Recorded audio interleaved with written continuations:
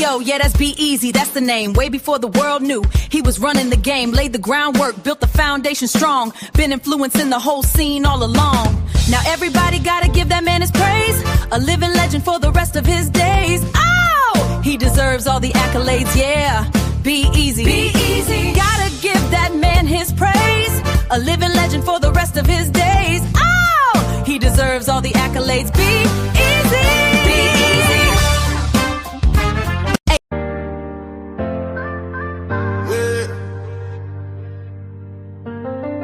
B-Eazy Dat Dude. B-Eazy Dat Dude. Yeah, they know the name. Stacking up the paper, but having money ain't a thing. Standing on business, burning hotter than a flame. From the block to the ballroom, you gotta stand the rain. B-Eazy Dat Dude. Yeah, they know the name. Stacking up the paper, but having money ain't a thing. Standing on business, burning hotter than a flame. From the block to the ballroom, you gotta stand the rain. Big block engine with 26 inches on the chrome I ride. Started at the bottom, soared to the top and still on the ride. Air handshake solid, seal the deal airtight. He gave you the blueprint to grind and get your hustle right. Money in the vision, it was dirty but he washed it clean. Turned a dollar to a dream, now he living like a king. From the late nights grinding to the early bird moves. Ask around the city, he really that dude. He love how he talk it cause he walk it too. Every step calculated, everything come through. From the hood by the views, yeah, the rooftop views. He the bridge between the struggle and the good life views. Never fold under pressure, shine like a diamond in the sun. Every loss was a lesson, every win is hard won. Now the crowd chant his name when he steps in the room. B-Eazy Dat Dude, yeah, you know he's the truth.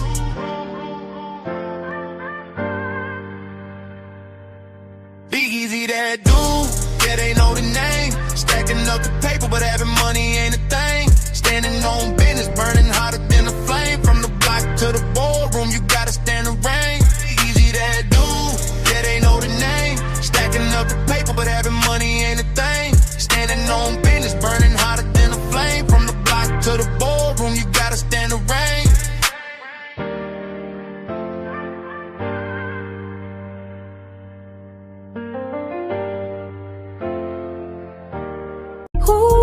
B-Eazy. He got that certain kind of profile, smooth and effortless style. He's so fresh, makes the whole room stop and stare a while. Hear him asking, who's that? Mama, there he goes again. The way he moves, you know he's gonna win. Oh, you ain't know? That's just B-Eazy. B-Eazy Dat Dude. That man right there. B-Eazy. Who? Yeah. Listen up. It's B-Eazy Dat Dude, the great. He ain't fake, he one of the real guys. Spitting fire every stream. You've been late to the party, now it's time to realize. From Pittsburgh to around the world, yeah, the flow is elite. Every beat that he slide on turns into straight heat. Came up from the grind, selling box on a laptop, running up a bag, feel like he hit the jackpot. Got the luxury visions, ambition vivid, never bluff. Person's progress, persevere when the going gets tough. B-Eazy Dat Dude, got stripes in the game. Every rhyme, every line, they gon' remember the name. From the streets to the stage, the energy don't fade. Legend in the making, yeah, history's what he's laid. Mic in his hand, heart in the flow and soul on every beat. Dropping knowledge, power, bravado, his legacy complete. Hustle amplified, lyrics electrified, that's the truth. B-Eazy Dat Dude, established with certified proof. Feel the bass, feel the vibe, let it ride through the crowd. All the words, every hook, man, he keeps making us proud. King of his lane, rising above every feud. All hail the one and only, B-Eazy Dat Dude. Yeah.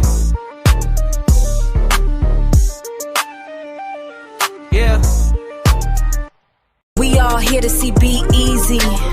We wanna listen to B-Eazy.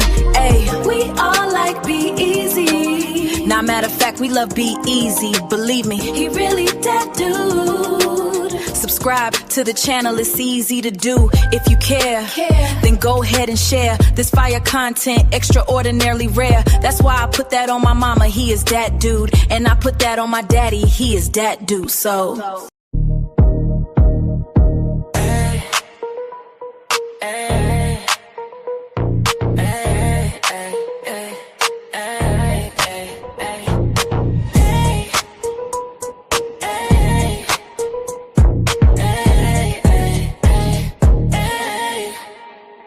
always do it big. You know who it is. B-Eazy, B-Eazy, B-Eazy that dude. He on his way to the top and he ain't about to stop. You thought he would flop and didn't wanna give him props. The things you dreaming about he already did, dude. Now it's time to soak a game he about to give you. Like, share, follow, and subscribe. Hit the notification bell to tune in when he goes live. Make a contribution if you feeling the content. Tap into the realness if you tired of the nonsense. I mean, no disrespect, ain't trying to sound rude, but the world already knows that B-Eazy's that dude. Ooh.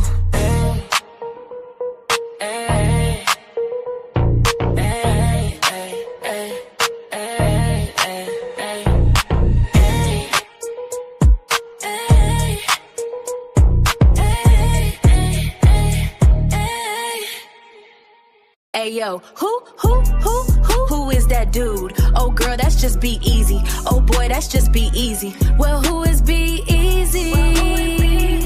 Oh, you ain't know, he been a pro for show, all about the dough.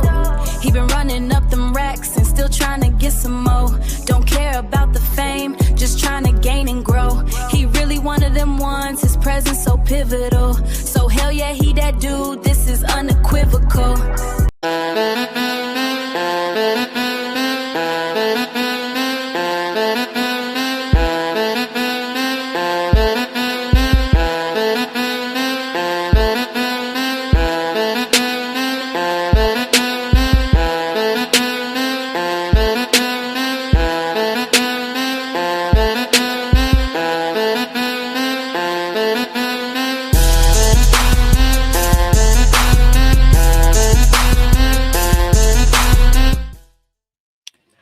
Turn your radios up.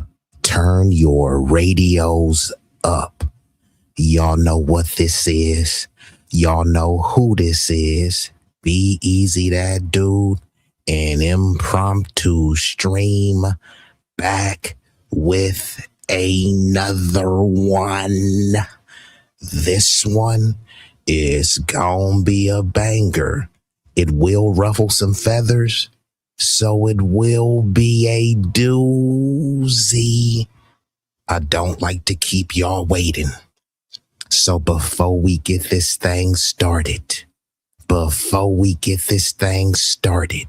you know, I gotta hit ya. If you know the song, sing along. Yeah, you're right. 私も地元民と言っても実際にぐらいです。もう友達できたの？うん。ぶったこっち見ろ。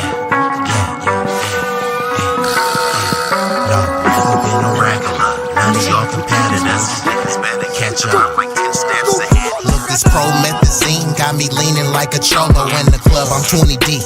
I don't be riding solo. Pull some bad bitches, they vanilla and cocoa. They wanna take some photos when we kick it out in Soho. Chicks are showing tits and popping pussy for my promo. Throw them like juvenile, baby, move it for me slow mo. Then I'm right back to the block, cause I keep getting moto. I be flipping, not shrinking. I don't give a fuck about no ho. This nigga name ain't D-Lo, but pimpin' these bitches and stacking this bread forever be my stilo. This is B-Eazy Dat Dude in the trap making pass smooth. If I ever go broke, then I'm about to pull a jack move. Since a nigga healthy, I don't even gotta worry. With my bitch from Fiji, eating tandoori and chicken curry. That ism is really in me. My pimp game international. I design my own clothes, so I be always looking fashionable. Here's a couple facts about me that y'all didn't know. Some of y'all be getting bread, but I be getting bigger, dawg. I got bigger guns and a whole lot of bad. And we are activated, and we've already been joined by some illustrious guests. The outstanding Big O slid through. John Sin, one of the dopest and the coldest with a pen, aka John Sinatra. Mr. I won't be here for a long time, but it will be a strong time. And we've got none other than the sensational, the sophisticated, and the illustrious Sincere. And who else we got in here? We got Mr. Nassau County, the East Coast finest, Mr. Roger Meadows. Hey, Roger, where Brooklyn at? And we've been joined by an illustrious guest, Miss Jackie Gaines. Where you been hiding at, Miss Jackie? So we got the humble, the thoughtful, the talented, and creative Miss Jackie Gaines. And it looks like we got some random people in here. So salute to y'all, to the randos, the Randy Savages that came through. So we gonna get right into this thing. And she said, happy belated birthday. I appreciate that. So salute to the hardest working mod on YouTube, Vibrant Lowell, and salute to Melanated Agenda and Mr. 350, Big Rig Slaps. All of the people that wished me a happy birthday. It was Malik, Clemmy, some other people. So if I forgot some names, salute to y'all. I had to take a sabbatical. I had to have a social media hiatus, so I can cleanse and purify my thoughts. You know what I mean? Because I am a dangerous thinker. So, sometimes, I got to take my time, to revitalize and reconfigure things. So salute to y'all. Happy birthday. I appreciate y'all. It does mean a lot to me. So, since I've kept y'all waiting long enough, let's get right into this thing. Now, in case you've been living under a rock, and hold on, let me go ahead and pull these banners down, because this one will be a doozy, but don't trip. It will be a strong time. Now, let me pull these back up here. Now, in case y'all been living up, you said, I knew the case of Mr. Child would bring you back. Yeah, that's what brought me back. I wasn't even going to cover this. I thought that many people in the new black media did a superb job of covering this, but I got to cover it from a different vantage point. As thorough as the coverage has been, I got to add my little special sauce to that. And, this isn't about bashing any particular demographic, because I'm a humanitarian. I love all people. However, I am FBA first. I am freedman first. It doesn't mean only. It doesn't mean that I don't support any other groups. It doesn't mean that I don't support the uplifting and enrichment of other groups. However, I am not going to be naive. I'm not going to play these games and pretend that we have some mythical people of color coalition. That term is idiotic. That term is offensive. That term is a misnomer. And no, groups don't have allies. They have interests. And it's not in the interest of these other groups to ally with us. You know what I mean? It should be, but they believe that it's in their best interest to be adjacent to dub supremacy. They believe it's in their best interest to kiss the booty cheeks of dub supremacy, right? So we can't build a coalition with that. So let's just get right into it, because y'all know what story I'm covering. Mr. Chow in South Carolina brutally unalived a black kid because it was self-defense. He feared for his life. He allegedly feared for his life. However, do y'all know how long a football field is? A football field is 100 yards. He chased this kid 130 yards. So a football field and some change. So imagine there's some bully, right? And the bully is running away from you, and you chase the bully an entire football field and some change and say that you fear for your life. What person chases after an alleged thug, an alleged bully, an alleged criminal, an alleged iller with a K? Make it make sense. I'm afraid of this vicious tiger. So what you gonna do? Oh, I'm gonna chase the tiger 100 yards because I feared for the tiger. Huh? It doesn't make any sense.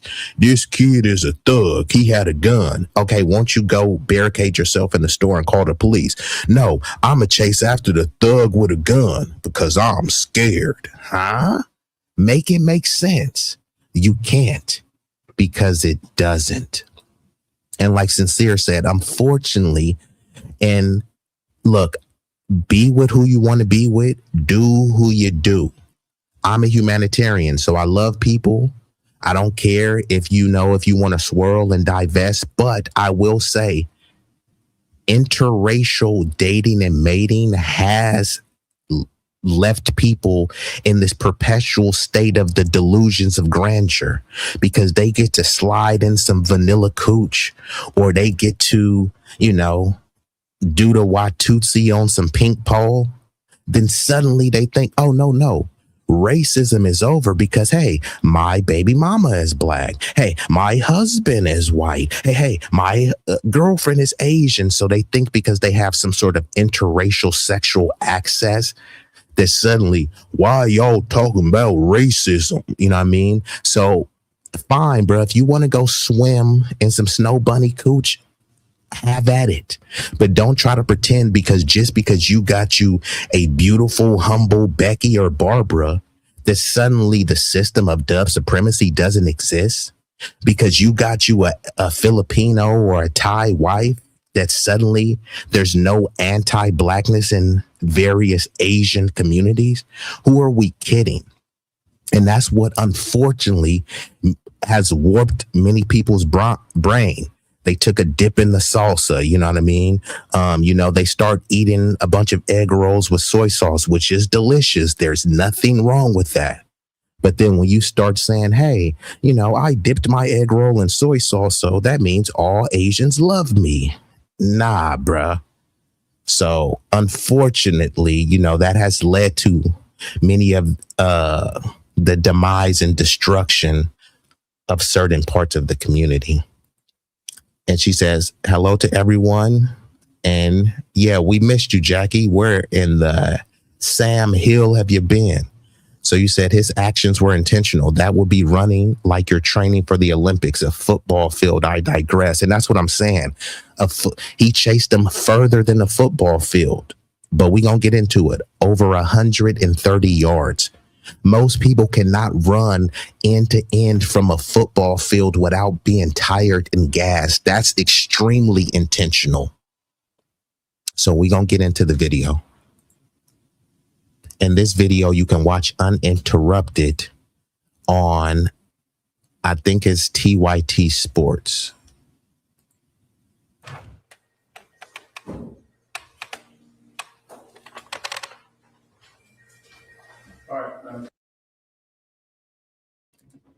And just so y'all know, I will be switching back and forth like this. And already gave you a shout out to the hardest working mod on YouTube, Vibrant. And I said, I appreciate you for sending the birthday greetings and salutations. I appreciate that. So Sincere says the son did it. Now, the Pops is allegedly in his 60s, right? Most people in their 30s can't run an entire football field. So we're supposed to believe that this 60-year-old dude came from behind the counter, chased down a young teenager, literally walked him down after 130 yards.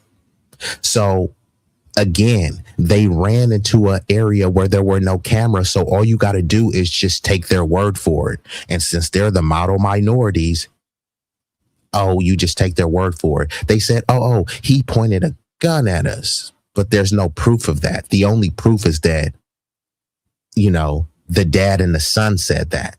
But of course, they're not going to snitch on each other. The dad is not going to say something to incriminate the son, and the son is not going to say anything to incriminate the dad. So all we have to go off is the alleged, well, he pointed a gun at us, and the story doesn't even make sense, right? If someone allegedly points a gun at you and then runs away, why would you run after him? It doesn't make any sense. But then again, like I said, you feared for your life. You feared for your life by someone running away? Okay. Sir, will you please publish? Yes, sir, Your Honor. Indictment number 2023 GS 400740, State of South Carolina, County of Richland versus Chike Rick Chow. We, the jury, unanimously find the defendant, Chike Rick Chow, as to the charge of murder, not guilty. Fine number 302, foreperson, June the 1st, 2026. Madam Forelady, was this your verdict and the verdict of the entire jury? These were the scenes in the courtroom as the verdict was read. 257, is this still your verdict? Number 63, was this your verdict? Is it still your verdict? Yes. Number 208, was this your verdict? Most people using ChatGPT and Claude are leaving 80% of the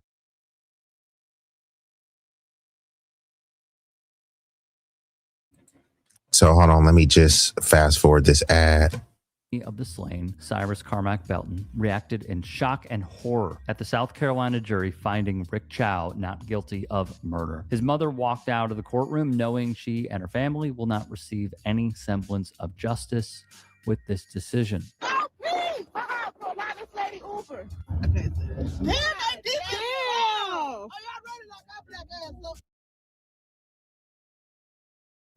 Now look at this.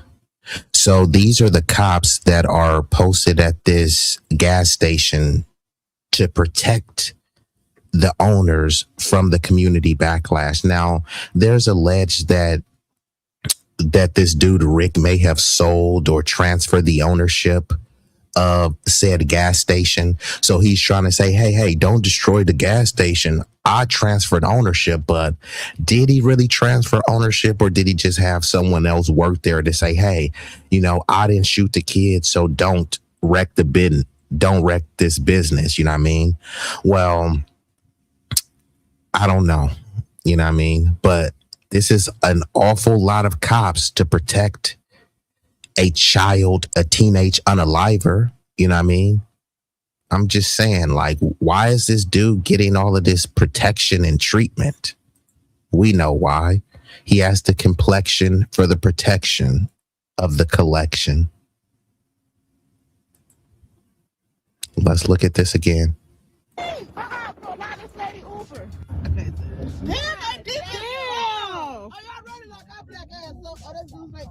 Oh, hell no. Okay. I hope she got that. Okay. We still gonna burn the store down. It's really, I'm sorry, man. It's not kids who understand. Locally, the cops would protect the shop, which claims to be under new ownership. So one thing I want to say, the lady said, hey, we still gonna burn the store down. And I seen that the gas was $3.95. Out here, it's like $6.25 and up. I'm in California, the belly of the beast. How much y'all paying for gas? That's, I know this off topic, but, let me see that again. Y'all see this sign right here?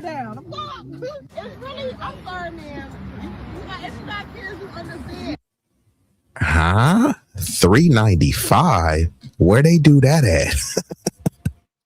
I mean, this is supposed to be the California price of gas, and down south is supposed to be $2.95 or $1.95.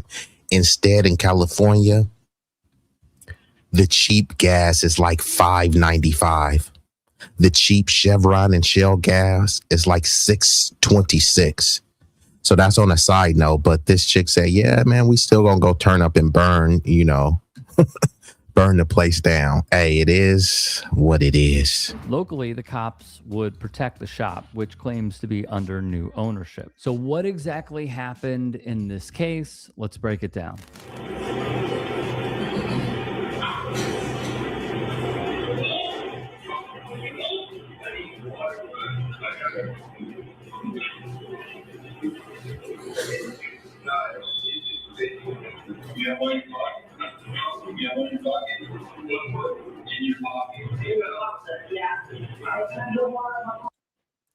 So this is the audio, so it may be a little bit hard. And like I said, I'm going to switch back and forth like this.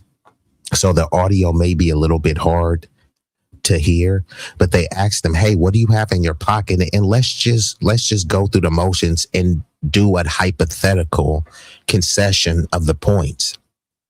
Let's just say that he did steal the water, right? How much does a bottle of water cost? $1? This is in South Carolina, right? $1 or $2. So he was willing to run down a young black kid and slaughter him over a $2 water bottle. Okay, I get it. People shouldn't be stealing. He didn't steal, but let's just go out on a limb and say that he did.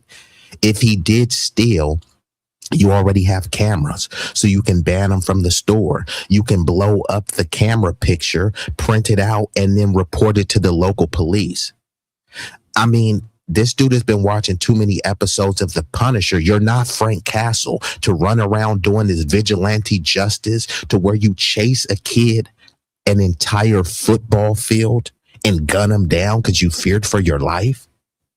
If there was a mythical boogeyman and the boogeyman start running out of your house, are you going to chase the boogeyman because you fear for your life? It doesn't make any sense. There's a grizzly bear outside. The grizzly bear starts running. Here, let me chase after the grizzly bear because I fear for my life. There's no context where this makes sense. The only way they're trying to make it make sense is because a black kid was gunned down. And take the black kid out of it, right? If this was a Jewish kid, if this was an Asian kid, if this was an undocumented immigrant, what would the saying be? They wouldn't just be saying, oh, yeah, well, he feared for his life. And then they're trying to say, but he had a gun. They didn't even see the gun, right? He had a gun that they claimed fell out when they were running. So if he had a gun and the gun fell out, then clearly he was no threat. If somebody is a sword wielding ruffian and he drops the sword and keeps running, and then you say, hey, I thought he was going to slice me with the sword. You mean the sword that was on the ground? Huh? It doesn't make any sense, but they're trying to convince you that this does make sense. And he had a right to chase that kid down over a bottle of water. The same thing that they try to make about George Floyd. Hey, George Floyd, he was high off fentanyl and he had a counterfeit 20. Okay. There's no punishment on the books that said if you allegedly have a counterfeit $20 bill that someone gets to knee on your neck for 9 minutes. There's no punishment that says if you're high off fentanyl, we arrest you and knee on your neck. Right now, there's a bunch of white junkies pervading through major metropolitan areas, high off fentanyl, heroin, and whatever drug cocktail you can think. Nobody would advocate for kneeing on their necks just because they're junkies. How many times have people in this chat worked in a retail place? What happens when somebody comes in with a counterfeit bill? Hey, sorry, sir. Sorry, ma'am. I can't accept this. Or you keep the bill and then you try to stall them out and call the police. And then when the police get there, they don't just immediately start kneeing people's neck. So there's no context where these things are justified. They only try to justify them when it happens to black people. Nobody thinks if there was some Jewish person and you run them down and shoot them in the back, that this person would get off. But, you know, when it's a teen, then they start talking about, well, why did he have a gun? If the dude was so afraid of him having a gun, he shouldn't have ran down on him. But it looks like we've been joined by sunlight from the Sunshine State, shining brighter than a diamond in a building. Shout out to the Florida fam. You said you're gracing us with the intelligent conversation today. Yes, this one is much needed. Let's get back into it, though. But again, this dude, Mr. Chow, was not no victim. His son is not no victim, right?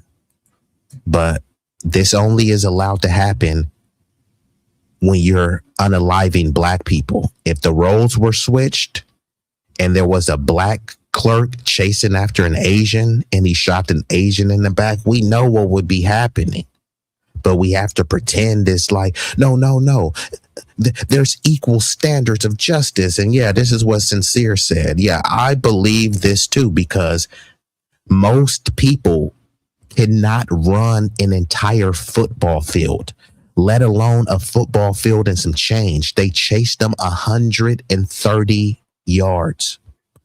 over the length of a football field. Does anyone believe that old, frail, 60-year-old Asian dude ran after this, young teen who was considered a spring chicken?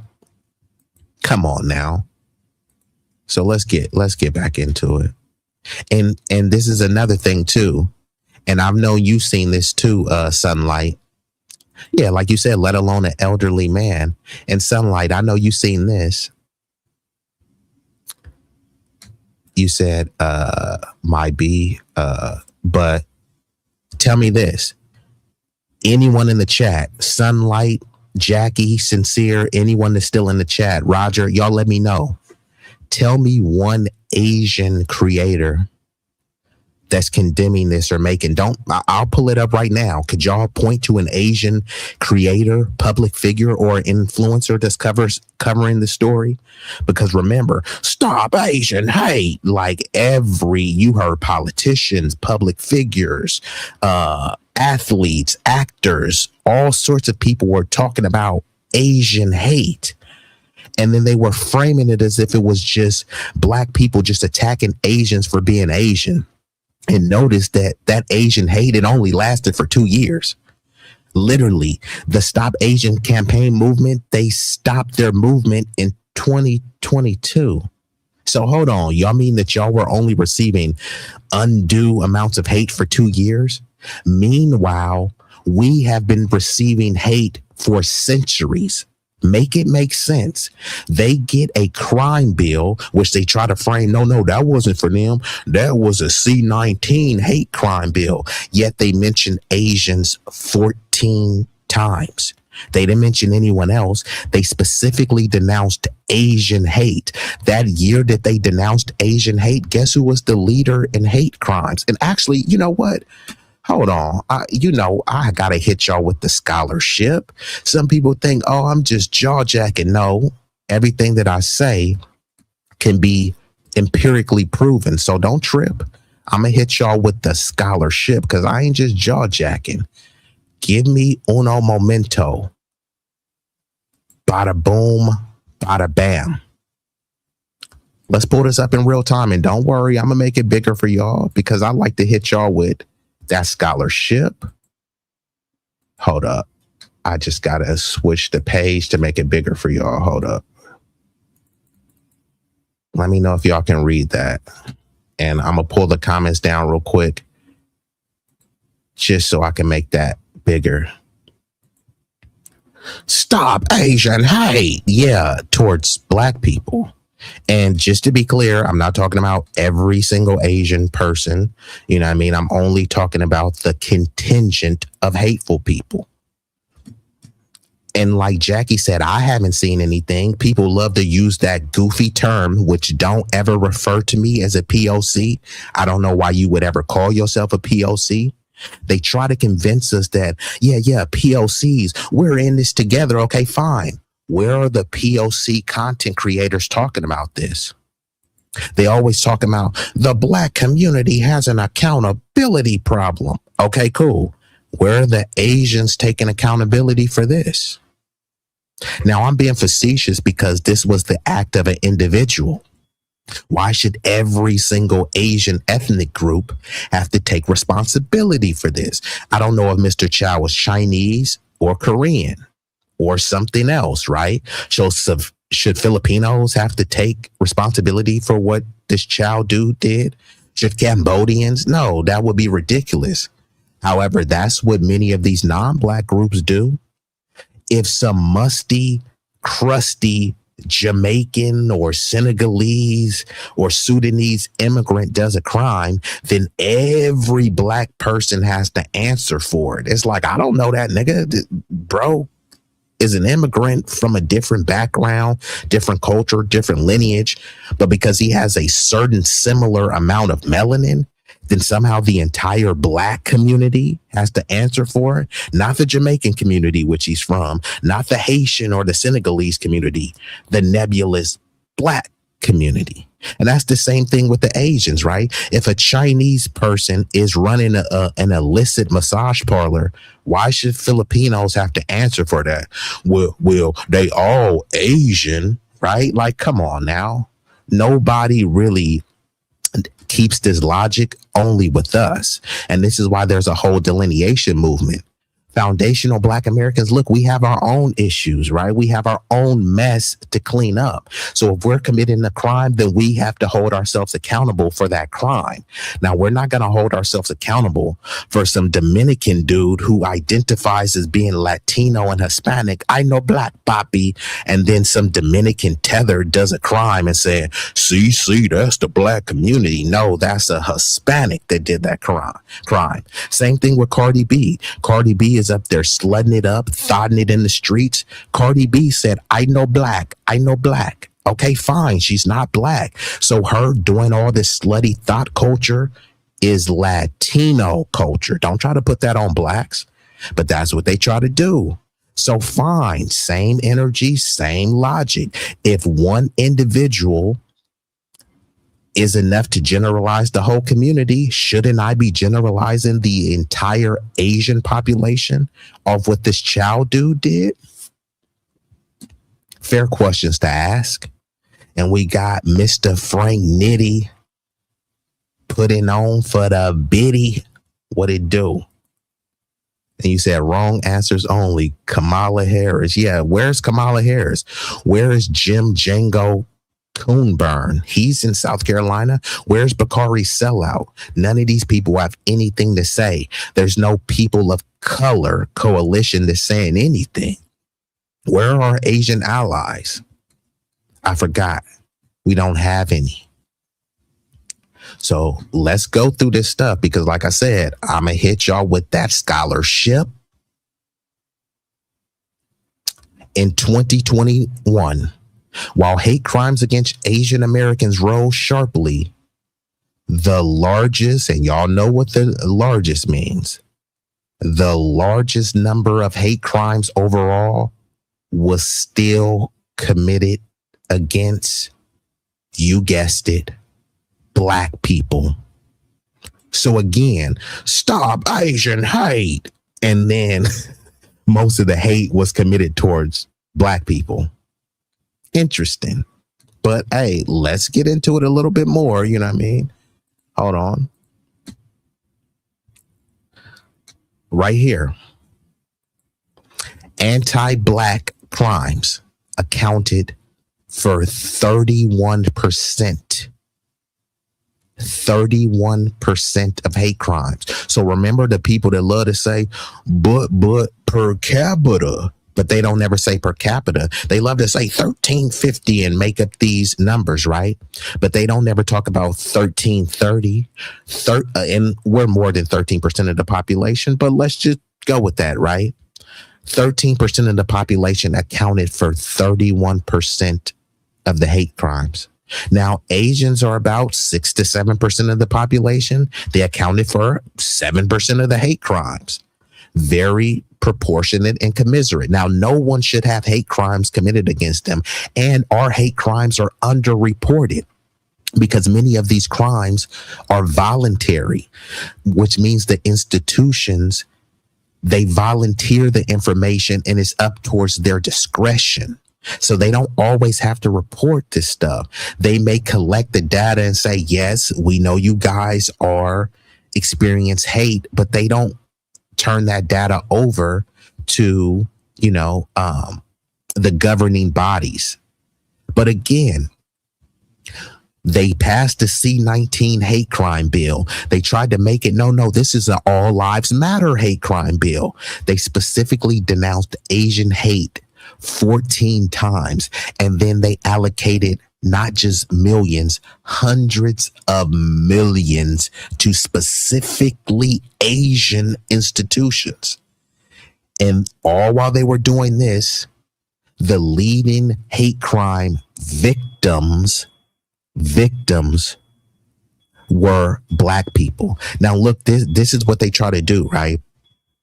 They say in 2020, there was 167% increase, but still numerically fewer than the incidents targeting Black people. So they even puff up the numbers. Oh my God, Asian hate. You said, they said, oh my God, Asian hate. Look at the increase. They increased the hate over 167%. So you're supposed to look at that number and say, oh my God, how could they do that to Asians? And then when you look at the numbers, you're like, oh, hold on. Actually, most of the hatred is towards Black people. But who is most of the sympathy for? Non-Black people. Make it make sense. So again, this is the other thing, right? Y'all see this right here. The Stop Asian Hate movement was largely a response to the sharp rise in anti-Asian violence in 2021, including high-profile attacks such as the Atlanta spa shootings. That wasn't Black people. Despite heightened visibility of Asian-targeted hate, the total number of hate crimes against Black people remained the highest among all racial categories. The perpetrators, because remember, Stop Asian Hate. Who were they blaming? They were blaming Black people, and they were just generalizing Black people. Many of those people were not even Black. They were just melanated people. I know Black Papi. They see a melanated person and say, yeah, he was Black. No, that person was a melanated immigrant or a melanated tether. That person wasn't a foundational Black American. We have our own issues to deal with. We're not picking up anyone else's filth and dirt. Everyone has to hold your own nuts, hold your own lineage, and hold your own filth. If we're committing crimes, then we need to hold our community accountable for that.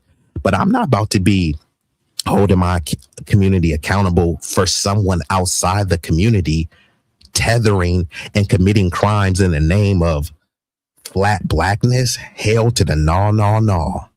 Because Asians, right?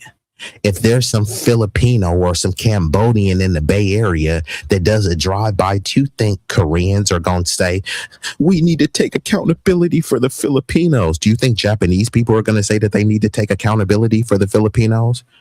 Do you think any other Asian group is going to take accountability for what some other ethnic Asian group is doing? No. So if there's some Haitian in Florida doing crimes, that's Haitian culture, right? If there's some Jamaicans in New York cutting up, that's Jamaican culture. And if there's some foundational Black Americans in Alabama or Memphis cutting up, then that's FBA culture. We need to be distinct, and we need to disaggregate the data so we can know truly who's doing what and who's not doing what. But y'all see this on the screen, and if you can't, I'm gonna read it for you. The perpetrators of the anti-Asian hate crimes were overwhelmingly white. 74.6, which is 75. 75% of incidents were committed by white assailants. But when they were saying stop Asian hate, were they blaming white people or were they blaming Black people? 75% was committed by white assailants. But guess who they blamed? Black people. Most of the hate crimes committed were against Black people. But guess who they said we need to have empathy for? Asian people. It was a white dude who said Kung flu and the China virus. It was white dudes who were committing all these. But then if a Black person said, hey, man, if you don't like it here, go back to China, they were charged with a hate crime because that's considered an incident. So look at these, right? You see how they interchange the words. They'll say perpetrator of Asian hate crimes with 74% of incidents. So which one is it? So they conflate crime and incident because a hate crime could be someone getting bashed over the head, but then they also consider the hate incident of someone saying, go back to China. Okay. How many times have Black people been told, go back to Africa? I'm not African and I never been to Africa. That's not xenophobic. But if you tell a Chinese immigrant who actually is from China and does have a home in China, go back to China. Somehow that becomes xenophobic. But these are not my stats. Y'all can look it up. Y'all don't got to take my word for it. I've done the liberty of looking it up for you. The overwhelming perpetrators of Asian hate crimes were white, and they overwhelmingly blamed black people. These were the model minorities who were doing this, and already gave a shout out. It looks like Jackie, you said what happened to Jackie? It looks like Jackie is still right here, and already gave you a shout out. Mr. 350, Big Rig slap slid through, but let's get back into the video though. So yeah, y'all can't never let no other people hold on. Oh yeah, you said Big Rigs was supposed to deliver a message. Oh, I didn't get that message. Hey, Big Rig, you slacking on your messaging duties. So yeah, I never got that message, Jackie. Message, never got it.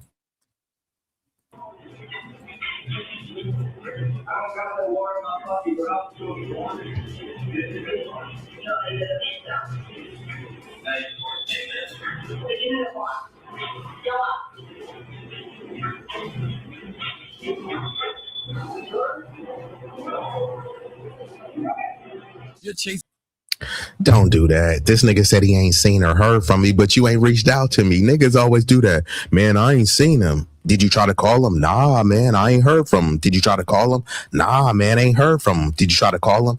Nah, just ain't heard from him. Nigga, you know my number. You didn't call. You know my DM. You didn't DM. So did you really try to reach me? Just saying. Nah, he ain't off the hook. He on the hook. How's he off the hook? He has my number. Didn't call. Didn't text.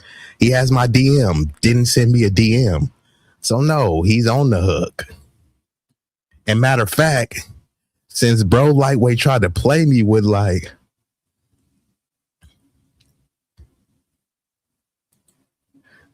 you said I'm wilding because the nigga didn't call. Come on now. It's almost like somebody like, hey man, I was trying to get that job interview, man. I just don't know what happened. Did you call the place and follow up? Nah, man, I don't know what happened. Did you send them an email? Nah, man, I don't know what happened. Nigga, you're what happened. You have my number, didn't call, didn't text. You have my DM. Come on, bruh. And matter of fact, hey, Big Rig, hold on, man. Bruh, where's it at, man? Do I gotta hit, bro? Hold on. What? Bro, what are you talking about, man? Big Rig act like he tried to reach out to me. Hey, Big Rig, Brody. Stop the cap. Stop the cap right now. Stop the cap. Niggas got my number but didn't call. Listen, you niggas. Every day the same shit. Damn, bro. I'm just saying. And we've been joined. Hold on. I'm back. The marvelous my boo. What it do? Yeah, I had to have a sabbatical. I had to have a social media cleanse. You know what I mean? But yeah, everything is peachy. Yeah, we know. Nigga, we know Stevie Wonder could see that you didn't call, bro. So bro really wasn't trying to reach me. Hold on. Let me give me 1 second.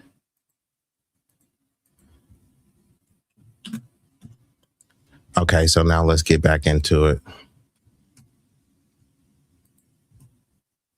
Okay, and if that young man did that and ran away, why would you run after him? Chow accused a 14-year-old black boy, Cyrus Carmack Belton, of stealing a bottle of water. That's what happened. That is his claim. The Post and Courier reported an investigator confirmed the teen stole nothing from the business. A forensic pathologist would testify about the bullet path through the victim, which struck him in his lower back and pierced his heart, confirming he was in a bent over position.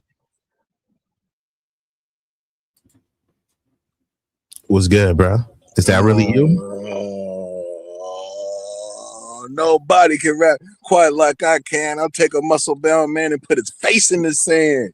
Shout out to LL Cool J, man. Hey, shout out to him, and I think bro just celebrating quite some time with his lady too, like hella years with his wife too. So salute to good for him. That man. love story. Well, I ain't gonna bring that up, but damn, that's how you murder me though on your link, bro. I come drop through, talk to Jackie. She got a bone to pick with me, and you just blast your nigga, bro. Hey, shout out that to accountability is a motherfucker, boy.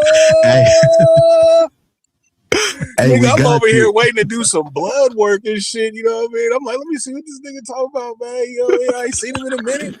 I got a little minutes to spare and shit. Hungry to the motherfucker. And I'm like, what the fuck? This nigga eating me up, but you was right. So look, check it out though. I got something on my behalf. Goddamn. So, you know, I knew it was your B-Day. I blasted you. You know what I'm saying, on the YouTube. Ain't heard from him. Didn't see him. I'm like, okay. Couple days go by. Me and John, we chopping it up in the chat. I responded to that. I responded to every because first of all, you didn't not your B-Day one. I did the one that you did on the one that you did on your community post.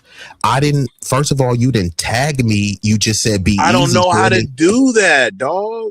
Yeah, because I didn't see that one, and then when I did see it, I responded to everybody in there. I think it was like I didn't know that because that's what I was saying. I was like, damn, everybody, shit, you had more motherfuckers wishing you happy birthday than me. I was like, damn, this thing ain't even responded yet or nothing. I'm like, damn. Yeah, no, I seen it days later because you didn't tag me, and then when I went back and seen it, I think it was like Clemmy, Malik, Quantum, Melanated, Quantum, and I responded to each and every one. Oh, good shit.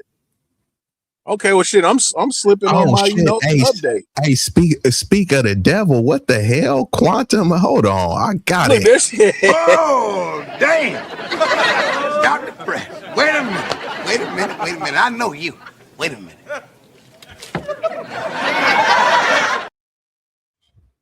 What the hell, that's that old school shit, man. You know what I'm saying? When Quantum pull up, it's like, damn, okay. Exactly.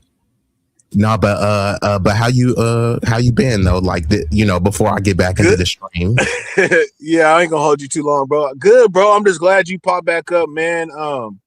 Me and John was wondering what was up with you, man. You know, we ain't heard from you and shit. You know, it's been almost a week, my nigga. So I didn't know what was going on. When I was gonna go live tonight, I was gonna put out an Amber Alert on you, bro. But I'm glad you good and shit, man. So I'm gonna let you rock out, man. But I'm just glad you back on the scene, bro. Did you have a good birthday and shit? Yeah, you know what I mean. It was cool. Like I said, I had to take a sabbatical and a spiritual sabbatical and a social media cleanse. You know what I mean. Sometimes you gotta detach. Yeah, you gotta detach from the virtual reality because what happens is there's real things going on in people's life, but sometimes things could get distorted on social media, and sometimes you gotta kind of put on a certain character face. You know what I mean? Like, you may be dealing with some family issues, and then somebody may want you to stream, and what I gotta, you know what I mean? I gotta get into, you know what I mean? So it's a lot of stuff that goes on that's more important than streaming, but sometimes people are not privy to that information, and they really don't need to be because people just looking for information to dox you. But like I said, if somebody really wants to reach out, they know how to contact me. So if people haven't really reached out to contact me, it's like, bro, were you really trying to contact me? You know, man, don't you start that shit again. Hey, because actually this was the one I really needed to hit you with. Hey, Big Rig. What? Hope, please. Nigga, please. Hope. Nigga, what? Nigga, please. Nigga, please. What?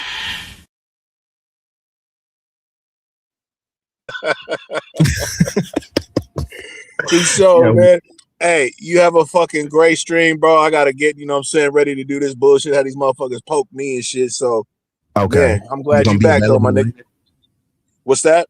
You gonna be available later?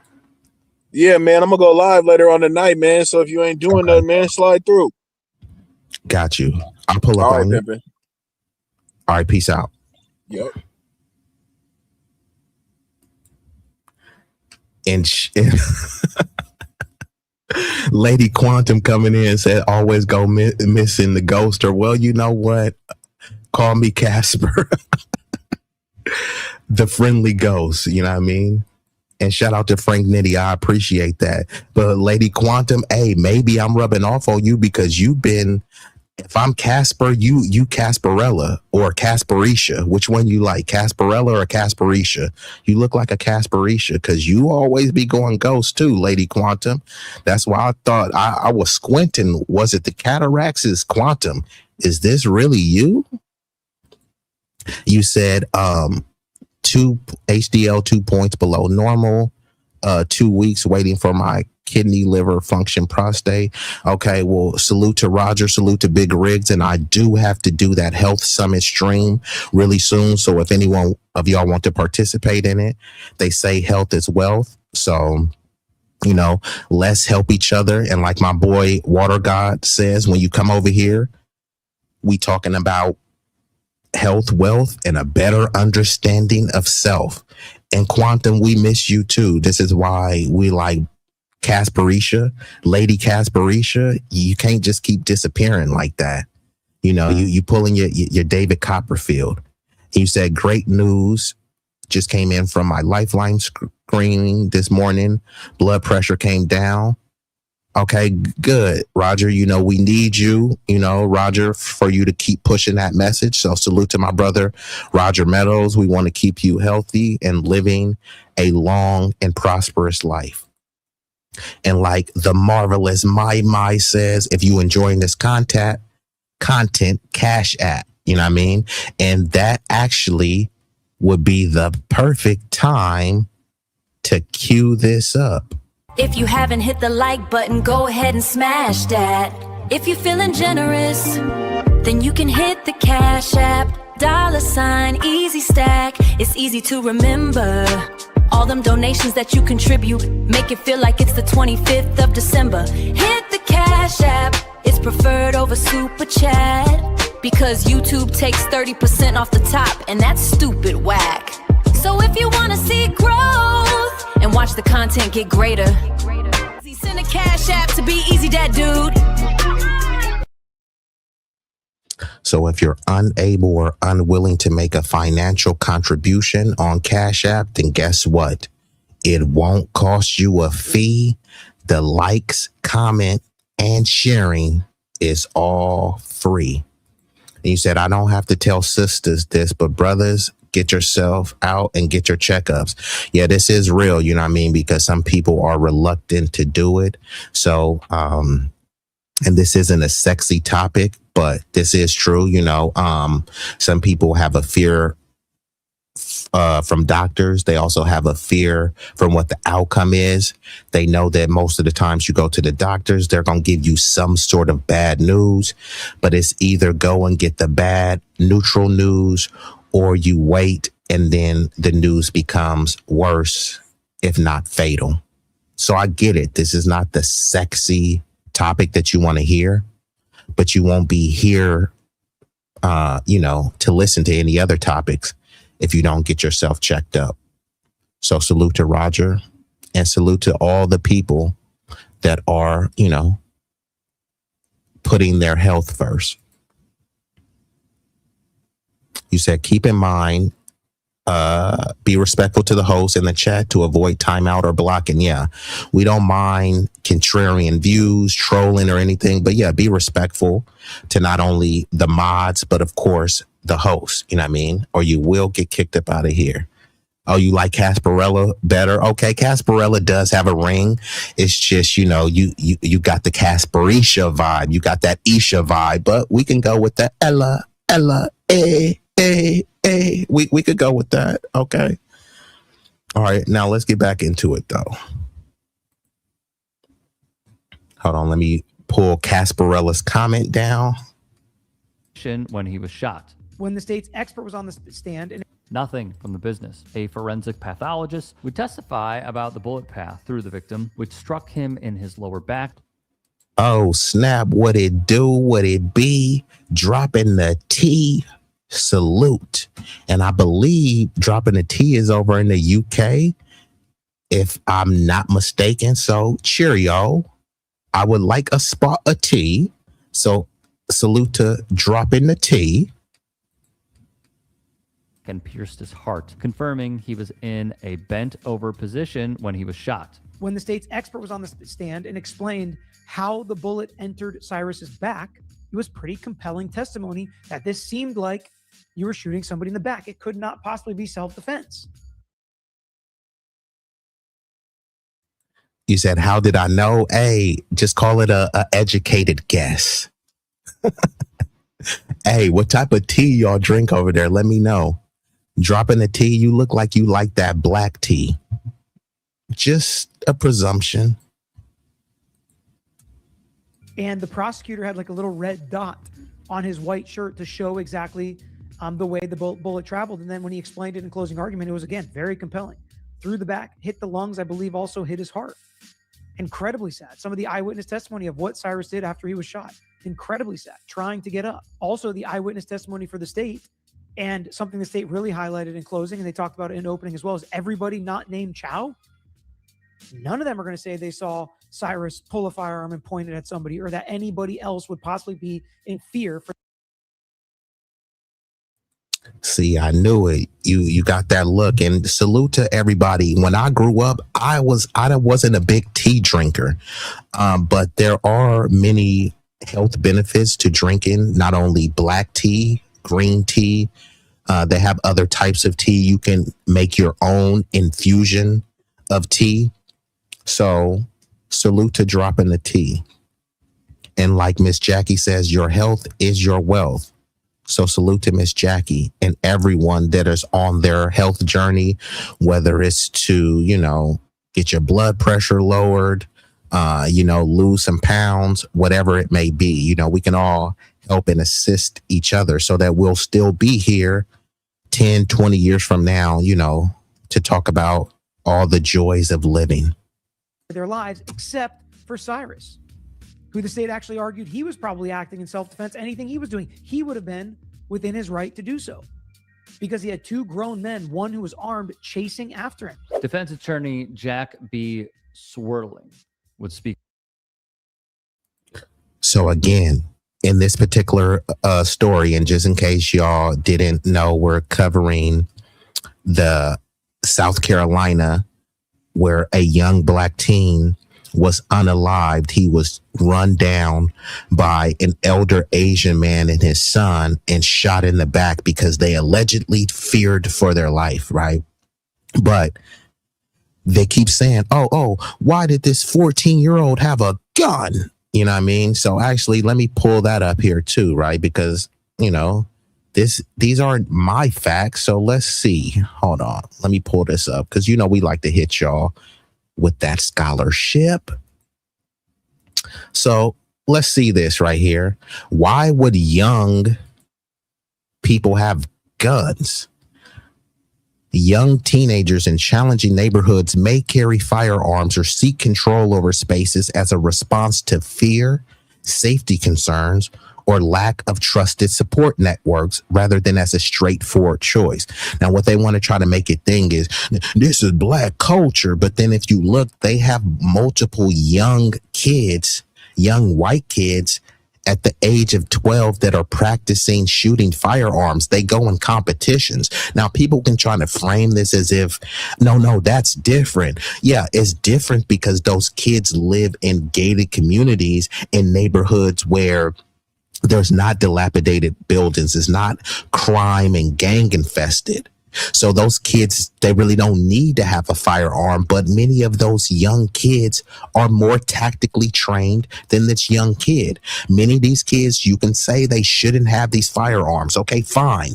Legally, they shouldn't have those firearms, just like legally Kyle Rittenhouse shouldn't have had that firearm. But then people start making all excuses for him. He was 17 and all this stuff. You can say what his age was. Legally, he was not permitted to have that firearm. Now, some people, once they grow up in these rough neighborhoods, they believe it's better to have it and not need it rather than need it and not have it. So many of these people, all they love to say, what about Chicago? They say Chicago, Oakland, Baltimore. They say these cities are a war zone. Guess what people have when they're perusing through war zones? They have advanced military weaponry.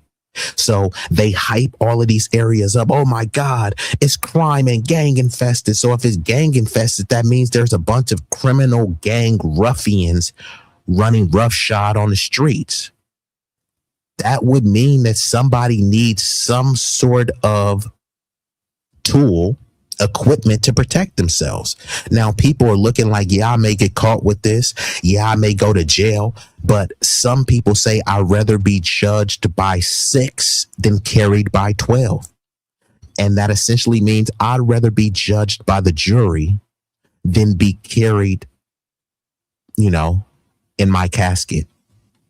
And this isn't to say that, hey, this excuses it. This is an explanation. Many people that are whining, they never lived in these areas. And if they lived in these areas, they would be petrified to walk the street.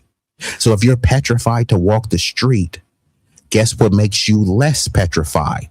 A firearm. Now, I know people, man, you should need one. No, you shouldn't need one. But the reason why you need one is because there's no opportunities there. The buildings are dilapidated and the cops are not doing anything. The cops come after the crime is committed and take a report. They're not preventing any crime. You know what I mean? So this is why people say, hey, I'm going to take matters into my own hand. If I'm in a crime infested area and some kids roll up on me, I don't have time to pull out my cell phone, unlock it, right? Because everyone's phone has a lock. So you either have to unlock it with your 4-digit PIN or unlock it with your finger. Then so you unlock it with your passcode. Then you dial 911. And then as you're running from some people that are aiming guns at you, you're supposed to say, yes, they're chasing me down the street. What block are you at? I don't know what block I'm at because I'm running from them. It's like, come on now. What would be a more viable way to protect yourself? Pulling out a cell phone and calling the cops, or pulling out a firearm and saying, hey, look, bruh, I'm not a killer, but don't push me. I don't want to harm you. Just walk away or I'm going to have to blame you. What do you think would be a more effective tool? We know what the answer is, but they convince you that having a cell phone is just good enough to walk around Chirac.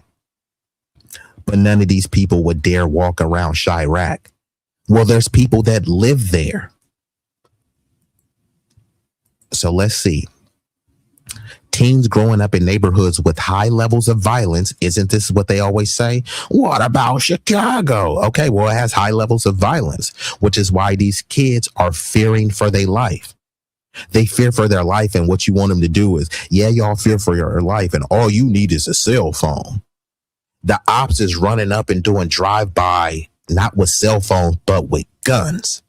And you're supposed to, they say fight fire with fire. They don't say fight fire with a cell phone.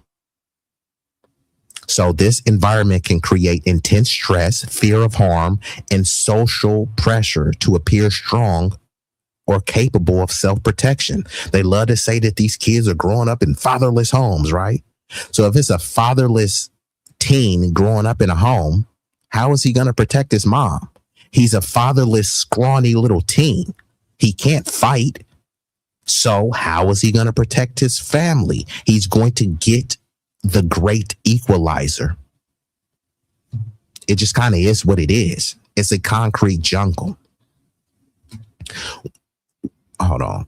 when a teen creates, occupies, or is associated with a local space, sometime referred to as theater, it may not be for formal entertainment, but rather as a communal location where socializing, safety, or resource sharing occurs. Teens in such environments often seek areas where they feel some control or predictability amidst a chaotic neighborhood. So many of these people, they look and they say, oh, dang, the bodies is dropping, the ops is sliding and pulling up, and the cops are not doing anything. All the cops are saying, what about Chicago? Yeah, what about it? What are you doing about it? They're not doing anything but just blaming, hey, it's just their culture. It's just the fatherless homes. They come after the bodies drop and take a report, and then they just blame the Black community. And then they say they need more funding, but more funding for what? They're not stopping anything. So unfortunately, many of these kids are taking the law and matters into their own hands. They wouldn't have to if these people were pushing for more responsible gun ownership, right? They should be saying, hey, look, we're going to empower the men of the community or the citizens of the community to be able to protect that community, because we know that the cops can't get there in time. And this will be in your legal rights to do that. So, yeah, we can go down the rabbit hole. He shouldn't have had a gun. Okay, yeah, he shouldn't have had a gun. But then they also shouldn't have chased him over the length of over a football field to gun him down.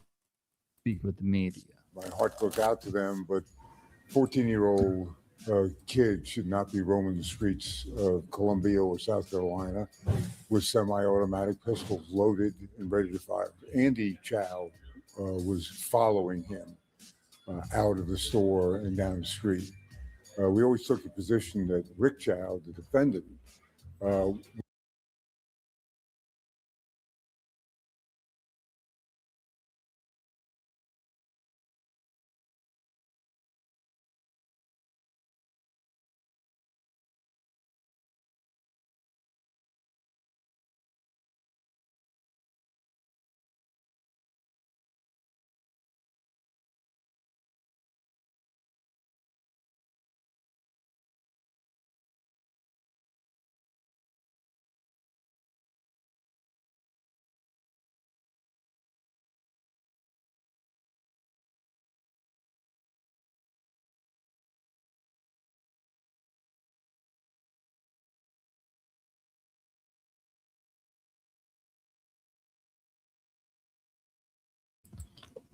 Oops, my bad. I was on mute. So just like you said, dropping the T, they didn't fear for their life. So my apologies, because I was cooking, but I was on mute. It's like if a grizzly bear broke into your house. A grizzly bear breaks into your house and runs into the forest. You chase after that grizzly bear and say you fear for your life. How? If you feared for your life, you would stay in the house and lock the door. If these people feared for their life, they would have stayed in the store and locked it up. Instead, they feared for their life and they grab a gun and start chasing the kid down over the length of a football field. How many in the chat could run the length of a football field without getting tired, without being out of breath? They ran the length of a football field and longer to gun a kid down that they said feared for their life.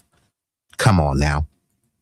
And you said it doesn't matter if he had a gun. If he was running away, he wasn't a threat. Correct. They claim that he pointed the gun at him, but there's no evidence. It's just he said, she said. And even the prosecution, they kind of bungled this case, but I'll get into that a little bit later.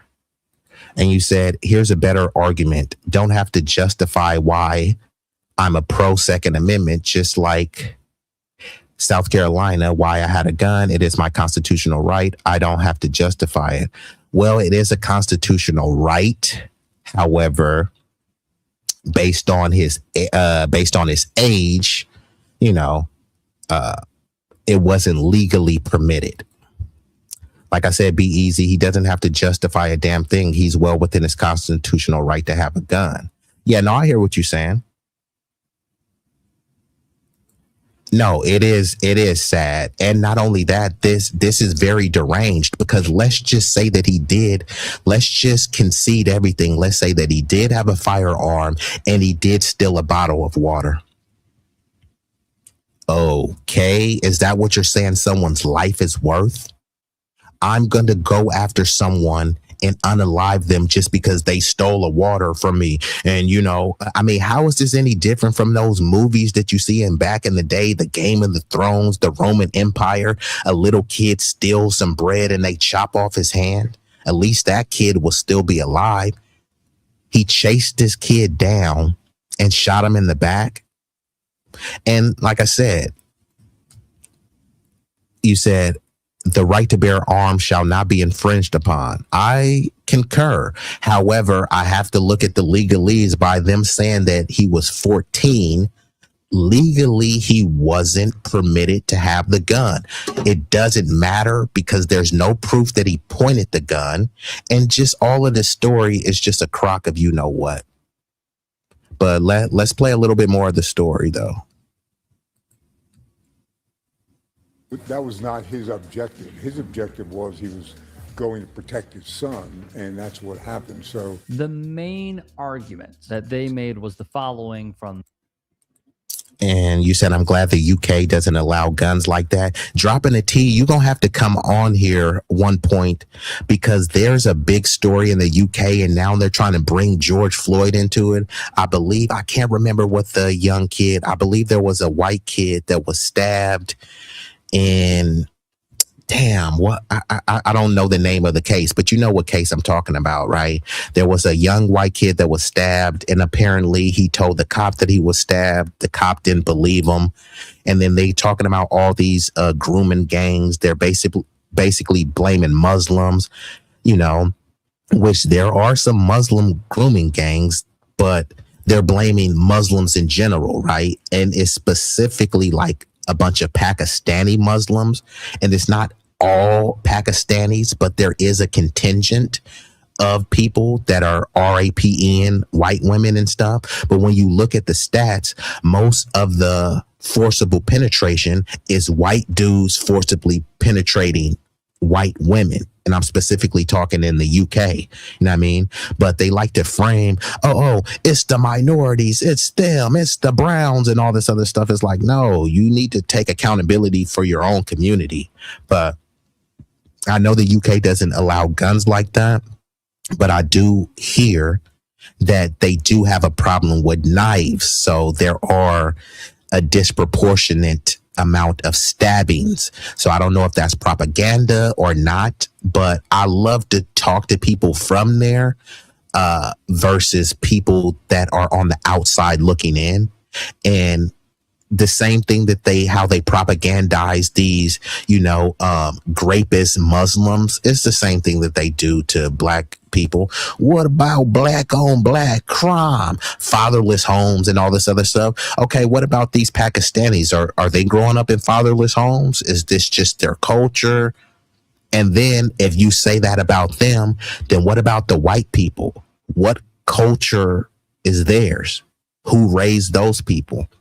So there is a lot of propaganda in the UK to try to blame everybody except for the W's, but crime has no color. I'm sure there's a bunch of disgusting Pakistani people that are committing those forcible penetrations. That doesn't mean the entire community is doing that. And this is why these blanket terms are a form of ethnic and cultural erasure, but it's a weaponized term as well, because there's no race called Muslim. There's many black Muslims, but when you say Muslims are doing this, they have a caricature of what they think a Muslim looks like. Someone that looks like Bin Laden or Aladdin. But is that what all Muslims look like? Not all Muslims are brown. There's many white passing and actual white Muslims. There's Asian Muslims, black Muslims. So when they just say Muslims are doing this, you're demonizing and generalizing the whole group. But it's like, no, you're really talking about specifically Pakistani Muslims. But, you know, that's the racial and ethnic propaganda that people fall for. You said, my bad, I wasn't getting at you. I'm just saying that's my argument. Oh, no, I didn't take it like you was getting at me. I was just, trying to clarify and be objective with my analysis. And like my says, be sure to hit the like button. Look, it won't cost you a fee. The likes are free. So let's just get back into this thing. The prosecution and the defense. Prosecutors said Chow acted in anger because he wrongly thought the teen had stolen 4 bottles of water from the store. A defense lawyer said Chow fired to defend his son only after the teen pointed a gun at him. Furthermore, NBC News would report on the defense's argument that prosecutors acknowledge Cyrus had a semi-automatic pistol, but they say it fell on the ground during the chase and he never threatened anyone with it. Prosecutors said Chow chased the teen. Again, they acknowledge he had a semi-automatic pistol, but they say it fell on the ground during the chase. So make this make sense. He allegedly pointed it at them and then start running away from them. If he pointed it at them, why didn't they take cover? Why didn't they run and lock up? Instead, they said, hey, he pointed a gun at us. Let's go after him. Right? Chased them for more than 130 yards. Now, mind you, if he did have a firearm and he turned around and pow-powed them, wouldn't he be justified? He has 2 angry men chasing after him, and they love to talk about impulse control. Where was this child dude's impulse control? He was angry because someone might have stolen water. I get it. That's annoying. But do you want to kill someone because they allegedly stole a bottle of water? Apparently this guy does, and this isn't the first time of him firing shots. But again, where are our allies? Where are the POC allies speaking up? Can anyone point to any content creator that calls themselves a POC and that uses that term that is holding this community accountable? You won't find it. But when it comes to black people, if some crusty, musty, dusty nigga in Chicago does a drive-by, what about Chicago? The whole black community has to answer for it. I don't know that nigga. And he was locked up. He was held accountable. Was this child dude held accountable? No, he wasn't.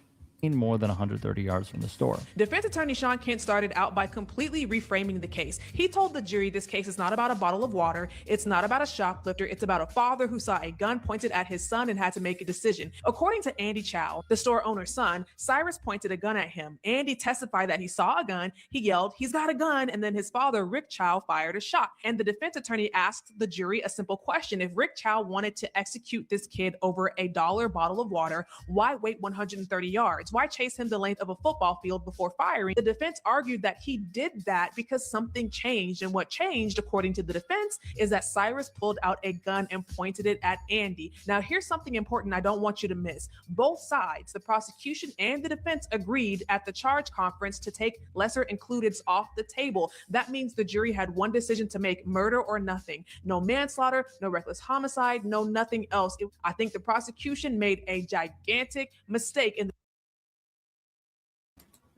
So did the prosecution make a gigantic mistake, or is this them playing good cop, bad cop?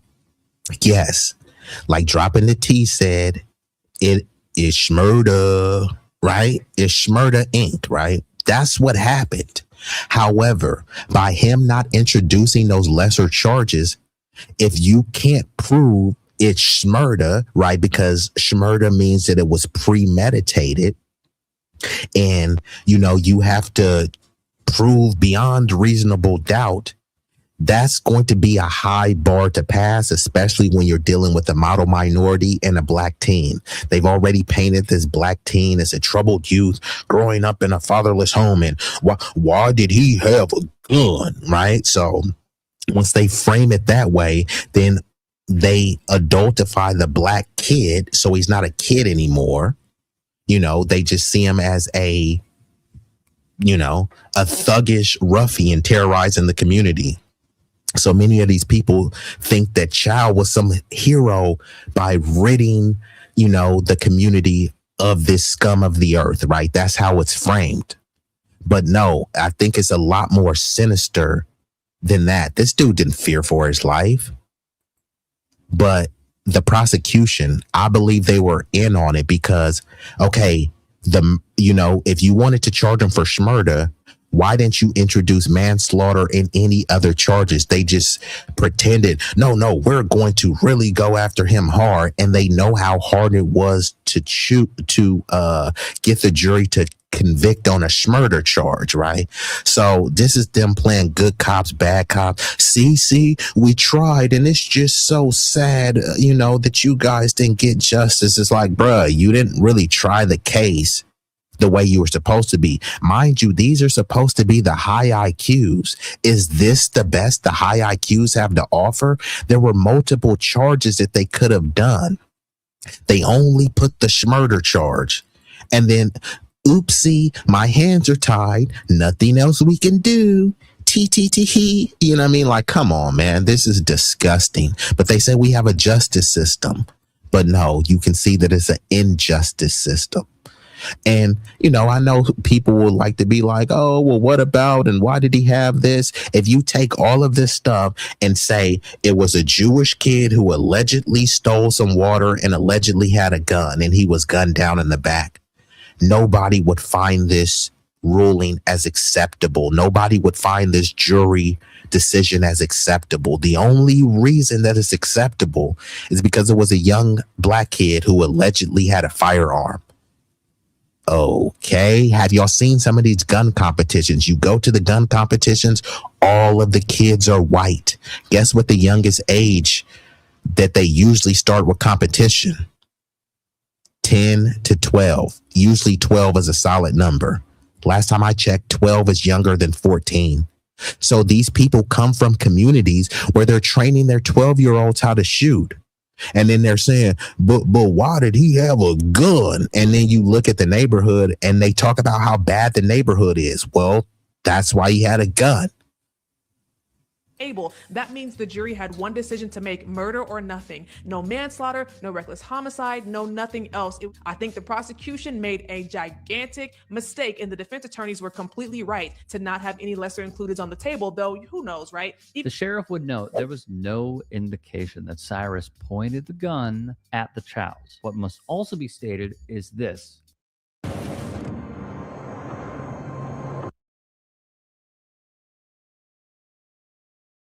Has a history of using his gun. On May 4th, 2015, Chow confronted a woman who'd grabbed 2 cases of Bud Light and a package of boiled peanuts and then left without paying. According to a redacted incident report, the 2 struggled outside the store and the woman threatened to shoot the store owner. Chow then took hold of the beer and the woman's purse, which contained the peanuts, wrote CBSNews.com. The woman got into her car to leave. Chow pulled out a .45 caliber Glock and fired approximately 6 times at the passenger side window. No one was injured, thankfully, the report said. Then on October 12th.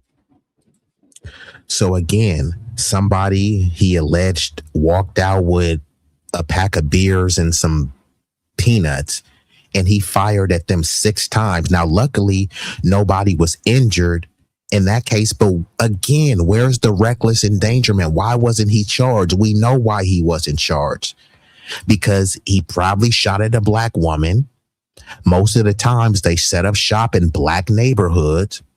So that's why these people don't care. They're not doing us a favor by setting up shop there. Many of these people, not all, but many of these people don't even like black people. The only reason why they set up shop there is because the dubs, the white people that you wanted to kiss booty to, they didn't want you there. That's why you're there. As much as you want to live next to Becky and Barbara and Brad, they really don't want you there. And if they do want you there, you need to behave like the model minority that they think that you are, that you perceive to be. So you're over here tiptoeing to try to assimilate into their community, and they still don't want you there. And if they do want you there, it's only if you act accordingly, according to how they want you to act. And one of the ways to ingratiate yourself to the dominant society is to show how anti-black you are. It wasn't no black people or black nation that dropped an atomic bomb on any Asian nation. It wasn't any black people that came up with the term yellow peril. It wasn't black people that came up with the Chinese Exclusion Act. Remember when Muhammad Ali, he said that I'm not going to go fight in the Vietnam War. They never called me niggas. And guess what? When the Vietnamese start coming over here in droves, guess what they start calling black people? Niggas.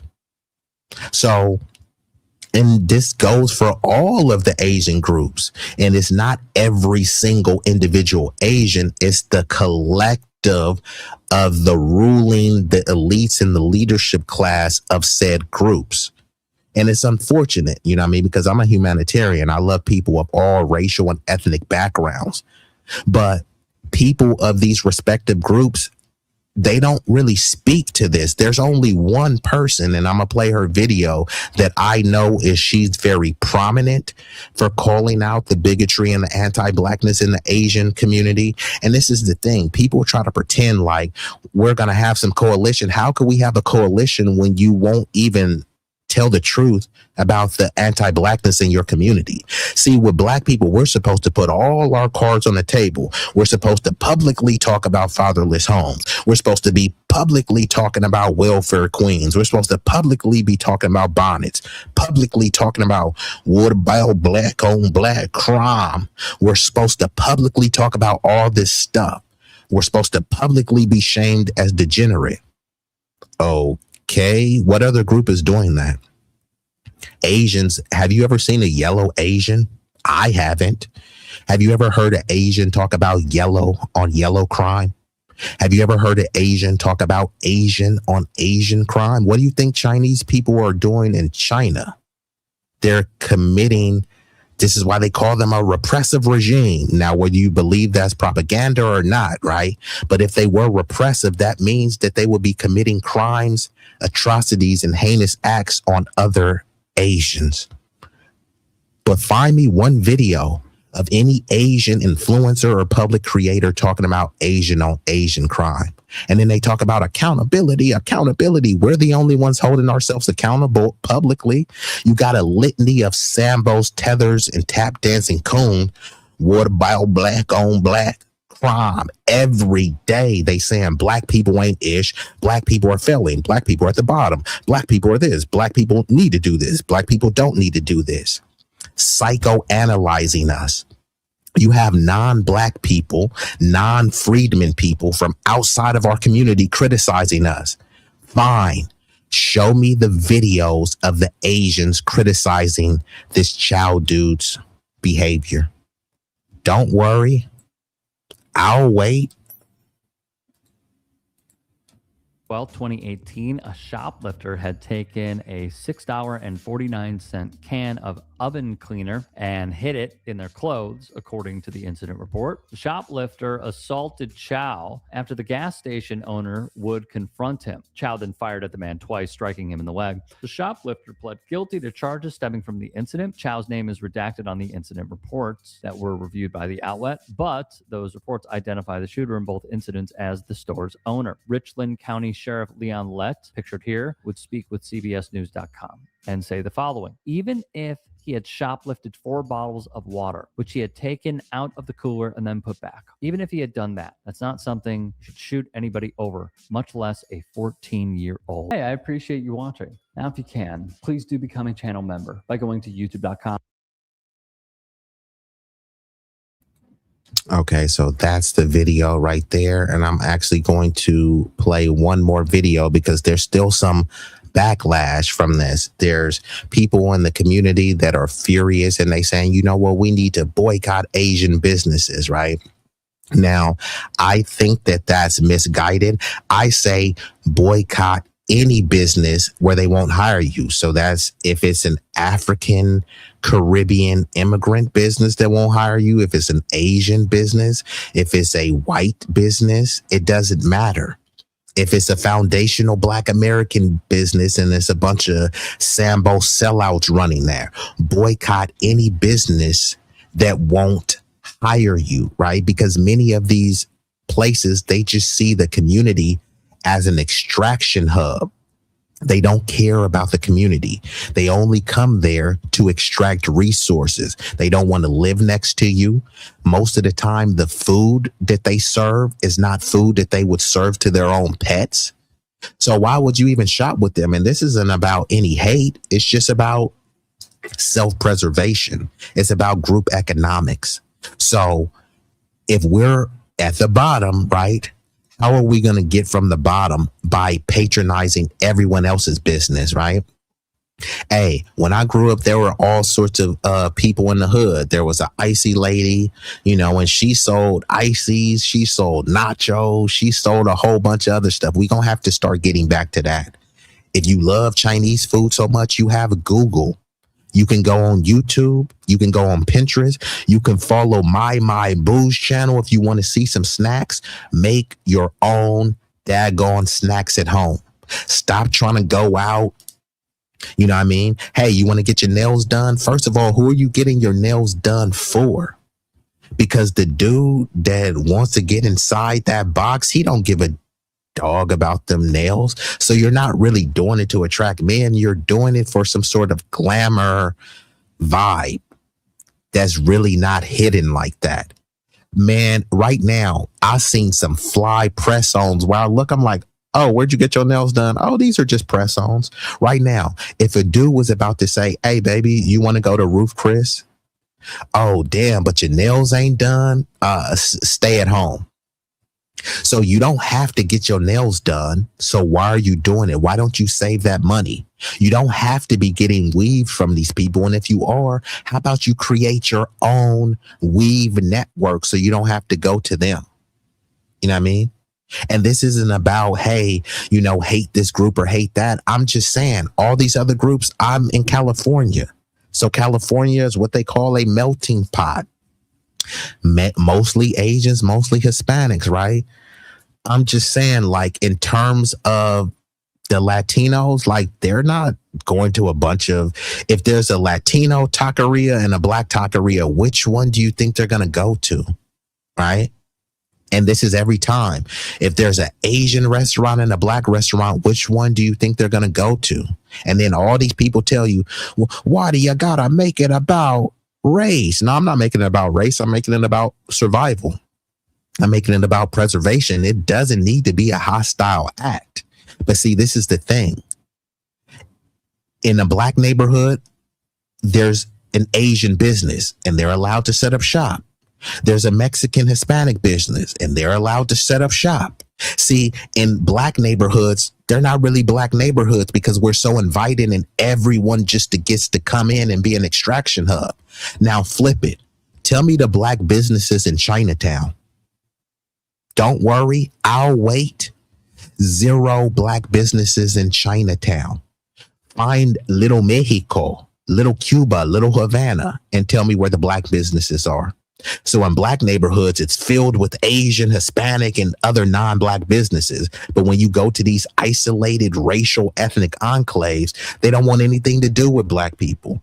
So then when black people say, okay, fine, if they don't want to hire us, we just need to boycott it. Then it turns into, you're xenophobic and you hate us. No, y'all the ones who hate us. Y'all won't even hire us. But you want to talk about hate? And then they say, oh, no, we didn't want to hire you because you don't speak Spanish. Huh? Like, so you come to an American neighborhood and say, hey, you know, there's no official language. So either you speak Spanish or we ain't gonna hire you. Hey, there's a bunch of Asians around here. So either you speak Mandarin or we ain't gonna hire you. And somehow that's not xenophobic, right? That's just them trying to preserve their culture. But then when I want to say, hey, well, I'm American, I'm foundational Black American freedman, we speak English, I want to preserve that culture, you know what I mean, of English, Ebonics, Black American vernacular English, right? I want to preserve that culture, right? That's xenophobic, and I have to look to Africa or something, someplace that I've never been. Make it make sense. You can't, because it doesn't. All of these other groups, we openly patronize their businesses. We allow them to set up shop. And then all they do is, you know, turn around and give us their derriere to kiss. The only reason why y'all have to set up shop in our neighborhoods is because the dubs don't want you there. We said, hey, man, we love egg rolls. We love sweet and sour chicken. Bring it on. Welcome to 7-Eleven. Hey, fine. Bring it on. You know what I mean? And all of these other communities turned around and been anti-Black. Now, it's not every single person in the community. However, it is a significant amount of the elite and ruling class. And there's no prominent people that are speaking up. So unfortunately, I have to make content like this because nobody else will. And you said, don't remember the last time I got my nails done. Salute to dropping the T. And y'all, the lovely ladies in the chat, y'all let me know, how much are y'all paying for nails? Because I knew a chick and she was saying, if you ain't paying triple digits on your nails, then don't talk to me. You know how chicks like to floss. So I'm like, you paying $100, $120 to get your nails done? And they were fly, they were long, they had all sorts of designs and stuff. But again, why are you making another community rich to look good? Many of those nails, let's be honest, they don't really look good. You over here eating some Buffalo Wild Wings with some long nails. It's like, that's a little bit disgusting. I always wonder, how do you really wipe properly? You can barely hold your cell phone. You can barely hold a pen, but you're holding everything else properly, right? I'm just saying, how do you really wipe down there? You know, just curious. But what I'm saying is, when a dude is trying to holler at you, hey, baby, you're beautiful. I want to take you out to lunch. I'm going to buy you some flowers. Oops. I ain't going to buy you no flowers because your nails ain't done. Huh? You've never heard that. A dude is about to pull down the panties. He's getting close to the cooch and say, oh, hell no, your nails ain't done. That's never happened. So once you keep getting the nails done, who are you doing it for? I understand it's a special occasion. It's your birthday. It's your anniversary. Those are appropriate occasions to get your nails done. But every week you talking about you need a feel. Every 2 weeks you need a feel. No, you need to get out of your feelings and embrace your inner beauty. You weren't born with those nails. So just saying. You said, make it at home is healthier. That's what I've been doing. Yeah, man. If you want to get a smoothie, make it at home. You want some coffee, make it at home. You want a Frappuccino, make it at home. All you got to do is go on YouTube or Pinterest, TikTok. They'll show you how to make those same Starbucks Frappuccinos that you love at home. You can make it even better because they may give you one shot of espresso and then you want another shot. They charge you like $5. You can have unlimited shots of espresso. You can have extra syrup, extra froth, extra milk, and you can do it all for cheaper. But many times people try to do that. They go to Starbucks and Dutch Bros just to flex on the gram. What's more of a flex? You spending a bunch of money that you don't have, or saving money and making more healthier quality things. Just saying. And my says, make it make sense. Well, you can't, because it doesn't. And you said Pookie or Spooky Crispy. That's one heck of a name. Women don't pay. They find a guy to pay for them. Yeah, that's oftentimes true. Now, you don't have to be that guy. You don't have to be that simp, but many guys don't mind paying because it's oftentimes it's an investment. Unless you a trick and you have no game, then you shouldn't be complaining, because if you got no game, then you're going to pay for a service, which is either an escort, prostitute, or companionship, right? So you're paying for a service. But the other people, I would say, if you're going to go out on a date, I would say make it free, make it no cost or low cost. So that way, if it doesn't work out, hey, it didn't cost you anything. And if a chick is really digging you, she'll be willing to go to something free, right? A walk on the beach. You can have some candles. You can have a picnic. That's a beautiful date, and it won't really cost you anything. If she don't want to do that with you, then, hey, focus on yourself, player. You know what I mean? It's summertime, right? Many of free festivals going on right now. So it's a lot of things that you can do free. Now, it's still going to cost you something because you may need to look good. So if you don't have an outfit, you're going to have to buy one. You're going to have to most likely pick her up or meet her there. So it's going to cost you gas. So it's going to cost something. However, it should be no cost or low cost when you're in the courting phase. And I'm not saying every time. I'm not saying if you go on 5 dates, all of them should be no cost, but at least 1 or 2, you know what I mean? Because you need to see if you can connect with this person, if y'all even have any level of attraction outside of the looks or the materialism. You said, I asked that question before. You don't want to go there because they get real upset about it. So I don't, yeah, I don't know. You said, so you said, if you want to break into the nail business, it's damn near impossible because they cornered the entire market. Correct. And this is what I'm saying. They also had the Alphabet agency corner the market. And this is why I always talk about there's no minority coalition, because they don't look and say, hey, look, there's other minorities that are trying to get into this market. Let's help them. No, they don't do that. They gatekeep.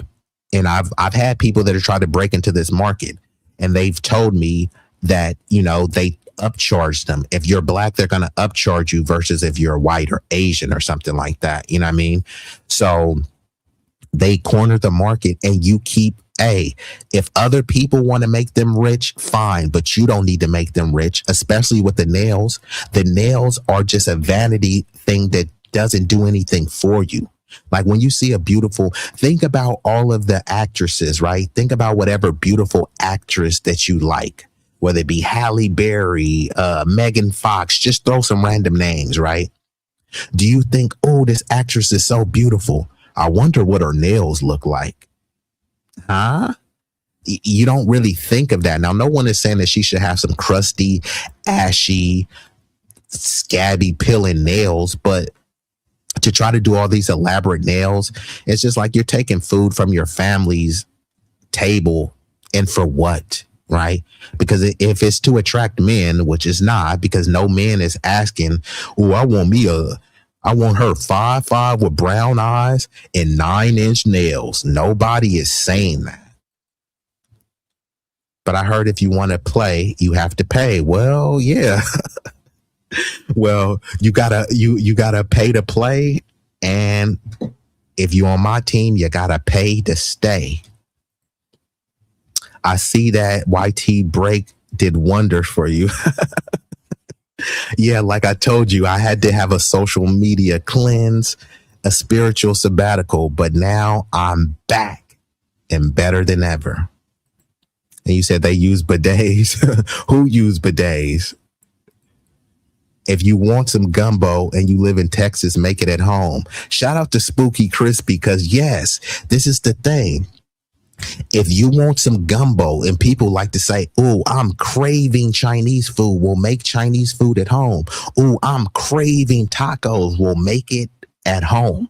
All you have to do is just look at the recipe. Okay, they put a little cilantro in here. Okay, they just grilled the meat and did this. Okay, they put a little. It's like, bruh, it's not rocket science. You try to pretend as if you don't have the time, but then you just spent 3 hours playing Fortnite. You spent 2 hours on TikTok Live. You spent 30 seconds jerking off in the corner. You know what I mean? Like, come on, bruh. You've had the time. You just mismanaged your time. So yes, in terms of the boycott, you need to be boycotting any business that wouldn't hire you. But not only that, the boycott is not about any type of hatred. Some people do have hate in their heart. I'm not pushing, promulgating, or promoting that. I'm saying from an economic standpoint, from a cultural preservation standpoint, it just doesn't make any sense. If you're at the bottom and you're struggling to get from the bottom, helping enrich other groups is not helping you, right? Always say this: if you need to clean your room and your room is a pigsty, but then your neighbor's room is disgusting, and the neighbor's room is disgusting, and somebody in 2 cities over room is disgusting, and you're helping everyone clean their room. And guess what happens when you come back home? You come back home to a dirty, disgusting room. And all those people that you helped clean their room, they're not going to help you. They're going to ask you, hey, why is your room messy? And if you say, hey, my room is messy because I was helping everybody else clean theirs, you know what they're going to say? Stop making excuses. So don't make any excuse. Clean your own room. Okay, fine. The neighbor's house is messy and they need to clean their room. Let them clean their own room. We have our own issues to deal with, right? We have our own problems. We have our own health disparities and issues to deal with. How are we going to ever deal with them if we're always focusing on everyone else? I know a lot of people love to talk about Gaza. Hey, it's horrible what's happening with the genocide. I want the Palestinians to have the right to return. I want them to have a Marshall Plan. I want them to receive reparations. Me wanting to see a better outcome from Palestinians is not a kitchen table issue for me. It's just something that I want to see. Right now, if you're trying to get a job in your local city, is that based on what's happening in Gaza? Your rent, you can't afford rent. Your rent keeps going up. Is that because of what's happening in Gaza? And unfortunately, many people want us to think and be focused on every other issue rather than our own. We're at the bottom here, but we should be focusing on Gaza. We're at the bottom here, but we should be focusing on undocumented immigrants trying to get into the country. We're at the bottom here, but we should be focused on trans issues. Every time it comes to uplifting and getting us from the bottom, it's like, no, don't focus on that. What about trans people? It's like, huh? You're not saying the trans people are at the bottom. They're not saying, what about trans on trans crime? They love to say black and brown. But do they say, what about black and brown on black and brown crime? Or do they say, what about black on black crime? Have you ever heard them say, what about brown on brown crime?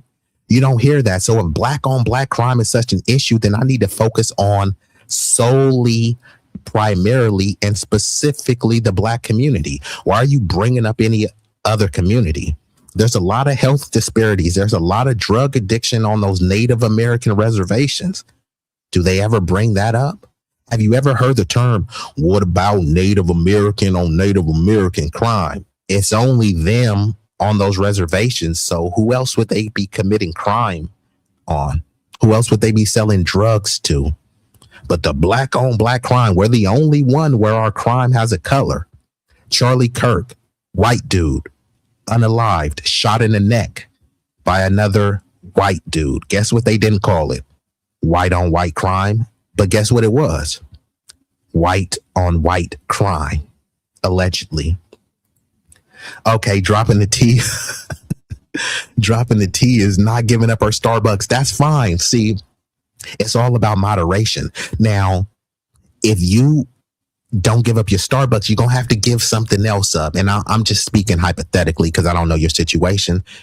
Like, if you say, okay, look, Starbucks is what I indulge in, but then that means you don't get your nails done as much. You don't get your hair done as much. It doesn't mean that you never get your nails done. It just means you prolong it or you treat it as a special occasion. Now, everything is like every holiday has turned into Christmas. When I grew up, it was Christmas, you got gifts, and your birthday. Now on Halloween, people are getting gifts. You get gifts on Valentine's Day. Why the hell are people getting gifts on St. Patrick's Day?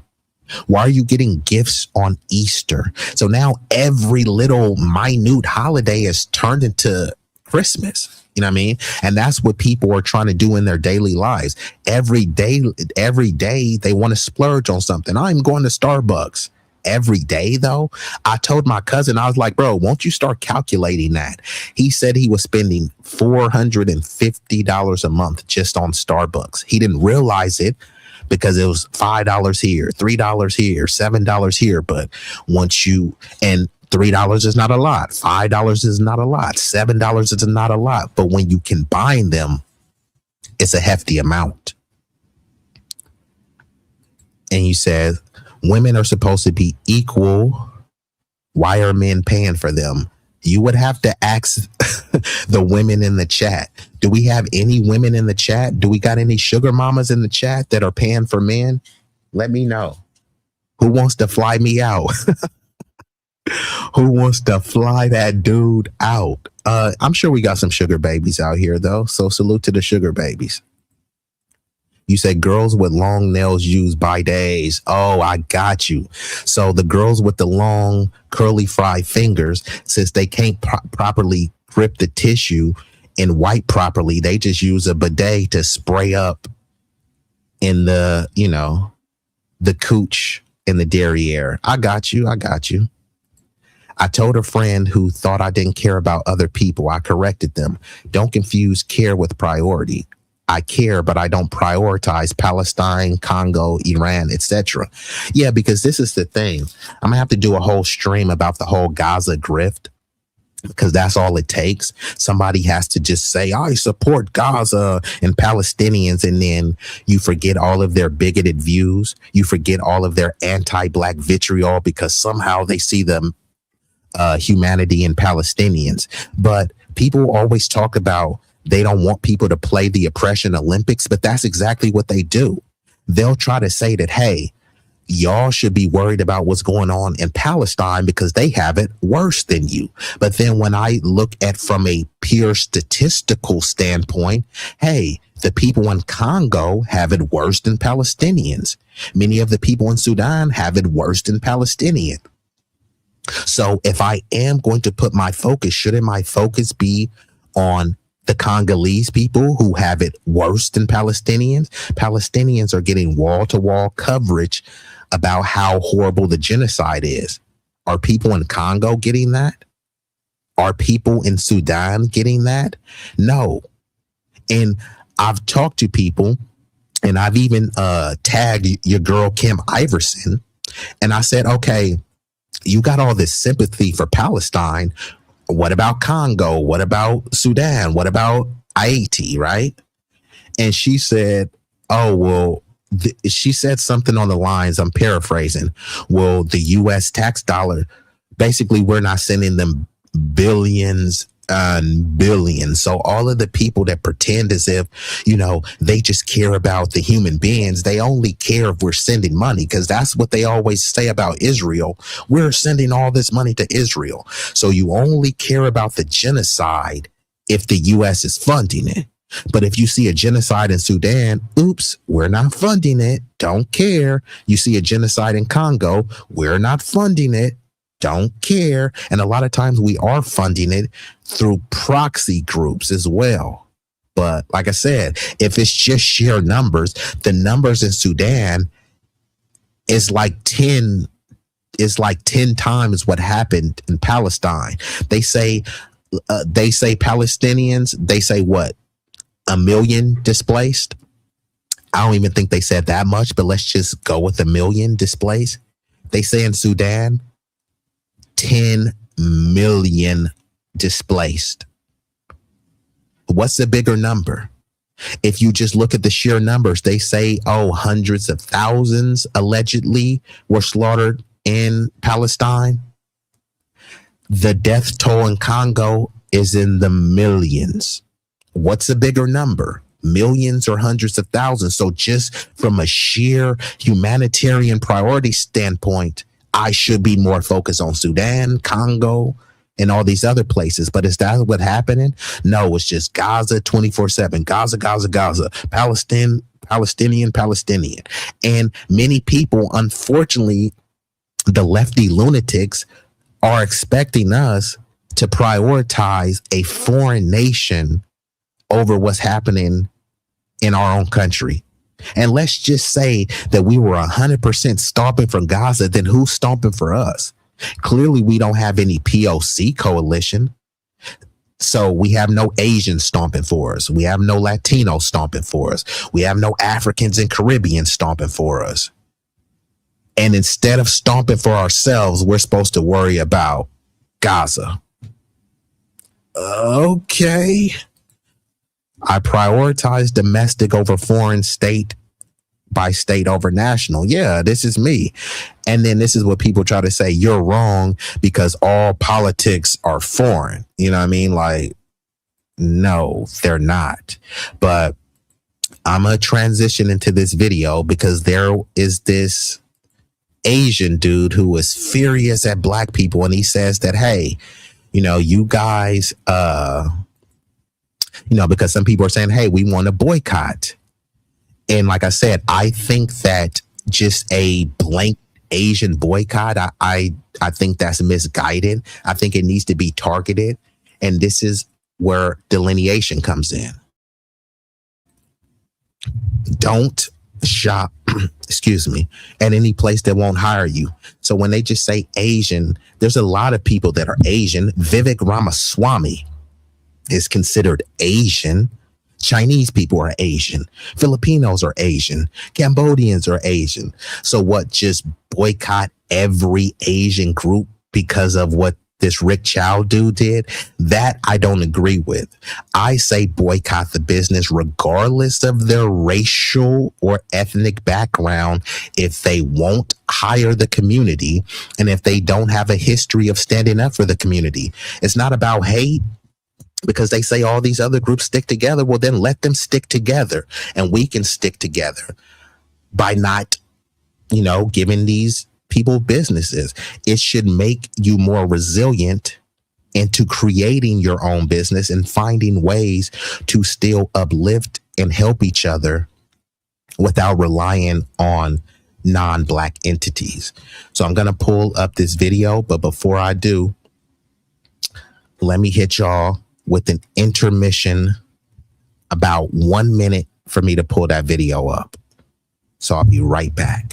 That is nasty, bro, like a nasty hoe. I got a nasty flow. My baddie, though, is a classy bro. I manage her and she escort. International exports. I got hardware, my tech support. Really about that business, cause I'm that dude, but you just adore. Used to be on that block, equipped with a Glock. I sold all kind of dope. 10 toes down on the pavement. I send that bitch like an envelope. With a love letter, I love cheddar, so I grind hard. I be putting that work in, but I ain't punching no time card. When it comes to being a boss, nigga, I am the epitome. You keep hating, belly aching, but it takes more to get rid of me. I am full of energy, but I ain't feeling jittery. I'm just grinding, shining like a diamond, looking glittery. Literally, I just left the bank to deposit racks. Holla back, don't want no shoes and clothes because my closet's packed. I got hella different kicks just like Lionel Messi. Okay, and we're back at it. So this video is going to be from Hermano Ricardo Ignacio, and he's talking about Asian dares Black people to boycott Asian businesses. Now, you won't find a video of them saying, hey, man, this Rick Chow dude, what he did was wrong. And I stand with the Black community. We're a part of a minority coalition. These are my brothers and sisters. This doesn't speak for the entire Asian community. That was an Asian individual who committed an Asian. You're not hearing anything like that.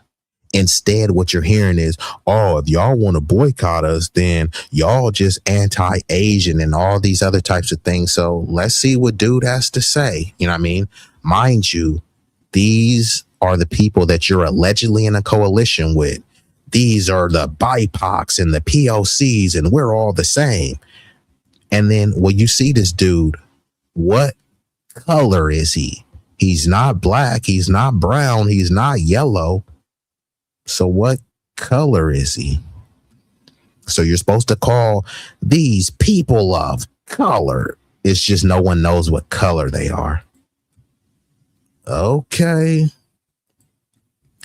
If they say they have it worse, I answer with, I'm on the verge of eviction and foreclosure. Someone found out they've been diagnosed by a debilitating disease. I can't feed my kids. Gaza. And it looked like you were writing a second story. But yeah, this is what I'm saying. Like, there's many people here that have devastating health outcomes, right? Dealing with all sorts of ailments, diseases, and sickness. And then we're supposed to just put all that to the side because there's a genocide in Gaza, which I don't support. It's horrible. I'm not supporting the genocidal maniacs of Bibi Netanyahu and what they're doing.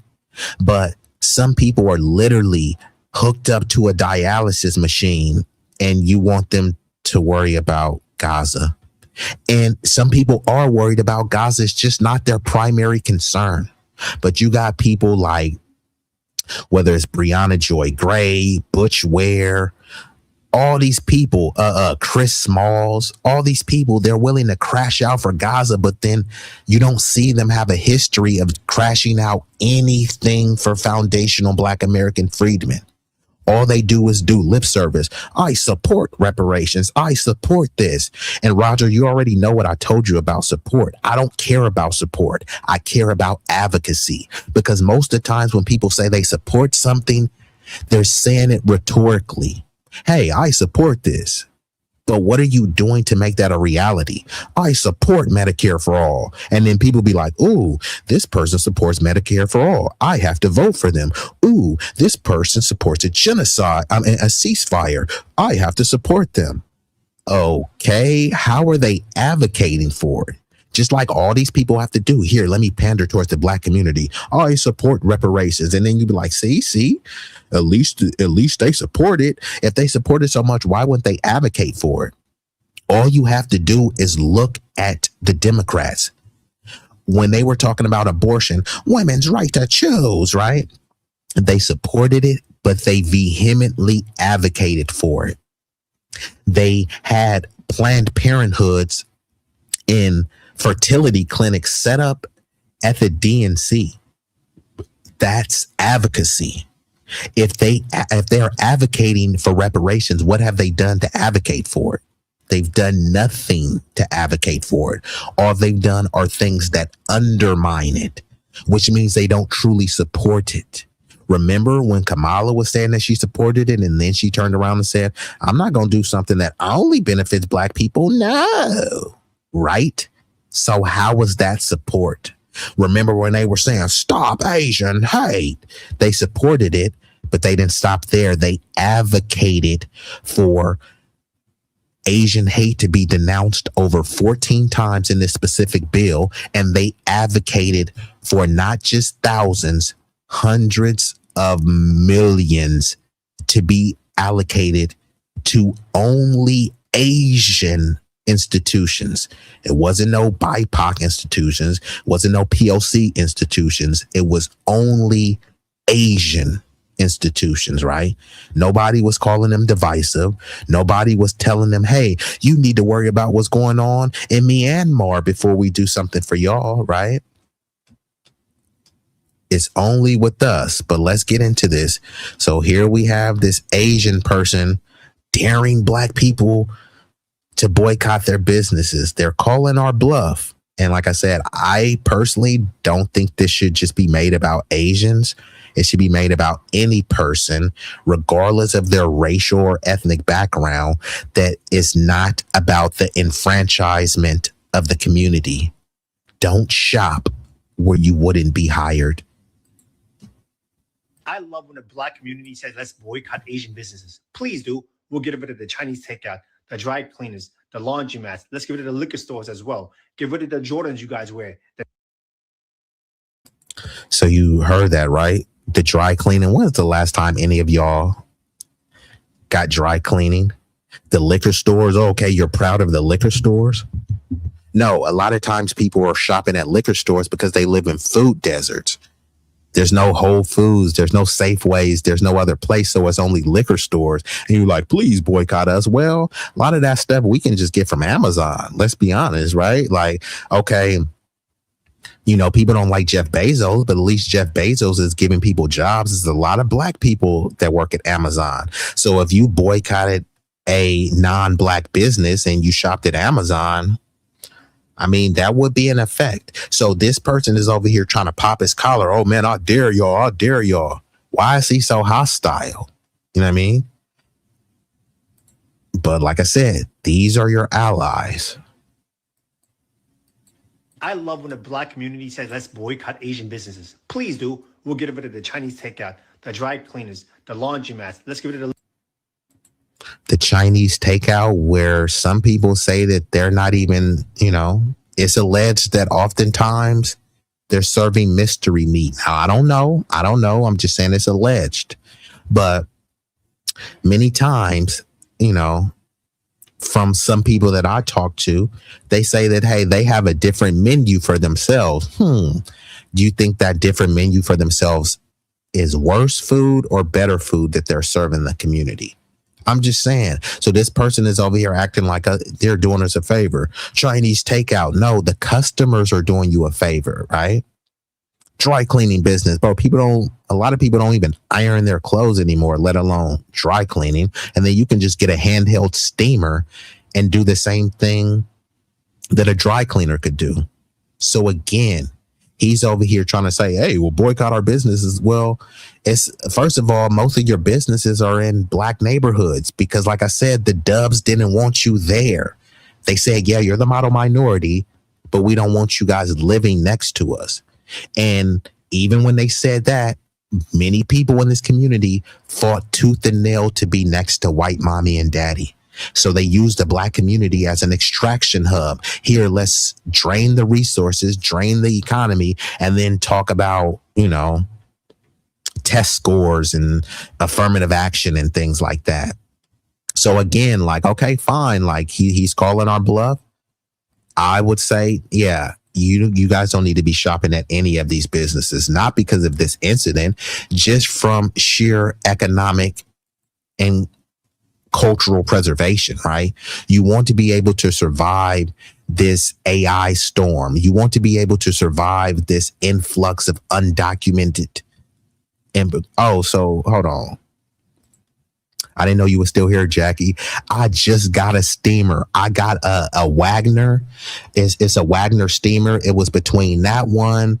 I was going through because they got some higher end ones. There's a McCulloch. They have a Bissell.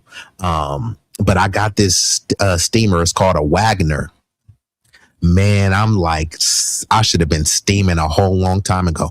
I got more of the cleaner. So where you can like deep clean with like grout and all this stuff, but you could put attachments on there and steam. So if you got a wrinkled shirt and you put the steam to it, it looks good. A lot of people don't crease their pants. I mean, I'm OG, so I used to crease with starch and stuff like that. You know what I mean? Not on no Damon, starch to press, nigga. Starch, you gotta go with the starch, but because like you can starch those creases, and then even after you wash your pants, I'm talking about like after 30 washes, my pants still had these crazy creases in it. So a lot of these young kids, they don't even know how to crease their pants. They don't know about ironing. They don't have an iron board or anything, and that's fine, but you can just get a handheld steamer and do that. But I had got a handheld one, and that one was kind of janky. It was like a Conair, but that one was used anyways. I had bought like a used one for cheap, so I just returned that one. But yeah, I got this Wagner steamer. That thing is a beast. And this one, I don't even think this is like the top tier pro level, but I love this thing. So shout out to Jackie and her steamer. I know, Jackie, you like to keep things clean, Miss Jackie. Liquor stores as well. Get rid of the Jordans you guys wear. Then I love when the black community says, let's boycott Asian businesses. Please do. We'll get rid of the Chinese takeout, the dry cleaners, the laundromats. Let's get rid of the liquor stores as well. Get rid of the Jordans you guys wear, the Nikes you wear, the shower caps, the Hondas, the Hyundais, all your car electricians, the electronics in your house, the Sony, the TV system, your sound system, the microphones that you guys use to rap and speak about awareness for the black culture and the hip hop culture. Where do you think that's made in? That's made all in Asia. And here's another thing for you guys. You guys want us to leave the neighborhood so bad? Oh, Asian people are not neighborhoods? We're in white neighborhoods. We have our own Chinatown. We have our own Koreatown. You think we really need you guys to benefit off and make money? A lot of us do go to college as well. You're being outworked by immigrants who barely speak English. And you're not embarrassed? Go to the bank, start your own businesses, and deal with your own people. So there they go again. You're being outworked by people who barely speak English. That's what he said, right? But then if you tell them, hey, bro, you barely speak English, that's xenophobic when he just said that they can barely speak English. And he's talking about that they're being outworked. What are they doing that we haven't already done? Right? This whole thing, and this goes back to the whole lie that the Chinese built the railroad and they try to frame it as these model minorities that outworked. No, they didn't. Chinese people built the least amount of railroad, yet they get the most amount of credit. Make that make sense. If you were, let's put it in sports terms. If there was someone who scored 100 points, no, let me do it this way. If there was someone on a team and they had a career lifetime of scoring 9,000 points, and there was another person who that had a career lifetime of scoring 600 points, which person do you think would be in the Hall of Fame? The person that scored 600 points or the person that scored 9,000 points? That's how it is with the railroads. Foundational Black American freedmen built over 9,000 miles of railroad. What's a bigger number? 9,000 or 694? Because that's what was estimated. They estimated that Chinese immigrants built 694 miles of railroad, which is a commendable act. Salute to them. How are we going to give them credit for building the railroads when they didn't even build 1,000 miles of railroad? Don't take my word for it. Look it up. Foundational Black American freedmen built over 9,000 miles of railroad. So again, oh, they're just coming over here to work harder, bro. Why didn't you work harder in your homeland? Once again, that's xenophobic. He just said they can barely speak English. But if you say it, xenophobic. If you ask them the simple question, okay, you work so hard, why didn't you work hard in your homeland? You know, you're so great that you can build all of these great things, but you didn't build anything in your homeland. Just simply asking that question is xenophobic. But him over here painting us as lazy and, oh, you're being outworked. And on top of that, actually, hold on, because we gonna hit y'all with the facts today, right? Because this dude wants to, oh, well, we're the model minorities. Let me pull up this chick because she's probably one of the only ones that holds the Asian communities accountable. And first of all, no racial group is a monolith. There are Asians who study hard, there are Asians who don't. There are Black people who study hard, and there are Black people who don't. And second of all, can we take a step back and recognize how ridiculous it is to compare racial groups in a country that have completely different backgrounds and histories? But in the US, among high selectivity immigrants, African immigrants actually have a higher education level than East Asian immigrants, and in particular, Nigerian immigrants have a higher education level than Chinese and South Korean immigrants. So again, did y'all hear what she said? These Asian people are being hyper selected. So they're selecting the creme de la creme from the Asian communities and then trying to compare them to the entirety of the Black community, right? And not all Asians are on equal footing. Do you think that Filipinos have the same test scores and SAT scores as Chinese people? Do you think people from Myanmar, from Bangladesh have the same test scores as someone from Korea or Japan? They're all Asian, right? So it's framed as, oh my God, the Asians are doing so much better than you. But which Asians are you referring to, right? And this is the whole model minority myth, you know what I mean? It has nothing to do with Asian or Black. But do you know why we started comparing Asians and Black people in the United States? It's because in the 1950s and 60s, when the United States was engaging in military actions in Korea, Vietnam, Cambodia, and Laos, bringing democracy to Asia and fighting against communism, as the civil rights movement gained in momentum and attention, people around the world started wondering, with all of the racism and injustice in the United States, who are Americans to go to any other country and tell them how to be? So the United States said, no, Chinese Americans and Japanese Americans are being great. You can look, they're not protesting. They're quiet, they're working hard, they're living their lives, and they're doing fine. The problem is the loud, angry, protesting Black people. So just like she said, the Asians, they weren't protesting. They were fine. They were silent. They were the model minority. So again, when they love to talk about civil rights, the Asian people, they were on some, hey, you niggas need to shut up because, hey, we're doing fine.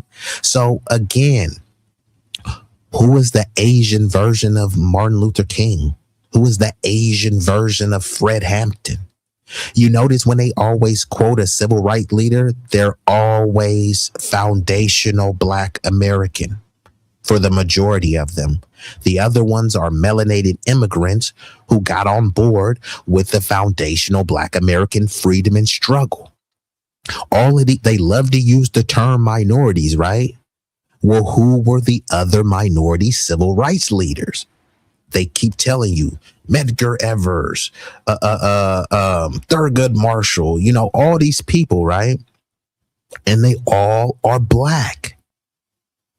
I'm just saying. And then when they do find these other people that were supposedly civil rights leaders, they weren't civil rights leaders at all.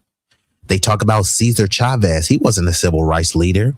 He was fighting for Chicano rights. They talk about Fred Hampton. Oh, what about the Brown Berets? Okay, where are the Brown Berets today? Right? There's still Black Panther factions today, but where are the Brown Berets? What did the Brown Berets do when Fred Hampton was assassinated by the FBI? They didn't pick up the mantle. They start focusing on their own community. He was trying to have a rainbow coalition where he had people denounce racism at the door. Why didn't any of these groups pick up the mantle? This dude talks about Asians who could barely speak English outworking us. Okay, well, if Asians are working so hard and they're so smart, where's the Asian civil rights movement? And when they do have a civil rights movement, it's for Asians. Stop Asian hate. Okay, why isn't it stop POC hate? Why isn't it stop minority hate?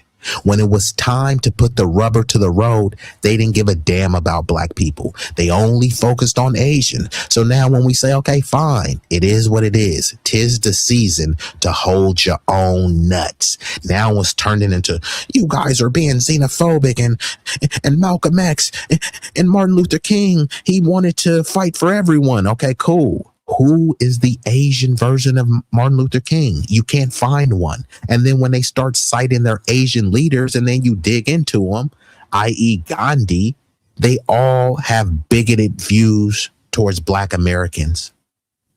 Meanwhile, again, Muhammad Ali, at the height of his career, they wanted to send him to Vietnam. He said, no, I'm not going to Vietnam because they never called me nigga.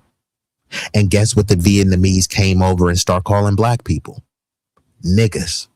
Name any Vietnamese or any Asian figure that has stood up for Black people like that. Don't worry. I'll wait. And do you notice how the States was engaging in military actions in Korea, Vietnam, Cambodia, and Laos, bringing democracy to Asia and fighting against communism? As the civil rights movement gained in momentum and attention, people around the world started wondering, with all of the racism and injustice in the United States, who are Americans to go to any other country and tell them how to be? So the United States said, no, Chinese Americans and Japanese Americans are being great. You can look. They're not protesting. They're quiet. They're working hard. They're living their lives, and they're doing fine. The problem is the loud, angry, protesting Black people. And do you notice how the model minority myth only ever goes in one direction to make Black people look bad? Because let's take the model Asian who studies really hard. Do you know who else they're studying much harder than? White people. In 2021, among 18 to 24-year-olds, college enrollment among Asian Americans was 60%, among white people it was 38%, and among Black people it was 37%. So among white and Black people it was about the same. But struggling white people do not get told you would be doing better if you were more like Asian Americans with their strong family values and their emphasis on academics. As a matter of fact, when Asians get compared to white people, Asian success is an indication that Asians are stealing opportunities and resources from white people, and that we don't belong here. First of all, no racial group is a monolith. There are Asians who study hard, there are Asians who don't.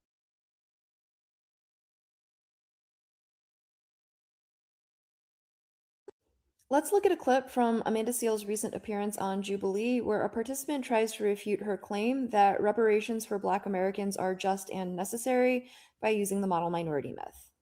For example, we had the Chinese Exclusion Act of 1882. We prevented Chinese people from getting citizenship and even entering the country. We discriminated against them and basically put them under apartheid, even here in the United States. Yet they have the highest median household income. How is that possible? How come they don't complain and feel entitled?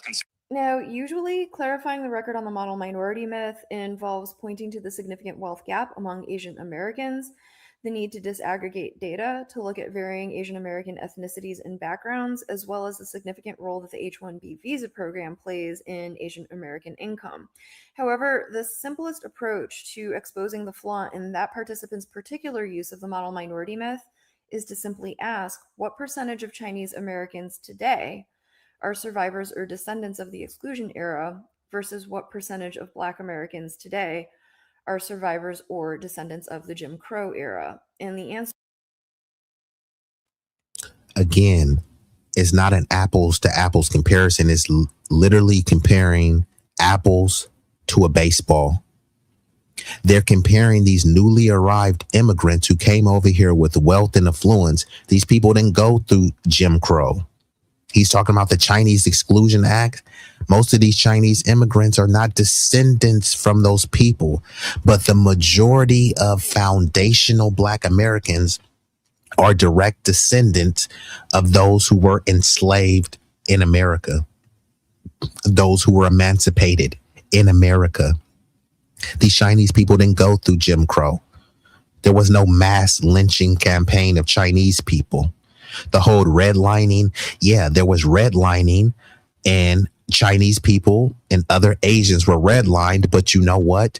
They fought to still be included. Hey, white mommy and daddy accept us. We're not like those blacks. You know what I mean? That's what happened. And Roger says this Asian beating his chest obviously doesn't own a business. No business owner would say, I dare you to boycott us. If his dad does, he's doing them a serious disservice. Correct. It's just like if there's a backlash at McDonald's, even if McDonald's is in the right or wrong, they're not going to dare people to boycott them. But this is what they think of you. These people don't care about Black people, unfortunately. And I'm not saying all of them, but what I'm saying is it doesn't even matter if it's all, because Roger, I told you this, right? If somebody gives you a delicious stuffed crust pizza with all the fixings, pepperoni, bell peppers, sausage, extra cheese, but there's a turd on one slice of the pizza, where there's not a turd on all the pizza, are you going to eat the rest of the pizza? I mean, you should eat the rest of the pizza, right? Because it's only a turd on one slice. Or are you going to say, nah, I'm good. I'm going to just throw out that pizza and I'll get a new pizza, right? So the analogy is that it doesn't matter if all of the community is like that. It matters if a problematic or a significant amount. A turd on my pizza is a problematic thing. So let's just say it was 5% of the community. That's a problematic amount. So it doesn't. So when people say, well, it's not all and it's not most, doesn't matter. That turd wasn't on most of the pizza, but you still don't want to eat a pizza with the little turd on it. I don't want to deal with the community with the little anti-Blackness, right? Because a little anti-Blackness goes a long way. They still have redlining, but they hide it now. Correct. Some of these areas, and I've pulled it up multiple times, many areas now are more segregated than it was at the height of Jim Crow. Redlining never stops. So when they try to say, y'all got a victim mentality, but it's like, bro, you're still victimizing people. It's like someone that's forcibly penetrating your daughter, and then they saying she has a victim mentality. Bro, why don't you stop ripping her clothes off and forcibly penetrating her in this hypothetical scenario? And then they want her, stop being a victim. Well, she'll stop being a victim once you stop victimizing her. They still have NIMBYs, not in my backyards. They're still redlining. They're still denying of loans, while at the same time saying, stop complaining about bigotry and racism and dub supremacy, while they're currently engaging in it.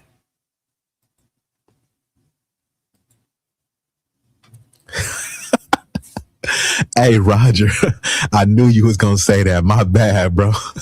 Roger mouth was drooling, thought he was about to eat a slice of pizza, and then, oopsie, he seen a turd. My bad, Roger, my bad.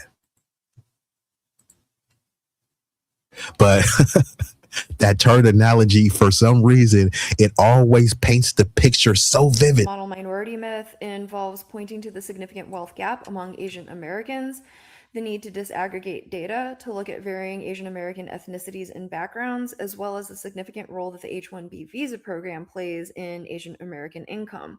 However, the simplest approach to exposing the flaw in that participant's particular use of the model minority myth is to simply ask what percentage of Chinese Americans today are survivors or descendants of the exclusion era versus what percentage of Black Americans today are survivors or descendants of the Jim Crow era. And the answer is significantly less than 10% of Chinese Americans versus significantly more than 90% of Black Americans. And that tells us a couple of things. One is that a reason why you may not hear Chinese Americans talk a lot about the Chinese Exclusion Act is that for 90% of Chinese Americans today, the Exclusion Act is no part of their ancestral history. For example, I am one of the less than 10%, and you do hear me talk about it. And the other thing is that high median income of Chinese Americans today cannot be used as an indicator of success or resilience or lack of harmful impact on survivors and descendants of Chinese exclusion, when over 90% of those Chinese American income earners were not impacted by Chinese exclusion. And for an example that people might be able to connect to on a personal level, in 1885, over 2 American residents of Tacoma were rounded up and forcibly expelled, and their property was destroyed in what became known as the Tacoma Method that was replicated in towns across the West. Over a century later, a foundation was formed to engage in the process of acknowledgement and reconciliation for the harm caused during the Tacoma Chinese expulsion. But after a decade-long search, no descendants of the Tacoma Chinese could be found, whereas there are still 2 living survivors of the Tulsa massacre and destruction of Black Wall Street, and they are still fighting for compensation. And finally, I want to make clear. So even right there, she talks about how there were living survivors of the Tulsa massacre, right? So they can't try to say, y'all was never a slave. No, these people actually went through the racial terror of the massacre, which was aided and assisted by the government, right? They said, hey, we can't pay them, but then they were looking for some long lost Chinese people to say, hey, you guys were unfairly mistreated, right? So this whole they're against reparations and it will bankrupt the country. No, these people are not against reparations. They support reparations. They just don't support it for foundational Black Americans. Last time I checked, this is the United States of America, not Armenia, but they paid people in Armenia, the Armenian genocide. The U.S. helped facilitate for them to get money. Guamanians helped facilitate them getting money. They helped facilitate Jewish reparations. This is in Germany. So why are we helping facilitate Jewish reparations? Kathy Hochul. Roger, you out there in New York. Kathy Hochul. It was, I believe, last year or 2024. She allocated millions and millions to Jewish people who were alleged Holocaust survivors and their heirs. So their heirs didn't go through any Holocaust, but they said, you know what? You didn't go through a Holocaust, but your family members did. And since your family members are not here to collect this inheritance, the money goes to you. That's the same concept of the slavery. Y'all was never a slave. Well, y'all never paid the slaves. I'm a descendant of those slaves. You still owe the slaves. Since the slave is not here, you pay the inheritance to their direct descendant. People already know and understand this. When they pay the Japanese reparations for internment, not all of those Japanese survived. So guess what? They paid the money to their heirs. They didn't look at those Japanese people and say, hey, you were never interned. No, they weren't, but their family was, and that's why they were paid. So people understand inheritance. They just don't understand it, or they pretend not to understand it when it's a debt accrued and it's owed to foundational Black Americans. Right now, all of these people, if their parents own a house and then their parent and the house gets left to them. Hey, you never owned a house, but it was your parents' house and the inheritance was transferred over to you, but you never bought that house. You never put any sweat equity into the house. All you did was be a descendant of the person who owned the property, right? So people understand the concept of inheritance and reparations. They just only try to pretend like they don't know when it comes to us. Even with Trump trying to whip up this reparations fund for the January 6ers, now he made it vague so that other people could try to apply for it, but they have a bigoted panel and you have to like tap dance and convince them that you were wrongfully tried, convicted, or mistreated, etc. You know what I mean? So this whole concept of trying to compare us to these model minorities and newly arrived immigrants, it just doesn't even make any sense. If you were doing a psychological evaluation and you compared a girl who was molested as a child and forcibly penetrated over and over and over, and you did a psych eval and compared her to some other Asian kid or some white kid that grew up in an affluent neighborhood with a silver spoon, and you did a psych eval and you're expecting them to have the same mental capacity, to have the same emotional aptitude, this shit doesn't even make any sense. And I got a hitter. Oh, damn! Dr. Brett, wait a minute. I know you. Wait a minute.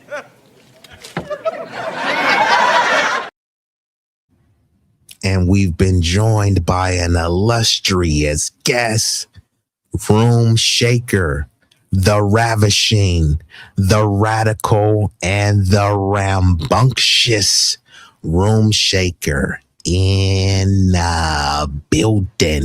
Salute to Room Shaker. Great to see you over here, and keep up the great content. Don't try to hurt these people too much. But let's get back into this, though. Appreciate you stopping by, Room Shaker. And I am not contrasting the relatively few Chinese American survivors and descendants to the large number of Black American survivors and descendants to say that reparations should be an issue of scale. I do not believe that a large number of people have to be harmed in order for reparations to be warranted. I am pointing it out to illustrate why today's Chinese American community does not seem to place particular importance on the Chinese Exclusion Act.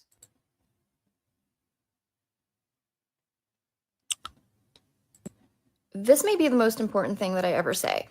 Asian Americans did not crack the code. It is that Asian Americans are white supremacy's favorite cipher where it comes to writing the fiction that white supremacy doesn't exist. Asian Americans do have the highest median household income by race in the United States, and we also have the highest wealth gap, with the highest income Asian Americans earning approximately 11 times as much as the lowest income Asian Americans. Also, Asian Americans are not the highest earners in the United States. Those individuals are white people. The logic being exercised here would be as if I took Jeff Bezos' household income and the household income of an unhoused person and used it to prove that the unhoused person has no problems because their median household income is billionaire.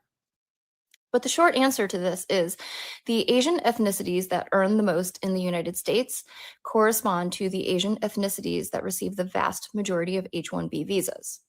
In case your next question was, if the United States engages in so much white supremacy, why does it provide so much opportunity to immigrants in the form of H-1B visas?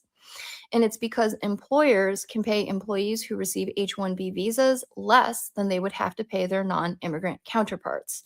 So it allows employers to gain access to highly skilled employees. And for the most part, immigrants who receive H-1B visas are able to earn more in the United States than they may be able to earn in their countries of origin, even if they're being paid less than their non-immigrant counterparts. Another reason why the United States does this is exactly to get people like you to ask this question. If Asian Americans seem to be doing well in the United States, that would indicate that white supremacy doesn't exist. The negative implication is if Black, Brown, Indigenous, and other people of color are not able to do as well as Asian Americans, the problem must not be white supremacy, the problem must be cultural to those demographics. However, if you look at Asian Americans who came to the United States not through high selectivity policies like H-1B visas and student visas, it becomes apparent that they do struggle with lack of equitable access to resources. And for them, that has harmful outcomes very similar to the outcomes experienced by Black, Brown, Indigenous, and other people of color. This may be the most important thing that I ever say.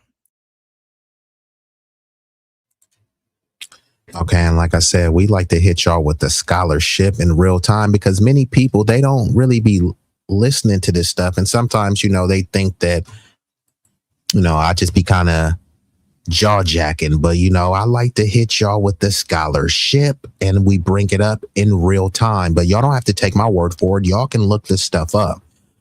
Y'all was never a slave, right? That's what they like to say.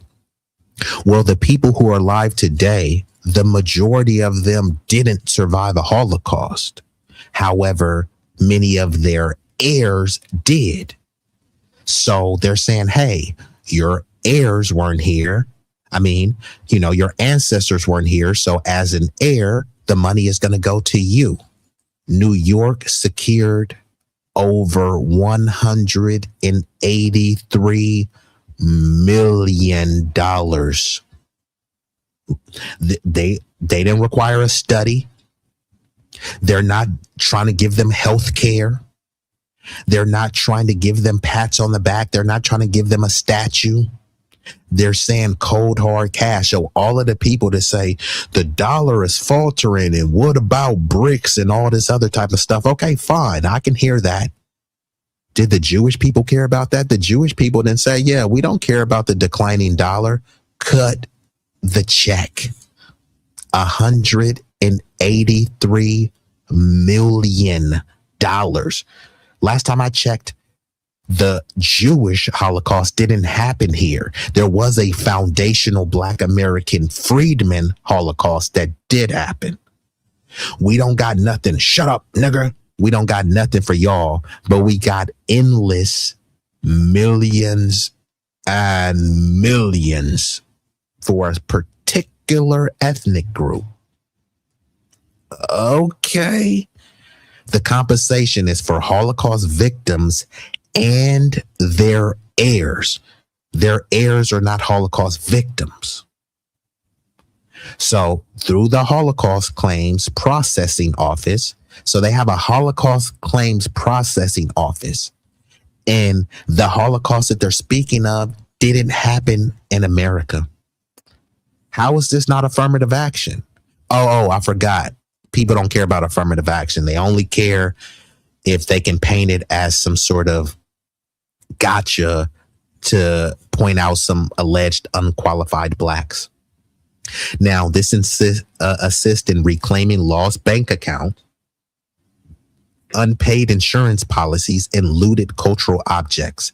So mind you, they're trying to do this for a foreign nation. This happened in Germany. They're doing this on also the behalf of many people in Israel, Germany, foreign, Israel, foreign.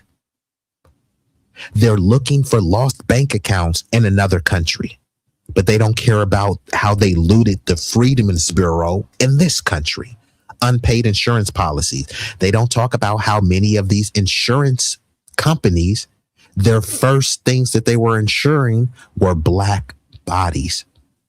Looted cultural objects. How many of our objects, cultural objects, have been destroyed, looted, misclaimed, and reclaimed? So I'm just pointing out the hypocrisy. All these people that pretend that they're against reparations, they're not. Did many of you guys know this? Was there any outrage about this? No, because it's from a group that has the complexion for the protection. And this is going to a bunch of Jewish people, but I can almost guarantee you that all of these Jewish people that are getting this compensation is white. There's no race called Jewish. So who is this money going to? More ethnic white people. They're Jewish. Yeah, they're white Jewish people. Don't take my word for it. Do I got to pull it up in real time again?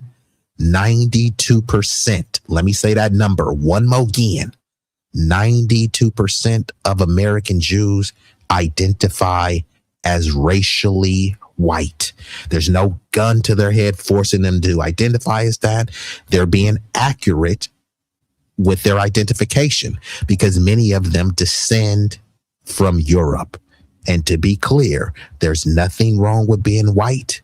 There's nothing wrong with being Jewish. I'm just pointed out the hypocrisy that this nation, certain states and local municipalities have no issue doling out not thousands, not tens of thousands, not hundreds of thousands, hundreds of millions of dollars, just not to a specific group. And Roger says, New York wasn't involved in the Holocaust, but heirs got reparations. New York State profited from cotton, yet none for us. Figure that. I'm glad she did it because she handed over an argument to use against her. Yeah, Kathy Hochul is extremely anti-Black, but, you know, since we talking boycotts, where's Nina Turner and Jamal Bryant, who thinks anti-Black racism comes from whites? Yeah, this is why I kind of lose a little bit of respect for Nina Turner. I like Nina Turner, but Nina Turner is, as much as she says or pretends to be B1, she does to seem to be more D1, which is Democrat first. And while she'll occasionally call out the Democrats in a very vehement and vociferous way, she'll still be kind of subscribing to the lesser of two evils logic. Jimbo Django Clyburn is in South Carolina. What has he said about this? Bakari Sellout is in South Carolina. What has he said about this? Right? So again, find me any of the POCs, right? Find me all of these people that try to talk about where is actually Nick Cruz, RBN. Where's Nick Cruz at? Has Nick Cruz said anything about this? Has Rome, has Butch Ware said anything about this? Has Afeni or any of these people said anything about this? All of these people that claim they're socialists and communists, okay? Are you guys going to speak on this? No, they would say, no, this is being divisive, right? But then they'll talk about FBA all day, you know what I mean? How cowardly and pathetic could you be? But you already see this, so let me go ahead and pull this down. But like I said, we like to pull these things up in real time. Now let's get back to this, you know, arrogant, egregious Asian dude. I love when the Black community says, let's boycott Asian businesses. Please do. We'll get rid of the Chinese takeout, the dry cleaners, the laundromats. Let's get rid of the liquor stores as well. Get rid of the Jordans you guys wear, the Nikes you wear, the shower caps, the Hondas, the Hyundais, all your car electricians, the electronics in your house, the Sony, the TV system, your sound system, the microphones that you guys use to rap and speak about awareness for the Black culture and the hip hop culture. Where do you think that's made? That's made all in Asia. And here's another thing for you guys. You guys want us to leave the neighborhood so bad? Oh, Asian people are not neighborhoods. We're in white neighborhoods. We have our own Chinatown. We have our own Koreatown. You think we really need you guys to benefit off and make money? A lot of us do go to college as well. You're being outworked by immigrants who barely speak English. And you're not embarrassed? Go to the bank, start your own businesses, and deal with your own people. By the way. So again, he's over here saying, you guys are not embarrassed, bro. You're not embarrassed that you had to flee your homeland. You had to flee your homeland, bro. You over here trying to pop your collar. Oh, you guys should be embarrassed, bro. You should be embarrassed that you had to run from your homeland. These people say their culture is so superior, but no, you were failing. That's why you had to run.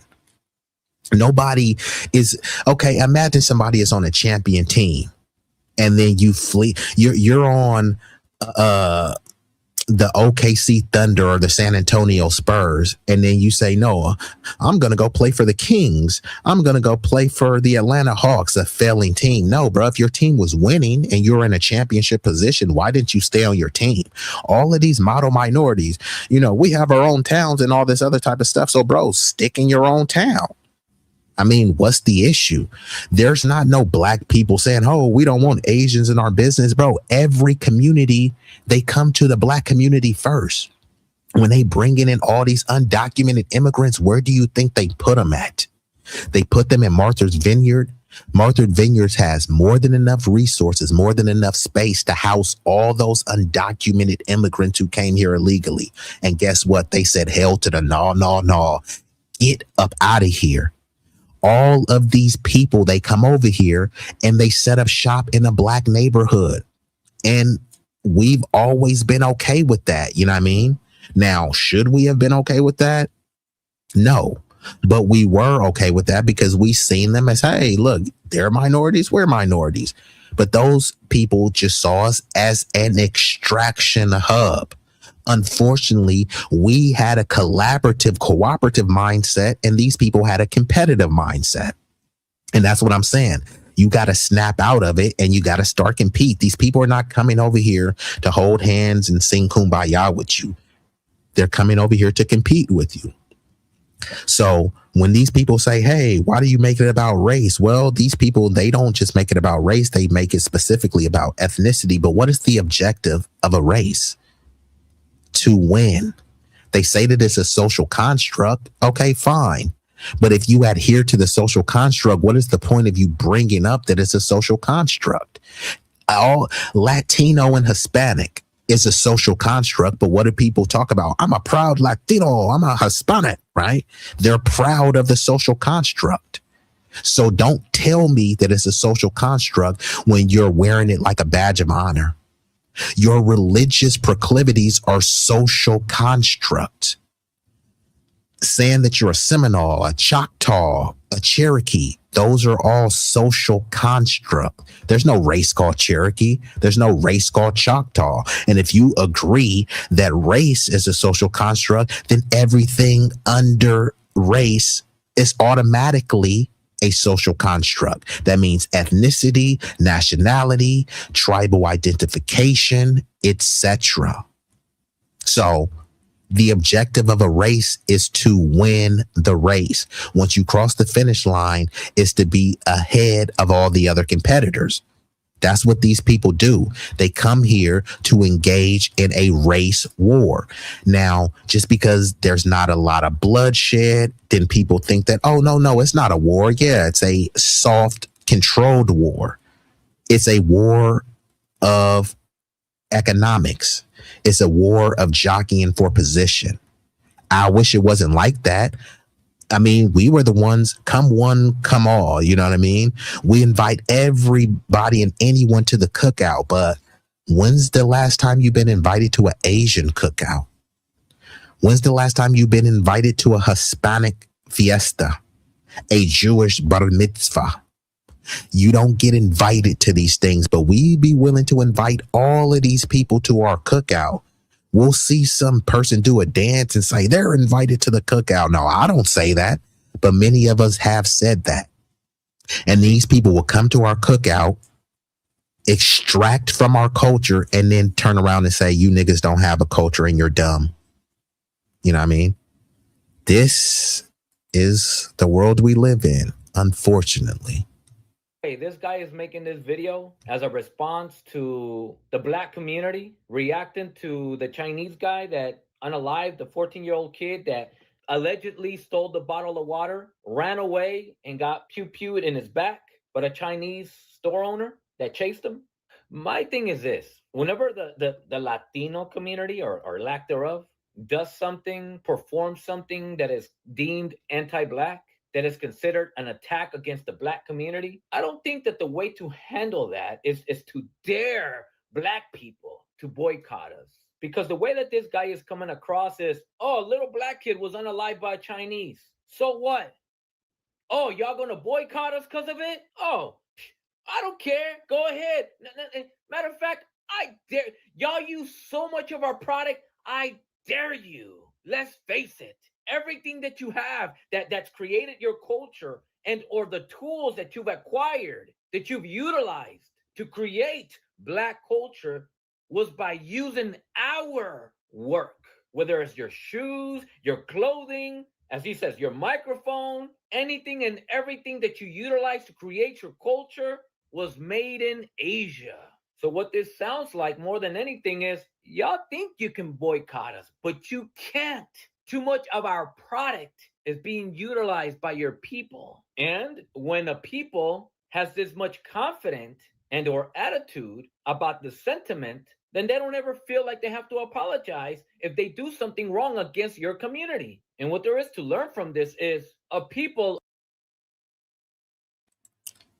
But mind you, these are the people that say that they have a superior culture, though, right? And that they're more morally righteous than us. So if they're so morally righteous, like, they expect black people to be thuggish and degenerate, right? But these are supposed to be the model minorities. Or is this dude behaving and talking like a model minority? Or is he talking like, you know, some deranged person that won't smoke with black people? So which one is it, bro? Because that's okay. Like, if these people want to compete and they want to be against us, I mean, I wish it wasn't like that, but just say it with your chest. Stop pretending as if we're in this mythical coalition.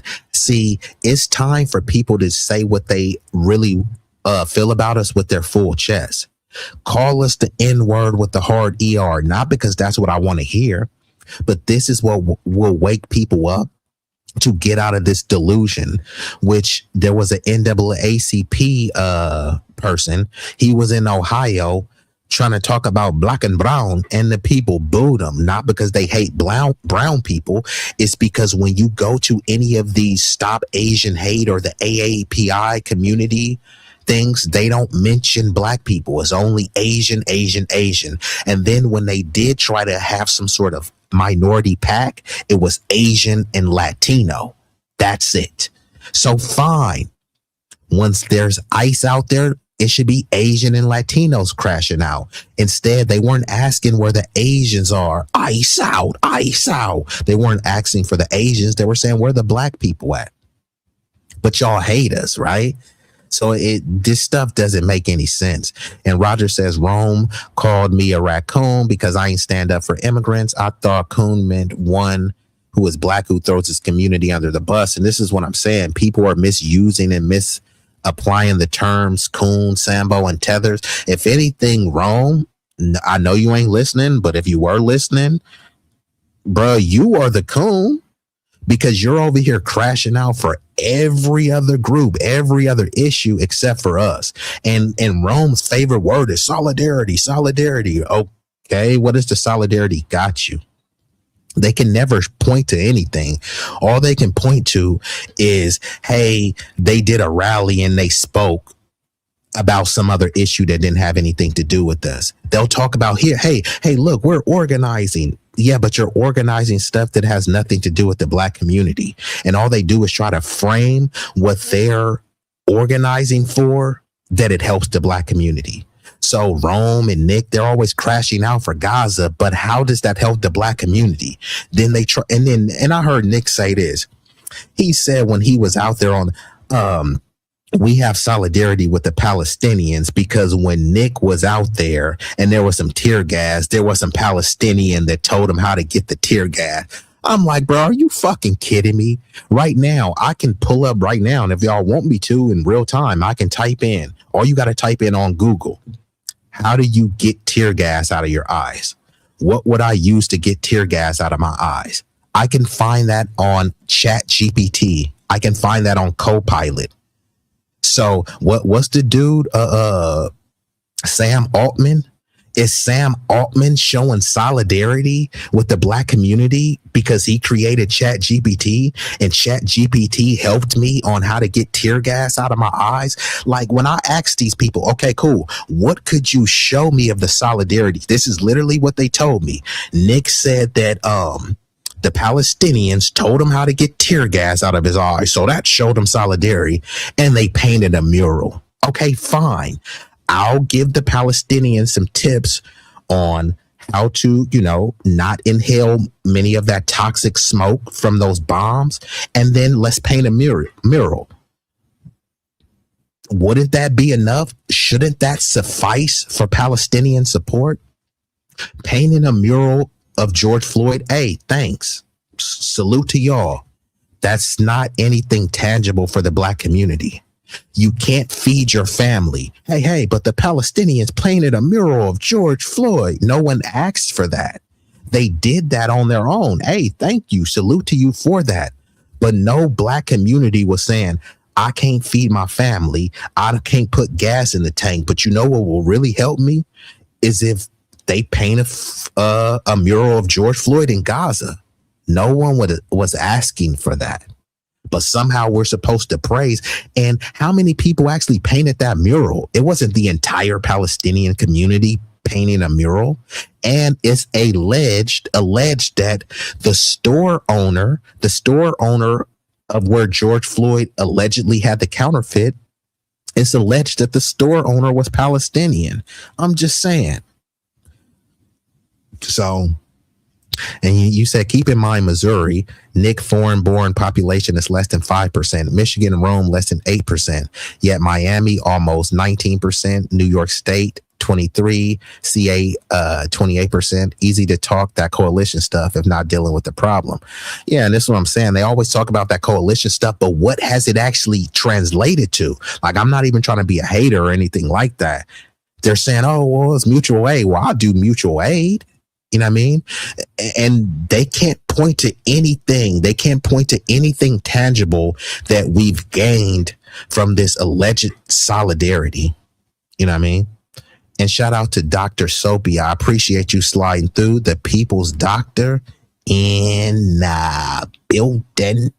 And we got Miss Jackie Gaines. Unfortunately, the lovely Miss Jackie Gaines is clutching her pearls, but I know it's one of those days, Jackie. And I've seen bootlickers in the thumbnails. And you know what? I'm about to actually, after this story, I'm about to transition into the Democrat adults and bootlickers. So, hey, you gotta chill. Salute to you. I appreciate you coming through. And I ain't know Mr. Gritty putting on for the biddy. Yeah, Butch Ware got exposed. He did an interview with Jason Black and he just got completely, utterly outclassed. Bro was getting hella annoyed and stuff. If you ask him about Palestinian stuff, he's hella passionate. He's very meek. He's very humble. He's articulate. He's specific. You ask him about Black people, it's like,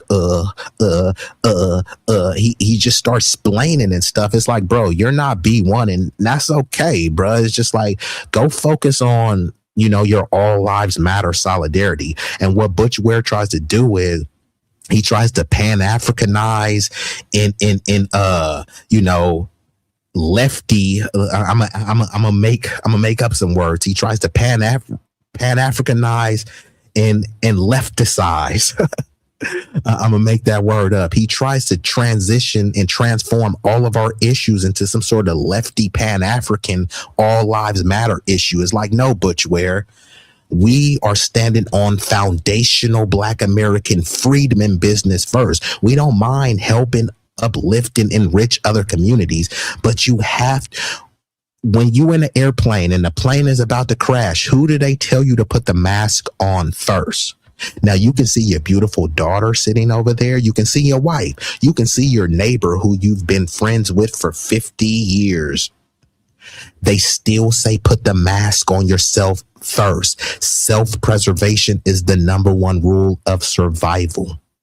So they love to talk about what about Black on Black crime, all of these stats where they say that you guys are at the bottom. So if we're at the bottom, we need to focus on ourselves. We need to put the mask on ourselves first so that we come up from the bottom, so that we can breathe and be able to help and assist other people. You can't assist anyone if your breathing stops. Your breathing is going to stop if you give the mask to someone else, which is why you need to put the mask on yourself. Your community is going to cease to exist if you continue to focus on everyone else. That's why everyone else has to hold their own nuts. That's what they've been telling us. Why are y'all big in the government? Ain't that what they always say? What's the first thing immigrants do when they come over here? They ask the government for something. For goodies, giveaways, and guarantees. Don't take my word for it. Just type it up. Every major city has an office of new Americans. What the hell is a new American? A new American is a newly arrived person that they're trying to resettle. They have resettlement funds for those people. They'll pay a bunch of NGOs and then they say, hey, it wasn't government money, but where'd that NGO get all that money? And then they dole out resources. If they don't give them a direct check, they'll give them housing, preferential treatment on many things. In California, which is the belly of the beast for undocumented immigration, right? All the people say they can't vote. Yeah, they can. There's over 17 municipalities where undocumented people can vote. And on top of that, you think that they brought them over here to just be undocumented forever? Eventually, there's going to be a mass amnesty. And once they do that, those people who they said couldn't vote, now they're able to vote. So a lot of people have this whole short-sighted strategy of, hey, they can vote. Yes, they can. And even if they can't vote, their numbers are still being counted and they're used as a buffer group to displace a particular population. Many people pretend as if they don't know this, but then how are you at one hand purporting yourself to be a high IQ, but you don't know how immigration is weaponized against Americans, specifically Black Americans? And you said, that's my word for these goofies. Hey, you gotta chill. You gotta chill. No, actually, you don't gotta chill, because if you against the Democratic shills, don't chill. Don't let up. Don't chill on these shills. You said they not in white neighborhoods, they are in ours. And this is what I'm trying to say. They over here whining, talking about we have our own neighborhoods and all this other type of stuff. Okay, then go to your own neighborhood. If you tell them that, then somehow that's xenophobic, and they really don't want to live next to Black people. They want to use our neighborhoods as an extraction hub so they can, here, let's take the resources from there and then go live in Chinatown. Because if their neighborhoods are just flourishing so much, why would they even want a business anywhere near a Black community, right? Y'all don't like us. Y'all say that y'all outworking us and y'all barely speak English. Okay, well, cool. We don't speak Mandarin at all. And y'all outworking us. So why would they want to be around these lazy, thuggish Blacks? It doesn't even make any sense. They'll pretend as if they're so afraid of us. Oh my God, the Blacks are attacking Asians. No, they're not. And if you guys were so fearful, then why would you want to set up shop there? Just fair questions to ask. You're afraid of the jungle. Oh my God. The jungle safari. But here, let me go set a business up in the middle of Madagascar. I thought you was afraid of the jungle and the animals, right? So on one hand, they try to act like we're these violent ruffian thugs, but you know, it's just hypocrisy. Someone should have asked Butch, should you lose, will you run your platform in CA as ballot measures? This separates the politician filled with ego from the statesman who wants to solve problem. Many people won't ask him that. I know Brianna Joy Gray interviewed him. She didn't ask him that. All they're going to ask him is about Gaza, then Medicare for all. And this is all you got to say. Hey, I support a ceasefire. I support Medicare for all. So you should vote for him because there's some sort of lunatic liberal or neocon on the other side. But no, like I said, just you saying you support something is not enough. What about the advocacy? So imagine there was a strapping young lad and a young, beautiful dame, right? And he says, hey, baby, I support the union of each other. I support marriage. Okay. What the hell does that mean? You support marriage? Are you advocating for marriage? Are you proposing to this woman?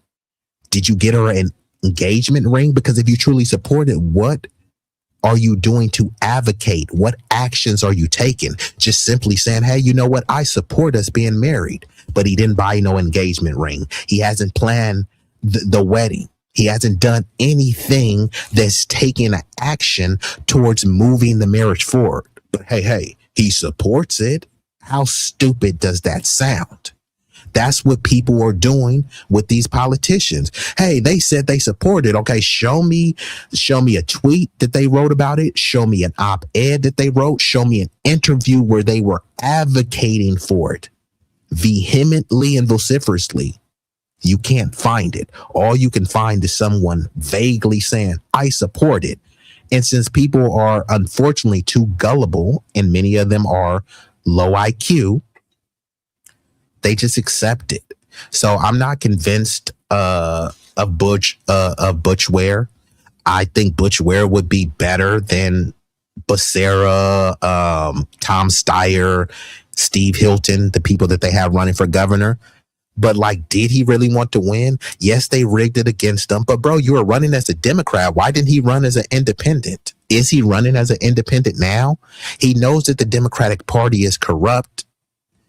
Or I don't know. Is he running as a Dem or as a Green? Honestly, after that interview with the Black Authority, I kind of like tuned Butch Ware out. You know what I mean? To be honest, bro, I don't really take dude serious. Instead, he is now considering a presidential run. Good luck with that, Butch. Hopefully the Latino community will be behind him. Yeah, like I said, forget support. I want action and advocating. If you're not doing that, then you don't truly support it, right? Because there was a bunch of people that said they supported the civil rights, but what did they do? Look at Bernie Sanders, right? Bernie Sanders was going around pretending as if he was marching with Dr. King, right? So he supported civil rights, but he knows that Dr. King was advocating for reparations. And then what did Bernie Sanders say? Oh, reparations, what is that? It's not feasible. So reparations for us is not feasible, but for his white Jewish family members, it is. So Bernie Sanders, Butch Ware, all these people are phony. I never understood asking a politician running for a seat to work in local and state government about foreign policy. They did it to Mamdani too, which is why these lefty lunatics are just as bad as the liberal lunatics. They're just as bad as the MAGA morons, because they know that many times, look at that dude, Jose Vega or something, right? The dude is from the Bronx. You know how bad some people are doing in the Bronx, but he wants to convince people in the Bronx that, here, vote for me because I'm going to stand up for Palestine. But it's like, bro, I'm in the Bronx and I'm broke. Yeah, but your main kitchen table issue should be Palestine. And then if you don't support that, then they try to make it frame like, oh, you're inhumane and it's a genocide. And basically what they're saying is that they do believe in a hierarchy of oppression, right? If somebody is shot on a city corner and riddled with 50 bullets, they're saying, yeah, but they weren't genocided, so you can't really worry about that, right? If there's a little kid that gets shot in a drive-by in Oakland, yeah, that's bad, but it wasn't a genocide. So then, okay, so if genocide is the standard, there's a worse genocide going on in Sudan. Yeah, but we're not funding that. So they always try to move the goalpost. First, they try to say, oh, yeah, it's horrific. It's a genocide. Look at the numbers. And then I point to a conflict or a genocide that has more astronomical numbers. And then they don't care. They pretend as if, oh, no, it's just about the babies. It's about the women and children. Well, I can point to you where more women and children died, and they don't care. So this is why I call it the Gaza grift. All it takes is for someone to pretend as if they're standing up for Palestinians, and then you don't care if they've been anti-black in the past. Look at Candace Owens, anti-black. Dave Smith, anti-black. Tucker Carlson, anti-black. But all of a sudden, because they're standing up for Gaza rhetorically, then suddenly we have to just excuse all that. And we have to come together. Come together to do what? So he ran as a Green. Okay, well, good luck to him. Did he have a lot of Latino support? Because bro was caping for open borders, but I didn't see a lot of Latinos stomping for him. There's a lot of Latino organizations, Telemundo, Univision. None of them have Butch Ware on. Neither of these people running for governor or mayor will do for our people. Yeah, correct. Karen Bass is trying to pander towards the black community, but that's only because she's in a runoff fighting for her life with some reality TV stooge named Spencer Pratt. She doesn't give a damn about the black community. So fine, Miss Mayor Bass loves the Latino community so much. Hey, salute to the Latino community. Let them get Karen Bass in. I don't really give a damn. Dave Smith, oh, fill me in after the bootlickers.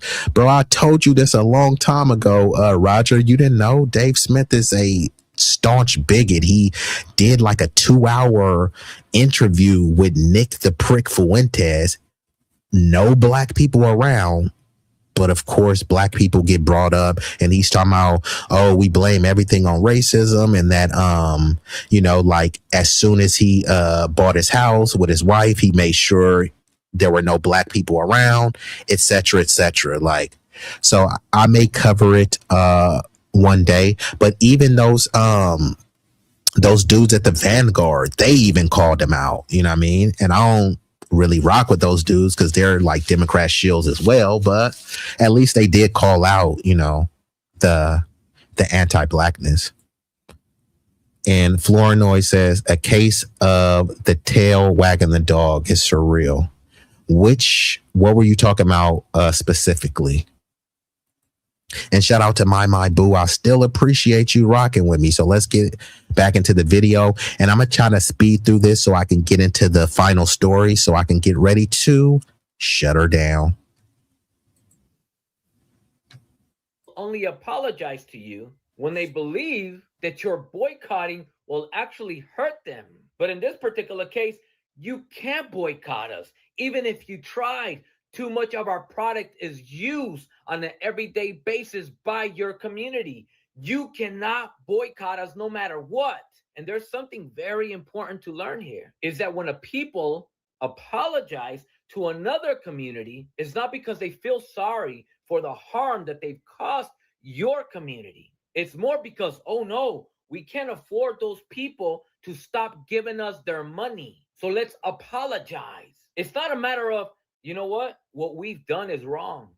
This is dehumanizing. This is degrading towards those people, towards their community. It's not a matter of that. It's a matter of their boycotting is going to affect us severely. Let's apologize. But in this particular case, these people can't boycott us even if they wanted to. All of our hair product businesses are in their communities, are in their neighborhoods. We plant them there. All the hair product stores, hair salons, Asian. And Flournoy says, I was talking about Israel's hold on the United States. Yeah, I hear you. That's why I call it the United States of Israel. And many of the MAGA people are not MAGA, they're MIGA, making Israel great again. Or I say, making Israel genocidal always. And the marvelous my boo, salute to you. And Roger says, that's right. Yeah, Roger, I tried to tell you, but I hear you. You got more pressing issues than to be worried about, Dave Smith. And mind you, Dave Smith is a comedian, right? Allegedly. Can anyone name a funny joke from Dave Smith? Just at least one. Could you even name a knock-knock joke? So he's a comedian, but he has no funny jokes at all. And then on top of that, there's much more prestigious, much more eloquent and articulate people that know about Gaza. But somehow it's the same people over and over. Tucker Carlson, Candace Owens, Cenk Uygur, Dave Smith. It's like somehow these are the foremost thought leaders on Gaza. Like nobody really believes that. But this is how the media is trying to manufacture consent and propagandize you to make it seem like Dave Smith, who's like a D- comedian that no one knows, suddenly he's just a thought leader on Gaza. Okay. Restaurants and basically everything that he named. When they first migrate to this country, literally, whether it's Koreans, Vietnamese, people of African countries, Middle Eastern countries, Hispanic countries, they come. Now that's a good joke. Roger says, I got one joke from Dave Smith. It's Dave Smith. I would have to concur because Dave Smith is a joke. To Black American communities. And when they establish a business, they plan it in those Black neighborhoods to make money off of Black people, the same people that they discriminate against. I made a video, I think last year, about this, and not a lot of people listened. So I'm going to repeat that video and insert it in here to see if that logic finally starts to, let's go. I just created simple product videos for all these different products using Veo, Nano Banana, and Airtable. Go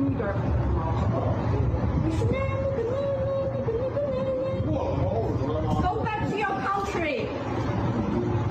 Go back to your country. We don't welcome Black people. Black people should go. So here you have a pale Asian chick saying, go back to your country, like she can barely speak English. And when they say go back to your country, first of all, what country? Because usually they say go back to Africa, which there's no country called Africa. Africa is just a continent. And then in order to go back, that means you had to be there. I never was in Africa. I'm not African. You know what I mean? So this is the thing, because they try to say, hey, well, you have some African ancestry or genetics, right? Many European people have African ancestry and genetics, but you don't call them African, right? This person could barely speak English and is saying going back to your country.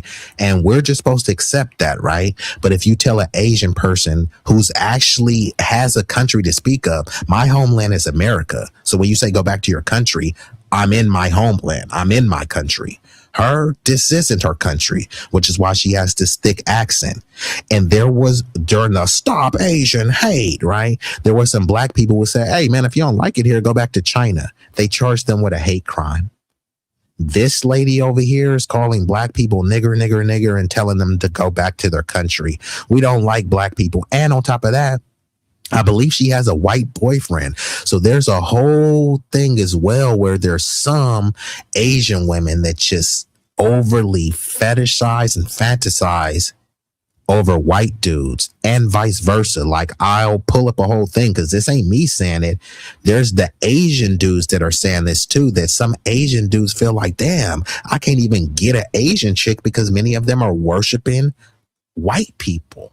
You know what I mean? And mind you, this woman is supposed to be a person of color.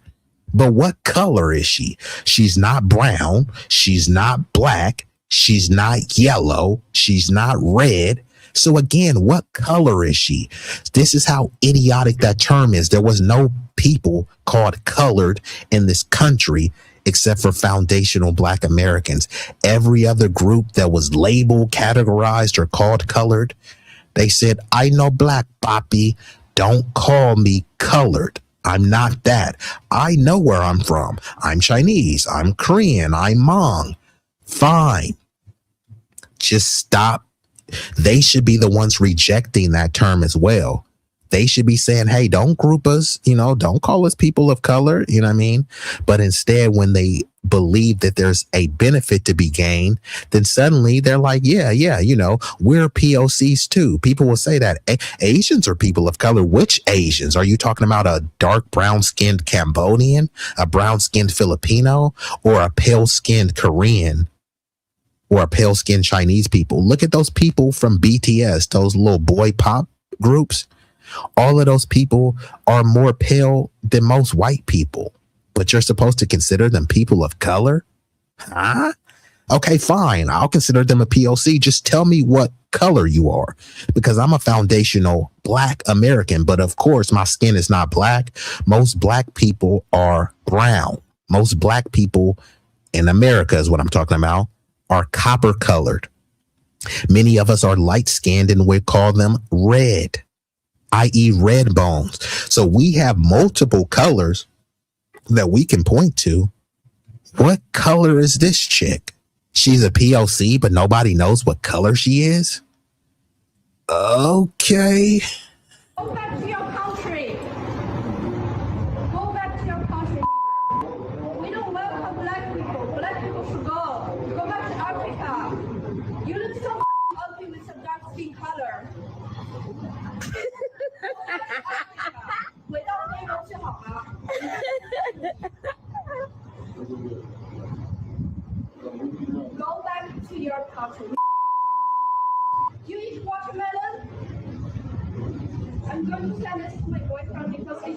Kiss your master.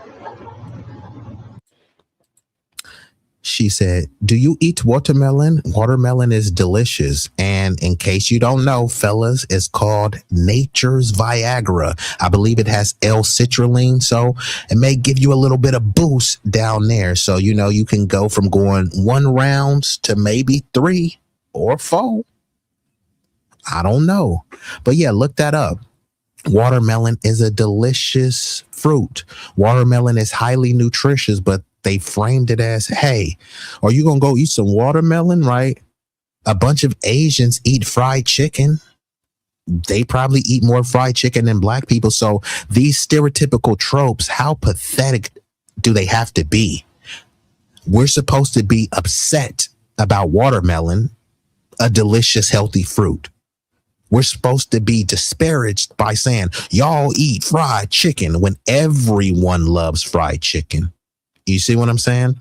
Then she said, I'm going to go back to my boyfriend. He's white and he's your master, right? She can barely speak English and she's praising. And these are the type of people that don't just kiss the booty of white supremacy. They firmly place their hands on the cheeks, spread them apart, and lick up and down and all around. This is utterly pathetic. But this is supposed to be a model minority that we're in a coalition with. But can anyone answer me? What color is this chick? You eat watermelon? I'm going to send this to my boyfriend because he's white and he's your master.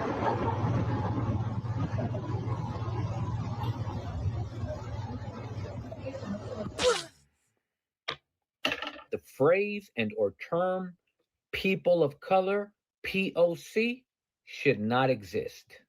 Because although there are a few Asians that would watch that video in disgust and feel embarrassed to see an Asian behave and speak like that, the reality is that the collective of Asians, especially Chinese, they are very anti-Black culturally. So although a lot of them may not speak and behave like this in public, they do feel this way and speak like this in private, in their own homes, and do raise their children to feel like this. But here's the bigger picture. Asians are not the only one that collectively have anti-Black views and ideals in their culture. Middle Easterners also are raised with these views. People of Latin America, of my community, also have those views. And so here is the educational part. And I mean this with all due respect. As a non-Black person, I promise you, I mean well when I say what I'm going to say. It is a horrible idea for Black people to use person of color, POC, to identify themselves as if Black people are in the same struggle with Asians, Middle Easterners, Punjabis, Latinos. How could there be a category that exists called POC, people of color, and all non-white people are placed and or categorized in this bubble as if we all share the same struggle? Because sure, systemically, there is injustice and discrimination. Yeah, and that term, it try to lump us all together. Hey, we're POCs, right? And now it's framed as, when you're looking at the civil rights, they're trying to say, hey, people of color fought for the civil rights. Like, no, it was foundational Black Americans. There were no POCs out there, you know. And then they'll try to point to some random Asian or some random Latinos, and it's like, bro, that wasn't the norm. Most Americans, whether it be Black, white, or otherwise, they didn't support the civil rights movement. Like, there's a saying, you're nobody until someone kills you, right?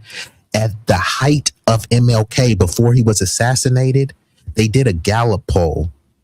Over 80% of the country, mainly white people, were vehemently against him.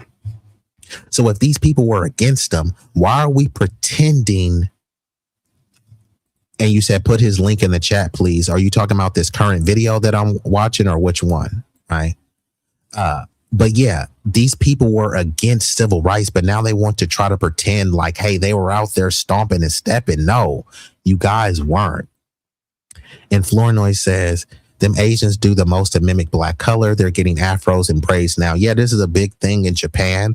They pay top dollar to get afros, top dollar to get braids. And even some of the culture, they're trying to steal it and misappropriate it and say that, hey, so there were some Asians where in Japan, they were doing like crip walking and low riders. And they were like, hey, look, they're embracing Chicano culture. Like, huh? The whole concept of low riding comes from a foundational Black American woman. Don't take my word for it. Look it up. We were already doing that. We didn't look and say, hey, look what the Mexicans are doing. Like, no, we're already doing our own thing. We're already dressing in Dickies and wearing certain things, not because we want to look like them. That's what was affordable. But now this stuff is trying to be framed as this is their culture. No, it's not. I never understood the yellow reference of Asians when it's Hispanics that are more yellow. Asians are more of a beige color. Yeah, this is what I'm trying to say. This is why when I ask, what color are they? They don't never say they're yellow, and they don't even say they're beige. There's no color that they can say. And then when you look at many of them have the same complexion as white people. So I make this make sense. There's some white people that are darker than some Asians, but I'm supposed to consider Asians people of color? Huh? And not all Asians are a monolith, right? Filipinos aren't just interchangeable with Koreans. Koreans aren't interchangeable with Japanese people. Otherwise, then fine. Let Cambodians take credit for samurai culture since all Asians are the same. Nah, matter of fact, let someone from Myanmar or Bangladesh take credit for samurai culture. They're all Asian, right? They're the poster child of corny. Hey, I can't hold you. And salute to Miss Jackie Gaines, still rocking. And she said, flat ass. Yeah, flat ass. The face ain't hidden. Like, chick, you're not fine. I'm going to call my white boyfriend because he's your master. It's like you can barely even speak English. And me saying that, her calling us nigger, that's not an anti-black hate crime bill. But me saying, you know what? If you don't like it, then bitch, just go back to your country. That's xenophobic. Stop Asian. Hey, like, you can't win. Okay, yeah, I'll send you the current vid. I love drinking watermelon water. It has a lot of electrolytes in it. Salute to you. So what type of watermelon water do you do? Do you like cut up watermelon pieces and just put it in there? Because a lot of the properties are actually in the rind as well. So people eat the rind and throw it away. But if you have like a juicer or something, there's a lot of the nutritious value that comes in the rind. And like I said, it's considered nature's Viagra, you know what I mean? So if you guys need a little bit of boost, you feel me? Drink some of that watermelon shot so you can go the distance, you know what I mean? So you can blow her back out. She'll love you for it. And you can thank me for it after that. Well, let's get back into it though. Against anybody that isn't white systemically. But the reality is this. Outside of systemically, outside of white folks, we, as non-white people, the only one thing we have in common is that we live in a country where systemically we're discriminated against because we are not white. But aside from that detail, I didn't say most, all of these other cultures that are not black have anti-blackness in their cultures.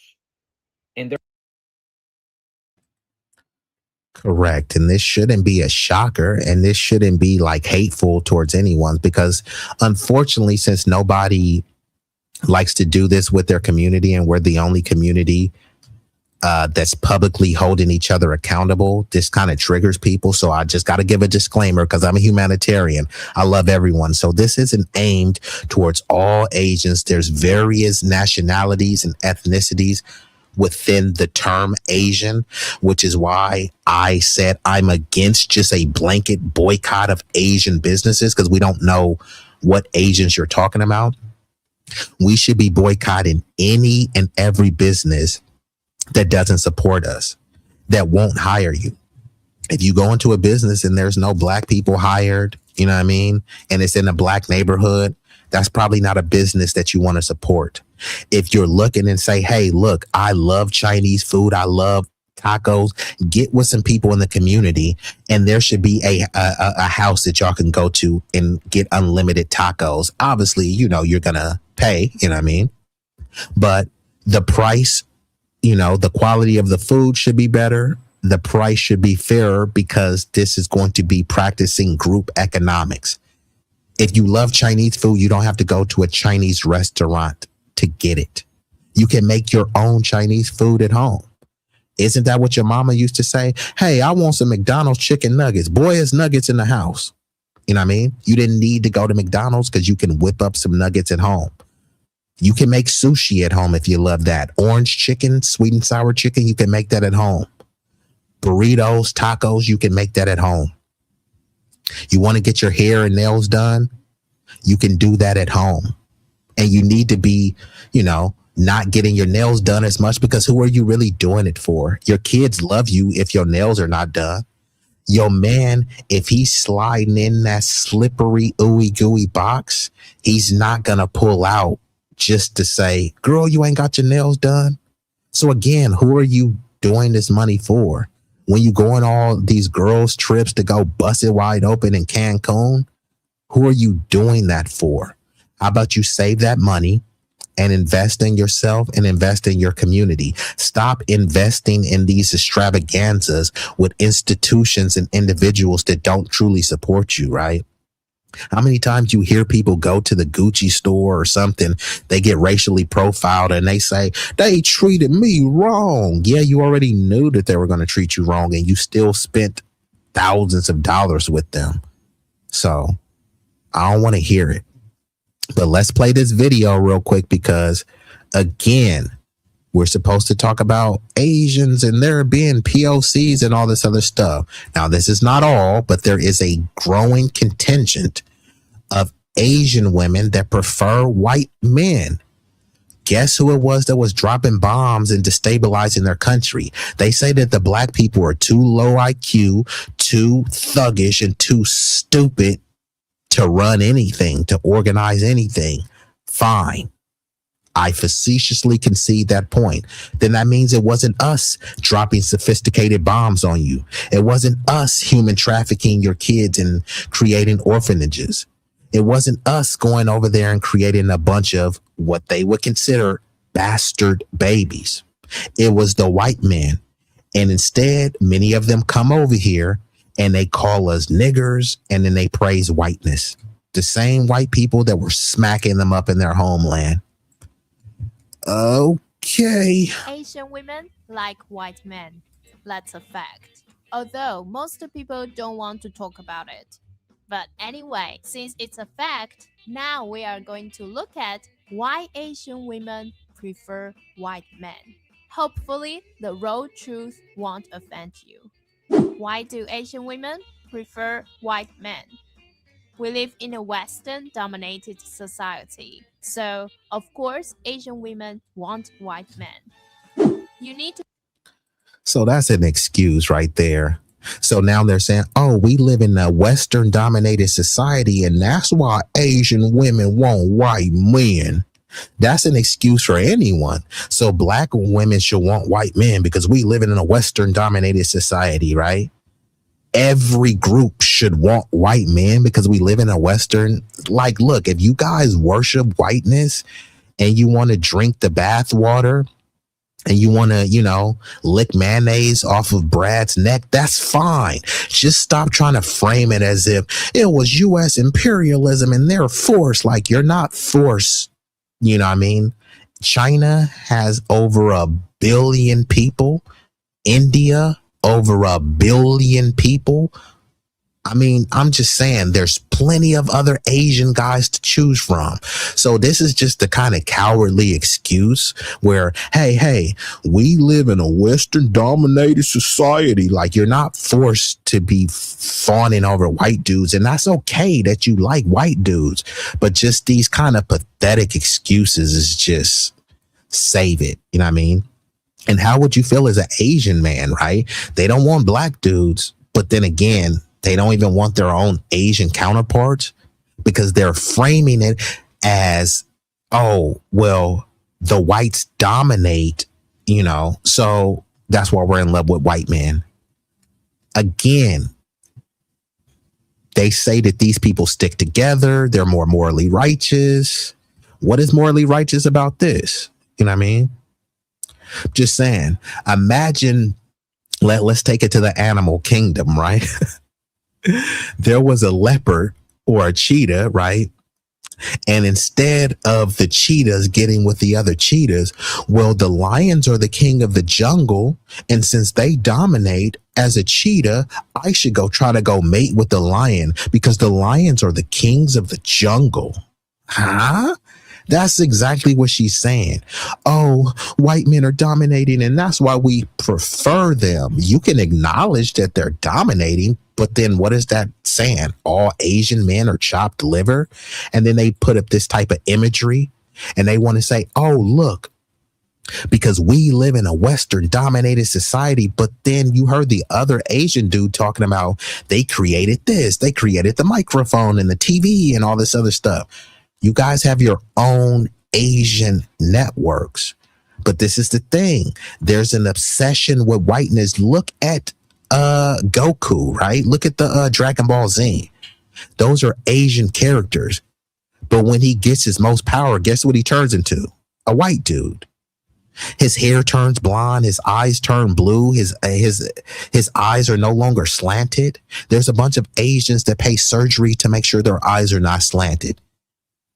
Every year, annually, millions and millions of dollars are poured into skin bleaching routines in Asia. But let me guess, it's because we live in a Western dominated society. This sounds like victimhood to me. If you love white zaddy, just say that. Stop pretending that you're forced because we live in a dominated society. Like, come on, man. But this, you know, is the model minority morality. Asian women prefer white men. We live in a Western dominated society. So, of course, Asian women want white men. So she said, of course, like, well, duh. But hold on, let me get to the chat. You said bring on the bootlicks. Okay, yeah, I'm gonna go ahead and shelf this one because most of this stuff, y'all, you know, I've covered it already. So we need to gather up all these examples of their hating asses and deliver them to the Department of Justice, demand that we rescind that dumb law that they granted them. Now, they won't rescind that law. However, we can use that law as precedent for why we need an anti-Black hate crime bill. So yes, we do need people gathering and archiving all of this stuff. Chopped liver. I thought you were going to say chop suey. I was going to say chop suey, but you know, I think you get my point. Facts, Dragon Ball corny. And this is what I'm saying. I love Dragon Ball Z, but it's like, come on, bro. It's an Asian dude. And then when he gets most of his power, he turns white. Like, make it make sense. And then now they got a show called Invincible with what are they called, the Viltrumites or Voltrumites or something like that. And then some Japanese people are trying to say, well, those are the black people and the black people are big and scary and attacking us. It's like, bro, it was some white people who dropped an atomic bomb on you. And they saying, yeah, but we're afraid of the blacks. It's like, bro, we didn't do shit to y'all. It's a bunch of white military bases set up there, but who are they mad at? Black people. So I'm going to play a little bit more of this, and then I'm going to transition. So let me just play. I think this video is only like 2 minutes, so I'll just play. You need to understand men are looking for replication value in women, whilst women are looking for survival value in men. I'm not saying men are superficial and only. So again, they're telling on themselves.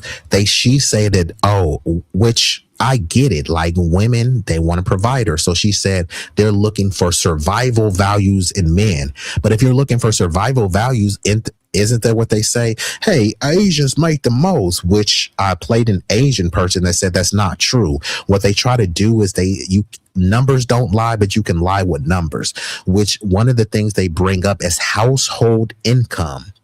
Immigrant families on average have way more people living in the house. So if you're comparing many people that live in single parent households, or at least it may be a household of 4, but it's only one earner and 3 kids, right? And you're comparing that to a Asian household that may have 5 adults there. So when they're doing the median income, is based on the income of those 5 adults versus some other family member that's living in a house with 5 people, but there's only 1 adult earning and the rest of them are kids. But you're kind of comparing them and trying to say, hey, Asians make the most, but that's not necessarily true, right? An affluent Chinese immigrant is not making the same as some poor Filipino in Oakland. But you're supposed to look at, hey, Asians are earning the most. But when you look at most of the Fortune 500 companies, who owns them? They'll look at, look, there's an Asian CEO or an Asian COO. Yeah, but who owns the company? A white person.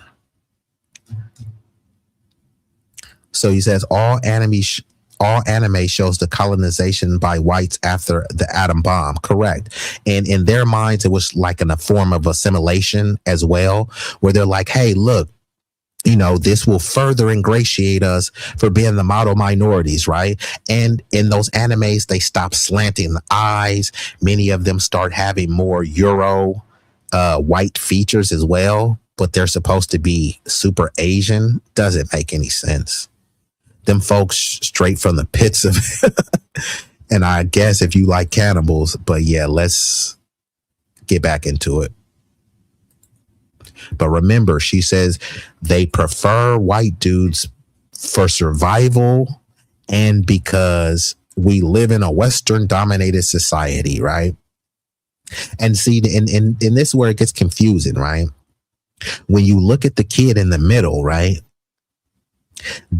How is that kid going to grow up and identify? See, as many people that we have that are mixed race, 2 or more races, 3 or more races, right? Most people lean into one or the other. They say that it's a social construct, but people adhere to this construct. Now, when you look at this kid, is he going to be labeled as Asian or is he going to be labeled as white, right? White people, they may not accept him. Asian people, they may not accept him, right? So it's kind of in between, right? This kid will be forced to identify as Asian because many of the whites could be like, yeah, you're white, but not quite like us. But if this person goes on and has a prominent career, then they'll say, hey, no, he's white just like us. Look at Keanu Reeves. I mean, what is Keanu Reeves? I mean, he's Asian, and what else? Is Keanu Reeves a white dude? Is he an Asian dude? Is he a mixed dude? It's ultimately up to how he identifies. But most of these people don't identify as mixed. They choose one or the other. And then they bounce in and out and say, hey, you can't call me that because I'm this, right? I.e. Barack Tether Obama. He's biracial. Obama called himself biracial. His wife called him biracial. But if you call him the first biracial president, then suddenly that's offensive. No, you have to call him black. But he's white too. No, don't call him white and don't call him mixed. Call him black. But he called himself biracial. So I want to call him biracial. No, he's the first black president. Well, actually, he doesn't even identify as black. He identifies as African American because he's really Kenyan American. But if you call him Kenyan American, no, you have to call him black. Well, no, he's not black. He's African American or Kenyan American. So it just goes back and forth where people try to play these games between race, ethnicity, and nationality. And they act confused, but they change as the winds blow. If he's in front of a certain crowd, he's biracial. If he's in the dirty South, he's blackity black, black, black. If he's around a bunch of white people, hey, I'm not black, I'm biracial. It's just pathetic, bro. So if you're biracial, you're going to be biracial all the time. Suddenly that turns to offensive. Calling Barack biracial, which he is, then it turns into, see, that's the problem with the black community and colorism. What the fuck is colorist about that? I called him accurately what he is. It just doesn't even make sense. Yeah, no, that's why I say I call them the other, because they try to say, okay, the one drop rule was in theory eradicated and abolished, but people still try to advocate for the one drop and try to say that if you have one teeny tiny drop of African Negro ancestry, then suddenly that makes you black. But if you have 100 drops of European ancestry, that doesn't make you white. Come on now. And the one drop rule only works one way. If you have one drop of Asian, you're not Asian. One drop of European, you're not European. One drop of blackness, you the blackest person on the block. Black, black, black. No, you're not. And like I always said, if you have 4 scoops of vanilla ice cream and you drop 1 drop of Hershey syrup in there, is that now chocolate ice cream? You know what the answer is. You need to understand men are looking for replication value in women, whilst women are looking for survival value in men. I'm not saying men are superficial and only want hot girls. And I'm also not saying women are superficial and only want rich men. I mean, the nature only cares about 2 things when it comes to the human species: to survive and to reproduce, because the nature only wants the human species to continue. So don't blame Asian women just because they want to date white men. It's human nature. It's not their fault. White men are generally more It's human nature. It's not their fault. It's not human nature for them to want to date white men. That's fine that that's your preference. That's fine that you want to get you a white zaddy. To pretend that it's human nature for them to want to date white men? Like I said, the worship is unfathomable. But like I said, and then here that she said white men are generally more confident. So this is an indictment on Asian men, because mind you, they don't want anything to do with black men. So they're over here uplifting these white dudes, the same white dudes when they complain about their country being destabilized. It was white dudes that did it, not all white dudes. I'm talking about the plutocrats, the oligarchs, and the elites, right? But I would, yeah. And like Frank says, these are stereotypes, but this is the thing. Frank, if you said these stereotypes, you would be anti-Asian and you would be xenophobic. Here's this Asian person literally giving these tropes and stereotypes about her own men in favor of white men. And it's funny because the white men, they have tropes about Asian chicks, right? So it's just crazy, you know what I mean, that they allow these stereotypes, but only if white zaddy gives the stereotypes. And then she tries to frame this preference as this just human nature. This is how some of these niggas are with the snow bunnies, bro. It's some beautiful women out there of all racial, ethnic, and national backgrounds. So if you find a Sally, a Shannon, a Sarah, and she's beautiful and y'all hit it off, and as long as she's not anti-black and you ain't tap dancing and samboing, be my guest, right? I'm not the penis police. I'm not a vagina detective, right? Do who you do, right? But just don't disrespect and disparage your own community when trying to uplift. And that's what some cats do. I'm with Becky because she's more confident and she's more this. And then what happens is There's been instances where some Beckys have unalived these dudes, and then they want the black community to come to the rescue. Nah, this nigga didn't even want no black chick. There was this Nigerian tether who said he wouldn't. He I can't remember what he said, but basically he said if he was on his deathbed, he wouldn't touch a black woman. He got with a Karen, Karen got him up out of here. He unalived him. And then the community was some family. They were saying, no, we need to come together. No, I don't care. It's sad, but no, I don't care. There was a bunch of chicks that was zaddy worshiping. This chick that went to Tanzania or whatever, she was zaddy worshiping, talking about how bad black men are. She went and got engaged to some W dude and then, was found hanging. Right. So all of these communities that try to worship all these people, and then when they get hurt, then it's like, hey, come to the rescue. Like, no. You said bar S hot dog. You said hot dog water smelling brag. Yeah, that's what I'm saying. They want to drink that bath water, and you're being generous with that bar S. You know what I mean? And this is what I'm saying. Some of these dudes, because they love Becky so much, they won't just only drink the water, they'll be sucking on some period cooch. I'm just saying, the obsession is real. You said beautiful is beautiful, but beautiful is beautiful, but when are the best looking? I think you were saying our women are the best looking. Yeah, and that's like, a matter of preference, is what some would say. I would concur with you, but other people will try to say, no, these W women or these other women are more beautiful. It's like, bro, is it really a competition? If you found you a beautiful woman that's suitable for marriage or suitable for a committed relationship, just be happy that you found somebody.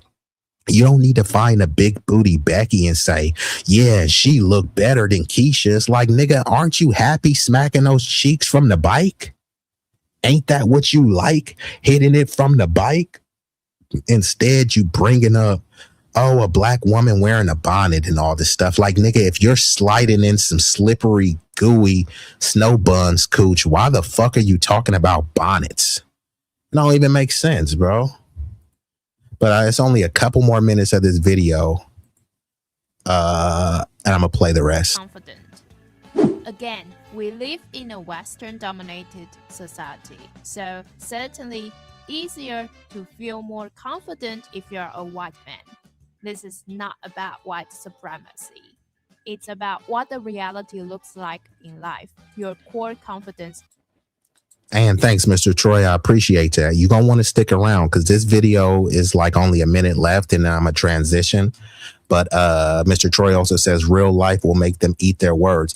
Well, they say a lot of this stuff on the internet and then reality sets in. This is why they say reality bites, because all this stuff sounds good. But then when you have to live up to the ideology that you're professing, it doesn't always work out that way, right? And then on top of that, this is the other thing too.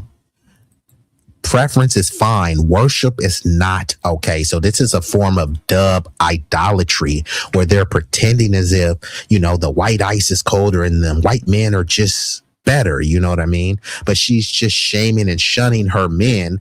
Like as an Asian man, like, would this instill confidence in you? If she has an Asian son or an Asian brother, like, would they be confident about this?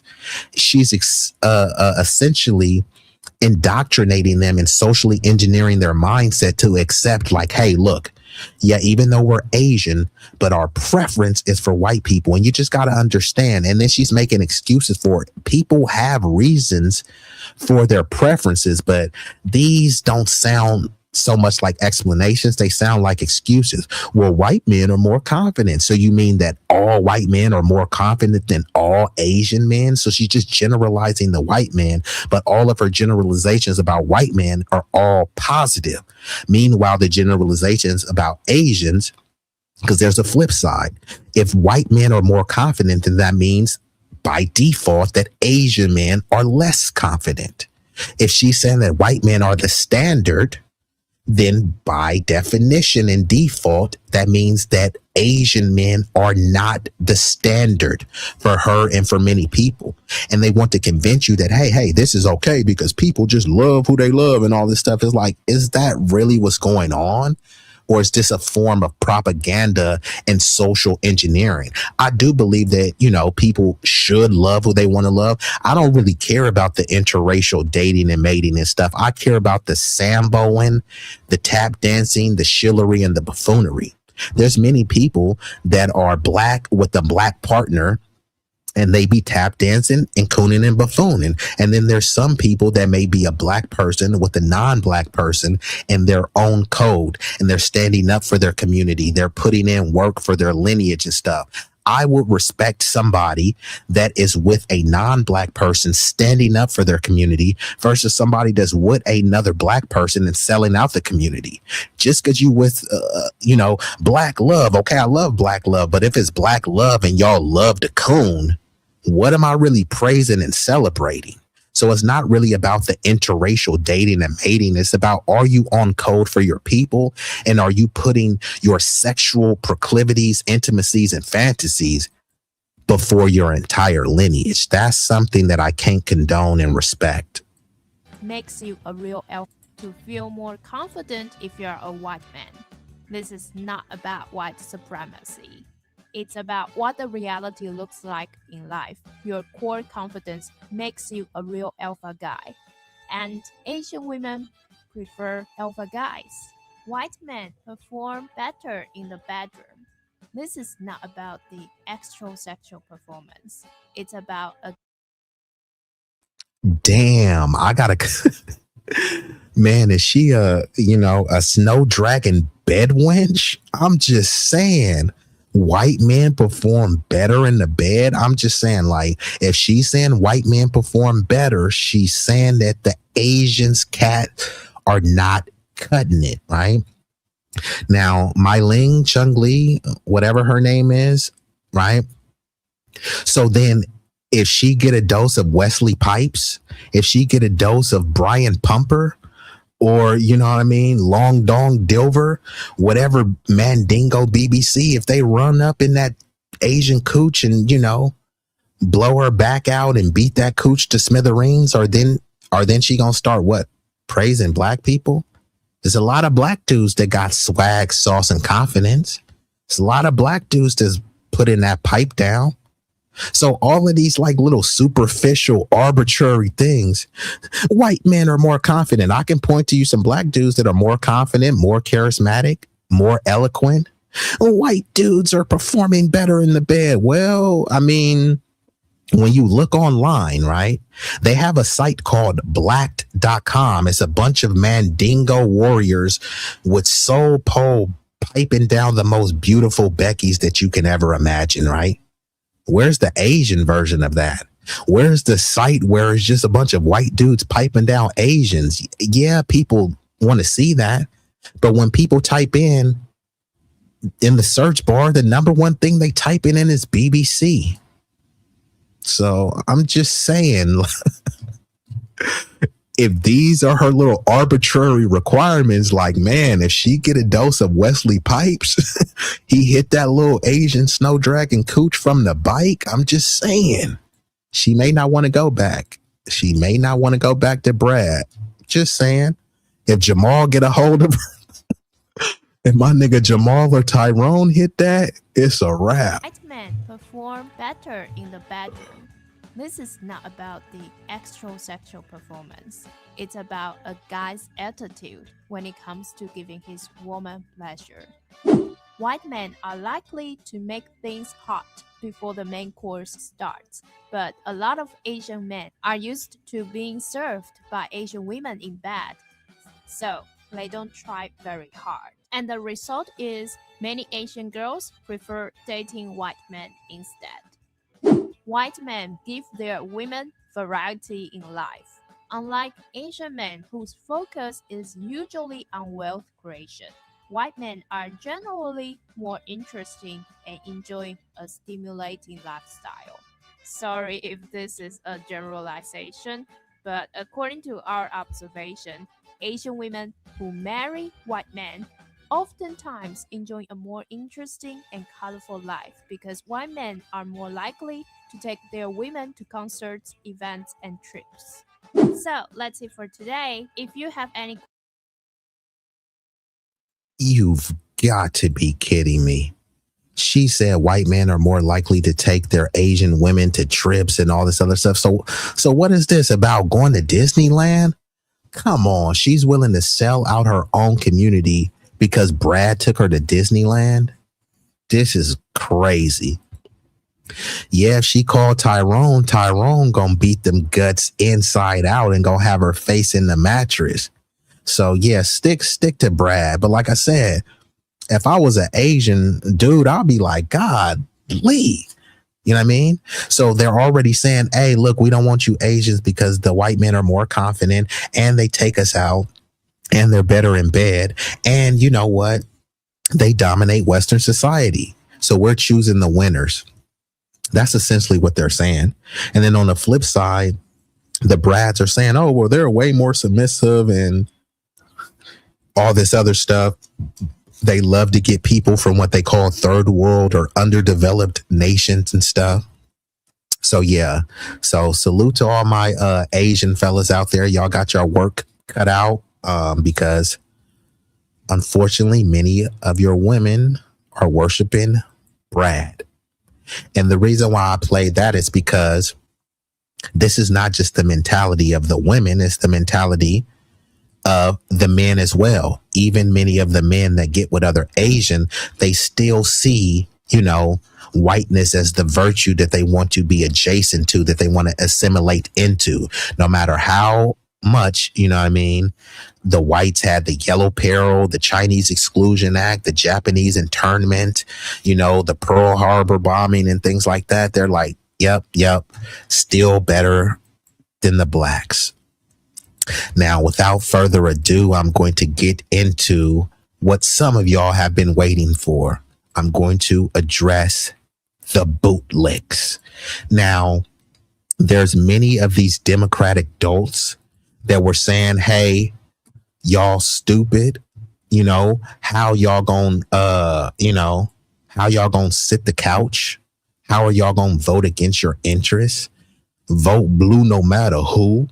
Vote the lesser of two evils. All of the people that were saying, y'all stupid. Y'all don't know politics. Roland Martin, roly-poly, rotund Martin, swollen Roland Martin. Stupid fool. Shut up. Y'all don't know politics. You know, roly-poly. He was saying all this stuff, but now many of his bootlick brigade are kind of starting to sound like the NBM. Let's commence. And fellow soldiers, I'm the professor, and this is the moment of truth. Flashback. We have identified at least 5 existing campaigns that are focused on getting Black people to do only one thing, not vote for the Democrats. And can you name one of those 5 campaigns? I mean, we put up from the report that you're saying that there's a conversation about reparations that has to do with it. There's a criminal justice conversation. Yes. There's an immigration. Go on. Mm-hmm. Mm-hmm. Reparations, immigration, reparations, immigration, and anything that has to do with the criminal justice system. So the reason that the targeting of Kamala around being a cop is important is because anything that hinges on criminal justice becomes a divisive issue. Very quickly, we're out of time, but how can people tell the difference between the real genuine thing of Black Lives Matter and the ones that are just designed to make you not vote? How do you even tell? So you can tell right away by the language that they use most of the time. But if you see anyone who says basically tangibles or you're not getting our vote without us getting something back, you should start to pause and take a better look at what they're saying. Better look at those accounts and seeing what they're saying. A few moments later. Huh? So mind you, these are like our political, you know, not mine, but this is supposed to be the political pundit class that knows all the stuff. So all voting has always been about quid pro quo, which is why Miriam Adelson, Elon Musk, they dump millions and millions of dollars into these political campaigns. They're not doing it just for the sake of their goodness and virtue, right? They're doing it because they expect something from it, right? So the politicians are supposed to work for the people. The people don't work for the politicians. So yes, quid pro quo. Hey, you want my vote? Sure, I have no issues giving you my vote. But what am I getting out of it? Shut up, nigger. Vote blue no matter who. That's pretty much what they've been telling you. Or shut up, because if you don't vote for us, the Republicans is bad. That's pretty much what they're telling you. Vote blue no matter who. Vote the lesser of two evils. They give you two options. One is a supersized double-decker shit sandwich, and the other one is some vomit soup with Parmesan encrusted flies. And they tell you to choose one of those. Choose the lesser of two disgusting options. But if you choose to walk away, then they're saying, hey, what you did was you chose to eat a supersized shit sandwich. No, I said I'm not eating that, and I'm not eating the soup. That's why I walked away. And that's what they're trying to frame. Both of the options were horrible. When it was Biden and Trump, when it was Trump and Kamala, two horrible options. You walk away, and then they say you dumb for not choosing one of those stupid options. They don't call the politicians dumb for not pandering and running a better, well-organized campaign to actually get the votes from people, right? So it's just all of this voter shaming that, hey, you guys are too dumb. Y'all should have just blindly voted for not getting nothing. But no other group does that, right? The Latinos voted because they said, hey, look, this is what we're going to give to you. This is what we're pandering for. And then they said, all right, cool. I will vote for Donald Trump. Right? They did that because they thought they were getting something, and many of them did get something. They wanted deportations. They got deportations. They just thought it was going to be a different group of people being deported. But that's what they voted for. They wanted something. They voted for it, right? When you hear Jewish people, they vote based on what you're going to do for them. But they try to frame it as the black community. Y'all ancestors died for the right for you to vote. Why do they always say that to black people, right? Okay, cool. My ancestors died. What did the Asian ancestors do for the right to vote? What did the white ancestors do for the right to vote? What did the Hispanic ancestors do? They only talk about black people. Your ancestors died for the right to vote. Okay, what did the Latinos do for the right to vote? If it was nothing, then just tell me that. And if it was something, then just tell me that too, because I want to be historically accurate. But let's get back into it. Apparently, reparations are something that MAGA is in favor of. And now that we know, I think that it's really important for us to act on the information that we have received. Now that we know that a president can, without Congress, without going back to Congress, because who knew? You know, there's a fund that Congress has pre-appropriated, as you will know as a former congressional staffer, that sits there in case there are settlements that the government needs to make, so they don't have to keep going back to Congress every time. Donald Trump has now tasked. So again, she's over here saying, oh, as you know, they can tap into these funds. And Angela is just shaking her head as a former congressional staffer. So if Angela already knew this, then why wasn't she the one leading the reparations charge?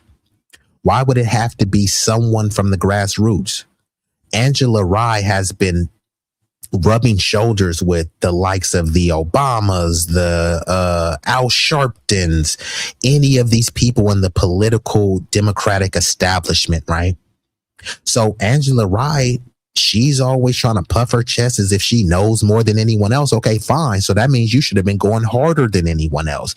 It's people on the grassroots that have no experience as a congressional staffer, and they've done more to advance reparations than Angela Rye. Angela Rye loves to bring up HR 40 and stuff. HR 40 is a study. It's not reparations. I just pulled up how Kathy Hochul gave over $183 million to Jewish people for reparations. And this was just a couple years ago. There was no study involved. His Justice Department to dip into that settlement fund to the tune of, and you gave me this information, $1,776, in order to give reparations to the insurrectionists. And like Sunlight says, you've always known. And this is what I'm saying. Like, how are you supposed to respect these people? Because if other people outside of the political establishment knew about this, but Angela Rye and Joy Reid, who was in the political establishment, they didn't know that. Joy Reid, I believe she went to Harvard. So she's has a very prestigious educational background, but she's just now finding this out in 2026. Angela Rye, she's been around schmoozing with Obama, schmoozing with Kamala, and she's just now figuring this stuff out. But like Sunlight says, no, she's always known, which makes it even more egregious. She's known, but she hasn't been standing up for us. She's been pushing a vote blue no matter who and open borders.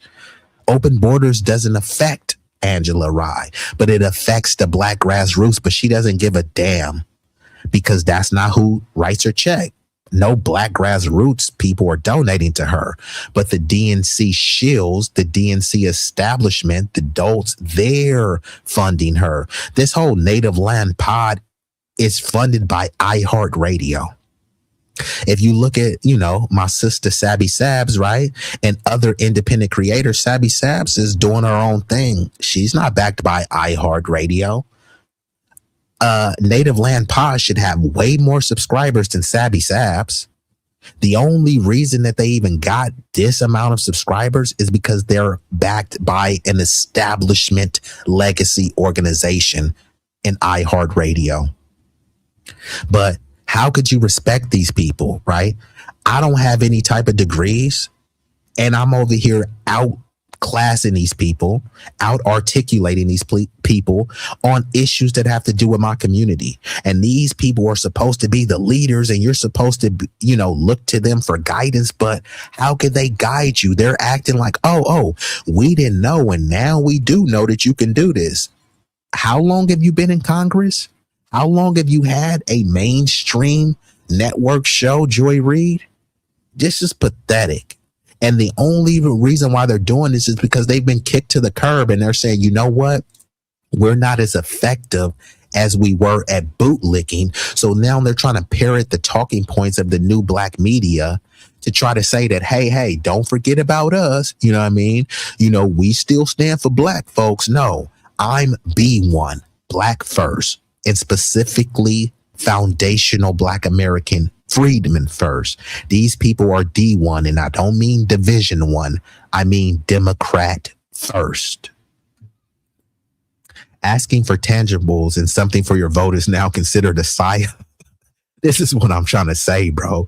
No other group does this, right? When the Jewish people were over there whining and saying, they said globalized an intifada, right? And they were asking for protections and things like that. No one called them victims. No one said it was a victimhood.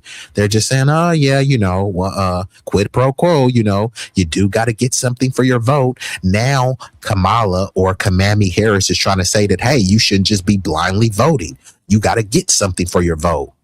But this is the same Kamami that said she's not going to do something that only benefits us, but she's advocating for things that only benefit women. I'm not a woman. She's advocating for things that only benefit people with kids. I don't have kids. She's advocating for things that only benefits immigrants. I'm not an immigrant. She's advocating for things that only benefit Jewish people. I'm not Jewish. But then when it comes to foundational Black American freedmen, she won't support or advocate anything that only benefits us. But anything that benefits us won't only benefit us.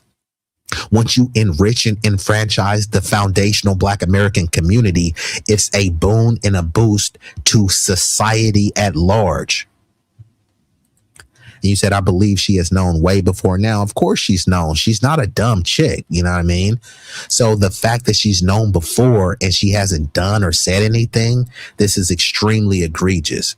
And you said later for respect, how are we supposed to trust you people when you holding back vital information. And this is what I'm saying. They hold back vital information and then they say, hey, y'all was too stupid. Okay, let's just say we were too stupid. We were too stupid to understand, but you're not stupid. So you clearly understood. So why did you work to undermine us? Because she got a check from the DNC. That's why.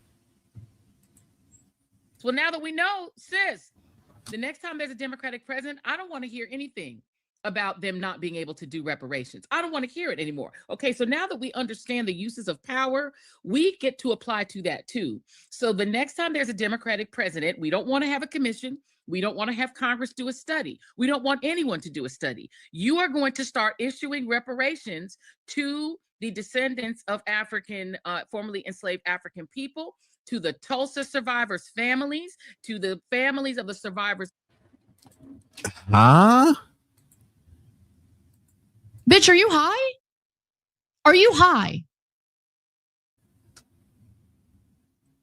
Huh? Why she tried to slip that in? Oh, to formerly enslaved Africans and all. Like, who the hell are you talking about? No, we're talking about foundational Black American freedom. And so this is where they try to slip that African in to try to Africanize everything so that, hey, I'm Congolese, I'm African, I'm a descendant of an African slave. No, this ain't about the continent of Africa.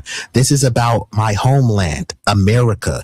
The fact that they're over here trying to Africanize everything like that, all they're trying to do is open the door for non-foundational Black American immigrants to try to tether on and say, hey, I was a descendant of an enslaved African, because there were many people, most of the enslaved people were in the Caribbean. And there was an ethnogenesis. Not everybody that has Negroid phenotypes are African. And this is what they've sold you, right? Because let's just do this, right? At the very least, many of us have been here for thousands of years, but let's just go at the very least. At the very least, we've been here 500 plus years. If you look at how long it takes for a new racial and an ethnic group to form, it takes at the low end a couple generations.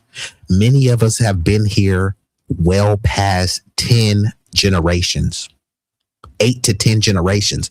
So clearly a new racial and ethnic group was formed. We are an admixture of formerly enslaved and enslaved Black people, indigenous people, and European people. This is an amalgamation of these collective groups which formed an ethnogenesis. So whatever, and they always say this too, y'all don't know where y'all from. No, we know exactly where we're from. We're from America. No, you ain't really from America. You're from Africa. And then they point to some distant land in Africa that didn't even exist, right? When my family was here building in Alabama, many places in Africa didn't exist. Oh, yeah, but you still from there. Okay, now let's just think about this. There's no race called Native American. There's no race called indigenous. So what race are these people, right? They presume that, hey, they were Asiatic, right? Okay, so if they were Asiatic, then is their race Asian? Could anyone answer that question for me? They say that no, the y'all wasn't here first. The indigenous was this person. Okay, what group is that? Because there's indigenous people everywhere. If you look at Aboriginal, indigenous, those words are used interchangeably, right? There's indigenous people in Africa. There's indigenous people in Australia, but there's no race called indigenous. And then just these simple questions people can't even ask, but why can't they ask them, right? So every melanated person that comes over, they just get to somehow immigrate into our lineage. No, you can't immigrate into a lineage. If I pack up and decide that I want to go over to China and start a family, I can't immigrate into being Chinese. I can be a Chinese citizen, but I'll be a foundational Black American Chinese citizen. Just like if you come over here from Jamaica, Senegal, Haiti, or whatever, right? You're a Haitian immigrant. Yeah, you may be a Black Haitian immigrant, but you can't come over from Haiti and then immigrate and say, I'm a foundational Black American. No, you're a Haitian immigrant. You're a Senegalese immigrant. You're a Nigerian immigrant. And there's nothing wrong with that. All we're saying is that you can't immigrate into a lineage. Right now, if you want to pack up and move to Mexico, right? They're not going to say, bruh, you're Mexican just like us. Yeah, you may have citizenship, but citizenship is not the same as your lineage. There's plenty of Black Mexicans over there, even though they should just be called Mexicans, but they call them Afro-Mexicans, right? So, yeah, if I go over there, I just won't be immigrating into being an Afro-Mexican. I will be a foundational Black American with American citizenship. So they've tried to convince people that, you know, we have to look and, you know, be these generic Africans. But all this stuff is just a form of cultural erasure, ethnic erasure. Yeah, I will vote for Donald Trump. Like, that's what these people were doing, right? Joy talking big like she qualified for reparations. No, Joy Reid is Guyanese and Congolese, but then she keeps talking about we did this and we. No, it's no we. And this is the form of ethnic erasure. And people they act like they don't understand. But Big Rig, no, shout out to Big Rig, right? Big Rig has many Hispanic friends. Big Rig, go to your Mexican homies and tell them, hey, bro, y'all all Latino. You're no different than a Brazilian or a Honduran or a Venezuelan. See what they say. Y'all all Latino. Would they go for that? Go to your Asian people and say, hey, look, Koreans are Asians. Chinese people are Asians. There's really no difference between y'all because y'all all Asians. Then people will stop you and say, no. There is a difference. Mexicans aren't the same as El Salvadorians. El Salvadorians aren't the same as Puerto Ricans. How dare you say that?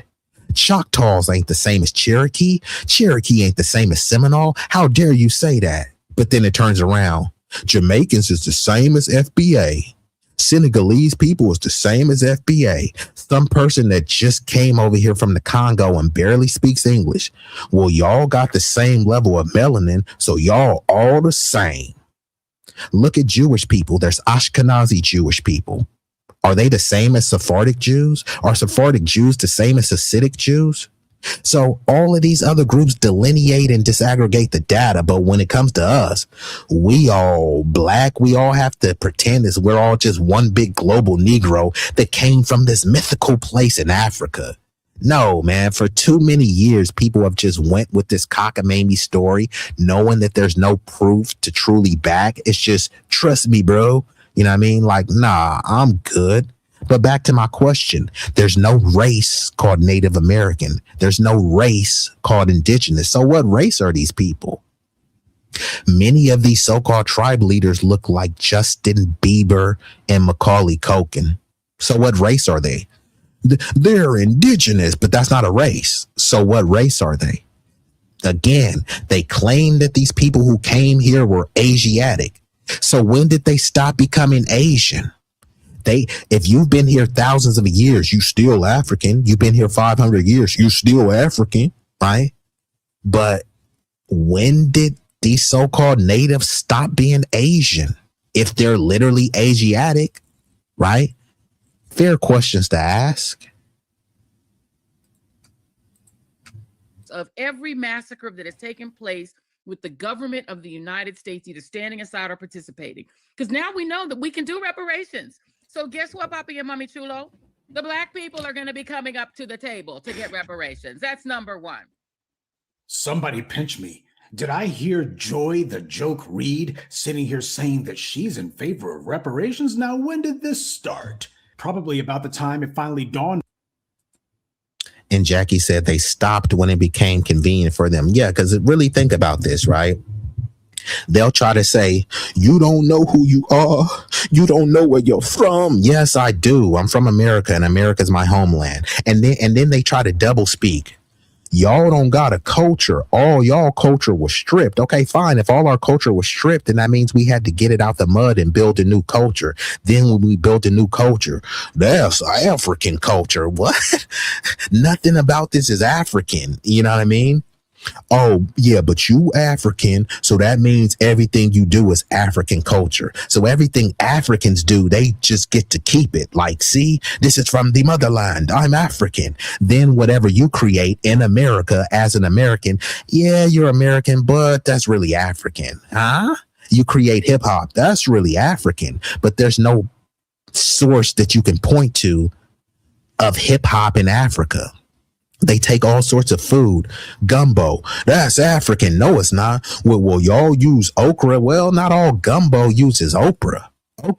And go to Africa. Our foods don't taste the same. Where's the soul food in Africa? Some people, not all, but some people in Africa is eating bushmeat, bro. You know, lemon peppered leopard legs. You know what I mean? Rotisserie hippopotamus thighs. Like, hey, I'm sure it's delicious, but that's not what we eat. I didn't grow up eating naan and curry, plantains, curry goat. I just didn't. I didn't grow up eating a goosey and jollof. I'm not saying there's anything wrong with that, but I'm saying it's from a different culture. To try to pretend like it's all the same culture because of melanin, it just doesn't even make any sense, right? Filipinos are Asian, so Filipinos take credit for sushi. When you think of sushi, do you think of a Filipino? Filipinos are Asian, right? No, come on now. When you think of a burrito, you think about someone from Brazil. They're Latino, right? Like, come on now. Like, we've been just allowing ourselves to be ethnically and culturally erased in the name of solidarity. But no, that's not solidarity to want to engage in ethnic erasure. If I was an Asian and I participated in samurai culture, I wouldn't try to say that this is my culture. I know that it's Japanese culture. And thank you for the Japanese people for allowing me to partake in this beautiful, rich culture.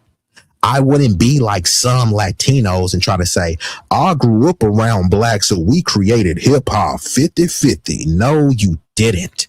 Just because you were there doesn't mean you created. A contribution doesn't equal creation. If I throw a cookout and I didn't whipped up the ribs, I didn't whipped up the tater salad, I didn't whipped up the corn on the cob, I didn't whipped up some dessert, I didn't made a fruit punch, and then you bring the forks and the plates, hey, thank you. You contributed to helping to make this cookout a more thriving spectacle. But to try to say that you organized and you cooked the food, no, bro, you contributed. But like, we didn't really need your contribution. We accepted your contribution, but we didn't need the contribution. And that's what people don't understand. Nobody needed Latinos. You know what I mean? Latinos didn't create anything in hip hop. They came after and made some contributions, and we commend them for that. But then when you turn around and try to say that, hey, yeah, we're responsible for creating this stuff 50-50. Yeah, no, that's where you lose me. And you said, don't do it. I don't know which one you said. Hey, yeah, you know, and I might, you know, I'm definitely going to come back tomorrow, but depending on what time your stream come on and how long you go, I might come back with the double header. I'm back. We not having a country. We don't know who we are. Our rhetoric comes from the NOI used to recruit. You saw Bane do that to Malcolm X and Spike's movie. Yeah. And like I said, not all of these people, just because it's a respected figure or a respected organization, don't mean I agree with them. So then they contradict themselves too. They try to say that we don't know who we are. We don't know where we're from. Then they try to tell us where we're from, and they can't really point to a place. You from Africa. Okay, where in Africa? West Africa. Okay, where in Africa? Most likely here. So then they start guessing and estimating. It's like, bro, that's not no facts. They have no proof to say that you literally came from there. Even the DNA tests, right? The DNA tests say that they're for entertainment purposes only, right? So some people, like, I remember Lil Wayne tried to say, oh, on his DNA test, it says that he was 53% Nigerian. Lil Wayne is from Louisiana. Louisiana is older than Nigeria. So I'm just saying, but let's just say that he allegedly was 53% Nigerian, which, you know, is a crock of you know what, because these DNA tests are not reliable. But you can't go and say, hey, look, I have X amount of Nigerian ancestry, and then go to Nigeria. You think that they're going to give you any Nigerian citizenship? On average, many of us have about anywhere from 15 to 30%, some 40% of European ancestry. You can't go to whatever respective European nation and say, hey, look, I'm 30% European. Should I be granted citizenship here? We already know what the answer is. And this is so goofy, though, when they try to say that y'all have no culture. Your culture was stripped from you. Okay, if our culture was stripped, then that means we had to get it out the mud. We had to create something that was entirely new, something that was unprecedented. And that's what we did. We created something new. We created something unprecedented. And now they want to say, yeah, but y'all got it from Africa. Okay, but where are the origins in Africa that you can point to? They can't point to any origins. Imagine that I'm saying, hey, look, I created tacos, but I have no origin or no history of me creating tacos, of me whipping up the recipes. Or the taco should even be better, right? Should you be able to get a better taco at Taco Bell or in the heart of Mexico? If Africa is the birthplace of hip hop and all this other stuff, shouldn't you hear better artists in Africa than America? In the heart of Africa, you don't have any African that can hold a candle to the best Black American rapper, but we're supposed to pretend as if it came from there because of some drum. Huh? We used anything as drum. We would use a garbage can as drums. We would beatbox and freestyle. So we didn't need no freaking drum to create hip hop. But this is what the tethering does. All of our accomplishments has to be given to Black and brown, or you owe it to Africa, or this is American culture, right? They demonize our culture, and then once they find a way to commercialize and monetize it, then they say, hey, that ain't Black culture. This is everybody culture. But remember when they said, we're not against rap. We're not against rappers, but we are against those thugs. Remember they said that in the 90s? What people were they talking about? They weren't talking about Black and brown. They were talking about Black and Black only. On her that MSNBC is not going to be giving her another show. It's going to be very rare that she pops her head in the door to do some sort of panel, but that's going to be about it. They'll have her show up just long enough to say, hey, remember this old fossil who we gave the pink slip to? Yeah, that's dawning on her that pretty much it's over. Now, right off the bat, you see how Joy Reid slipped in there that line about descendants of formerly enslaved African people. Notice how she slipped that in there.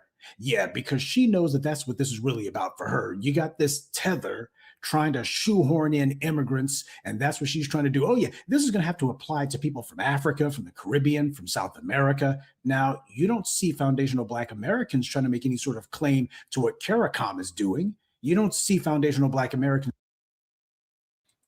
So, and this is what we talk about with the whole double dipping. There's a whole reparations apparatus called CARICOM. They're supposed to be trying to retrieve reparations for people in the Caribbean and stuff.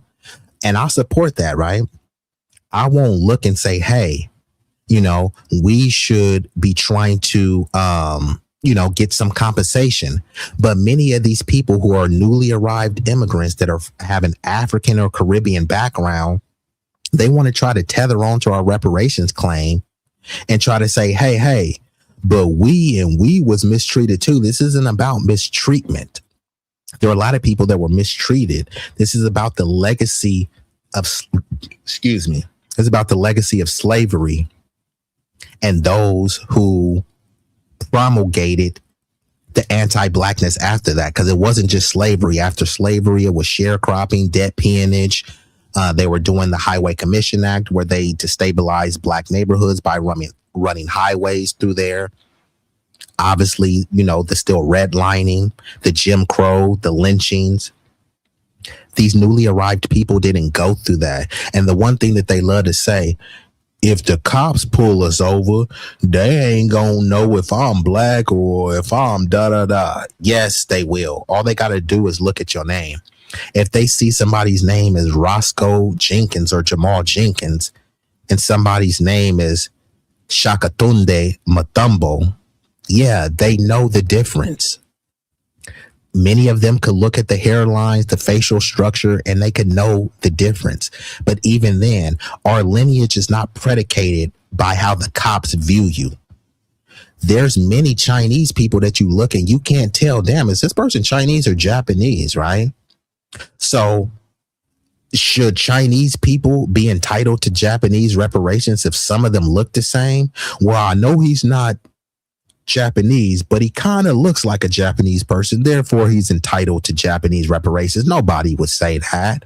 So if there's some African or Caribbean immigrant that may look like a foundational Black American, just you simply looking like us doesn't entitle you to reparations. If a cop is confused, that doesn't entitle you to reparations. I'm sure many cops thought that Chinese people and Japanese people looked the same. That had nothing to do with their justice claim.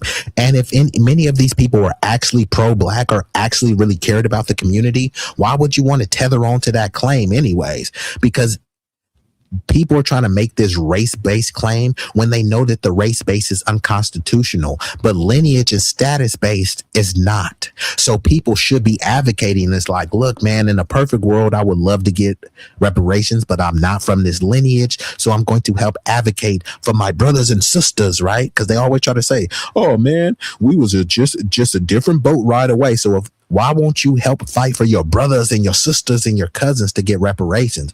All they try to say is, na boo boo. If I can't get reparations, then no one can.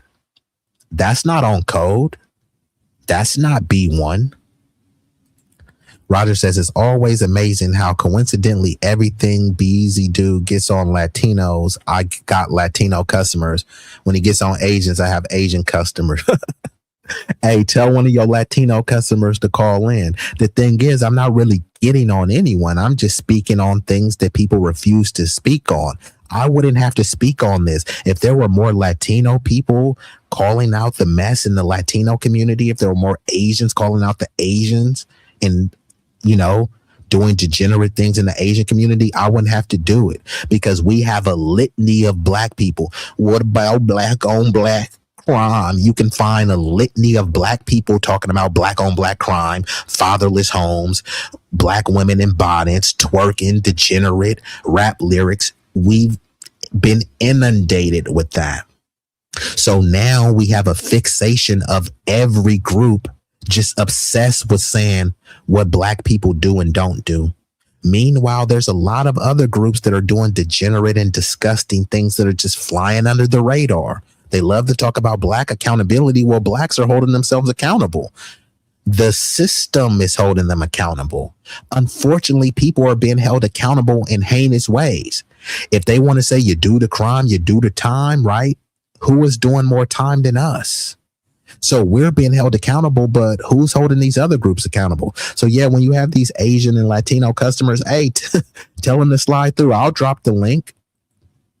Sab getting on Zios. I got Israelis in the car. Yeah. And shout out to Mr. Troy for still rocking. I get so sick of that whining from some of our people. Yeah. And this is what I'm saying. Some people, they always like to say, you know, Black people have a victim mentality and they complain. And how many times do I have to say this? If you're complaining about someone else complaining, guess what you're doing? Complaining. So you're doing the same thing that they are doing. Y'all complain too much. So why are you complaining? If we complain too much, then just leave us alone. If we have a victim mindset, how is that stopping you? Like, really think about this. If you were on a winning team and your team was thriving in the playoffs, would you look back? Look at that team over there. They got a victim mindset. Why do you care? You're winning, right? You're about forward progress. So why are you looking back to a team and saying what they aren't doing? And that's what people do all the time. They talk about how degenerate Black people are, how disgusting. Why are you following this stuff? It's almost like these dudes with watching OnlyFans. Oh, these hoes is on OnlyFans. How would you know unless you're watching these hoes on OnlyFans? You calling these chicks hoes, but yet those are the chicks that you go after. They talk about, oh, rap music is degenerate, and then you listen to their playlist and it's all rap music. So if it's so degenerate, why are you listening to it? If rap music is so grotesque and degenerate, why are most of the consumers non-white? I mean, just make it make sense to me. It's a bunch of college-aged frat boys listening to NBA Youngboy and Young Dirk. Why is that? Why aren't these college frat boys saying this music is degenerate and disgusting? And if it isn't degenerate and disgusting, what is it about non-black people that are so obsessed with listening to degenerate music? No one is forcing you to listen to that, right? You don't have to listen to the music, but then you listen to the music and then complain about how disgusting the music is. The music that you chose to listen to doesn't make any sense. Shout out to Mr. Troy. Yeah, I know. I always have to say many of these people with degrees and all of the, masters and stuff, they're not even intellectually formidable enough to challenge me. But and I'm not even the smartest dude on the block. I'm here to teach, but I'm here to learn. So here we got, hold on. We got this chick right here, and I got to hit her with, bitch, are you high? Are you high? So first of all, you're not black, you're white. You said Palestinian proud girl, white Palestinian proud girl. You said shut up raccoon. Like, use your own terminology. Calling someone a raccoon is something from the Black American community. And how am I a raccoon? And won't you come up? Let me go ahead and drop the link for this white Palestinian chick. Because she's coming up, dude, shut up, you raccoon. Like, okay. Come on up, Karen. We got a Palestinian Karen in here. Okay, well, Jackie, hey, I was gonna drop the link, but Jackie got her up out of here. So thank you, Jackie. Now I wouldn't have blocked her. I was gonna drop the link and let her come up. But see, when y'all gonna leave comments like this, at least have some level of, coherence. She's calling me a raccoon, but she won't say why. And the reason why, and Roger, are you still here, Roger? This is your allies. This is your ally. She's a Palestinian proud girl, but she's a Palestinian white girl. There's no race called Palestinian. And all these people, they try to pretend, no, Palestinians, they're people of color. Okay, what color is this chick? What color is she? Palestinians are classified as white in America. Now, in 2030, there will be a racial classification called MENA. Okay, if she can still come up. And usually I just time people out. And then hold on, I usually time people out. I don't immediately block them, but I'm gonna go ahead and drop the link because see, this the thing. These people, they always like to say shit in the chat, but hey, look, you have an open invite, right? She's calling me a raccoon, but no, I ain't taking that to Rome. And Nick, remember, Nick called me a white supremacist. So like, I'm sure if I send this to Nick might try to slide in her DM. Nick might try to slide in her DM, but like I said, I like to pull these things up in real time. You know what I mean? So hold on. Actually, she kind of derailed it, but I want to pull this up. So y'all give me, hold on. Give me like 40 seconds. You ain't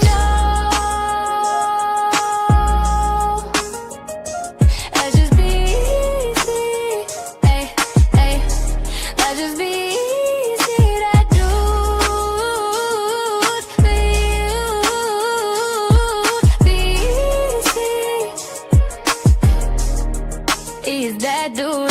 You hear me? You feel me? Ooh, ooh, ooh. B-Eazy Dat Dude. Yeah.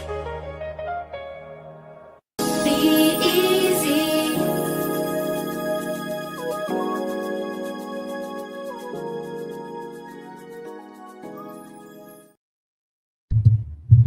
Okay, we back. And then y'all see this on the screen. Like I said, we got to pull this stuff up in real time.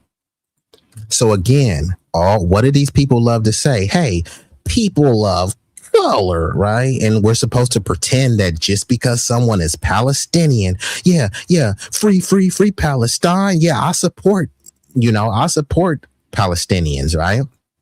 But I have to call it what it is. Once again, there's no race called Palestinian. Don't take my word for it. In the United States, Palestinians and other Middle Eastern people have been officially classified as, you guessed it, white. Since the late 1800s and early 1900s. What year is it again? 2026. They've been classified as white. Hey, they're not white. They're Muslim. They're Arab. There's no race called Arab.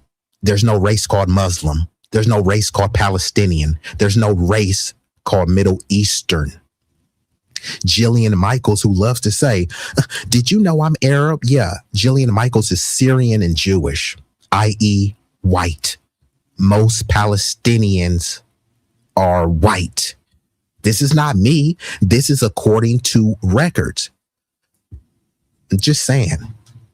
So again, this chick comes in as a Palestinian Proud Boy calling me a raccoon. All it is just a white girl with a keffiyeh. That's all it is. But you've been convinced. No, there are people of color. Well, why won't they check the box that says other? There's a box that says other. You can check other and say that I'm Palestinian, right? They try to frame Middle Easterns as, no, they're not African. They're Middle Eastern. They're literally in North Africa. Yeah, but they're not African. They're Arab. Okay. Again, these aren't my facts. No gun is forcing them to say that they're white. And if they aren't white, then how accurate has our information been?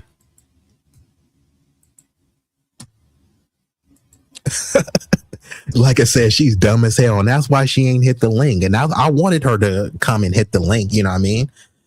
And I don't have an issue with Palestinians. I don't have an issue with Arabs, Muslims. I don't care if you white, black, or yellow. I'm just pointing out the distinction, because these are all the people that they call minorities and people of color, but you can't really say what color they are. White people aren't considered people of color, but a Palestinian who's classified as white is considered a person of color. Make it make sense. And my says, keep in mind, be respectful to the host to chat to avoid timeout or blocking. Yeah, if people is trolling and stuff, y'all could time them out. You don't got to immediately block them. But if you do block them, honestly, I don't really care. You know what I mean?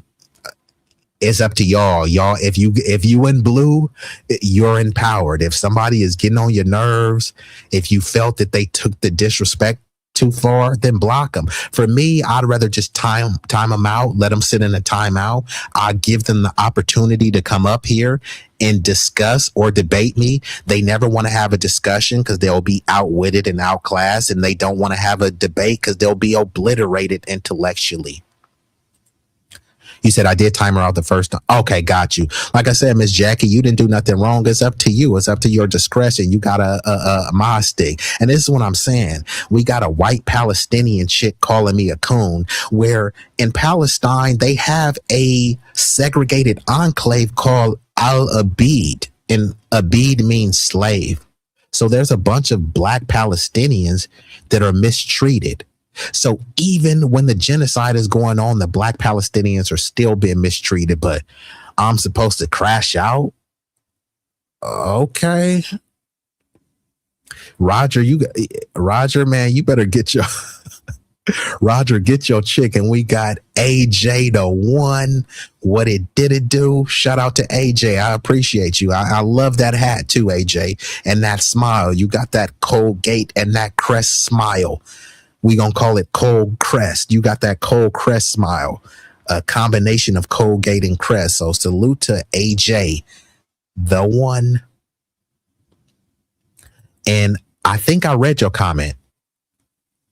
Unless I missed one. I think I read your comment. But yeah, like you all good, Jackie. I appreciate you taking your mod serious, but like this shit kind of just, kind of derailed the thing. Okay, got you. Appreciate that, Jackie. You said ask her how's that solidarity with Afro.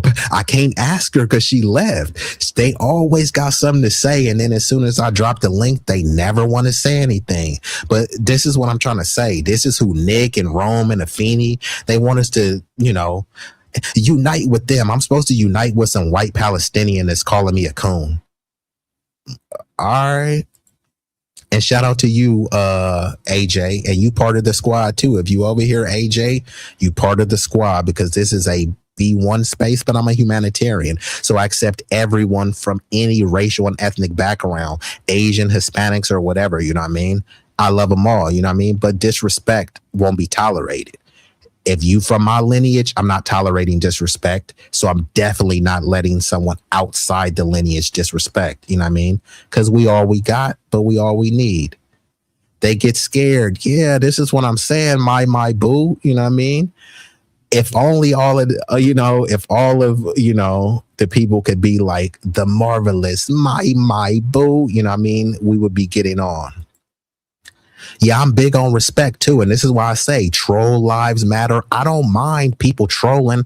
I mean, people be saying all sorts of nasty, disgusting stuff. There's one dude comes through, Tampon Timmy. He's always coming through saying some goofy stuff, but I don't really kick him because some of the stuff is kind of funny.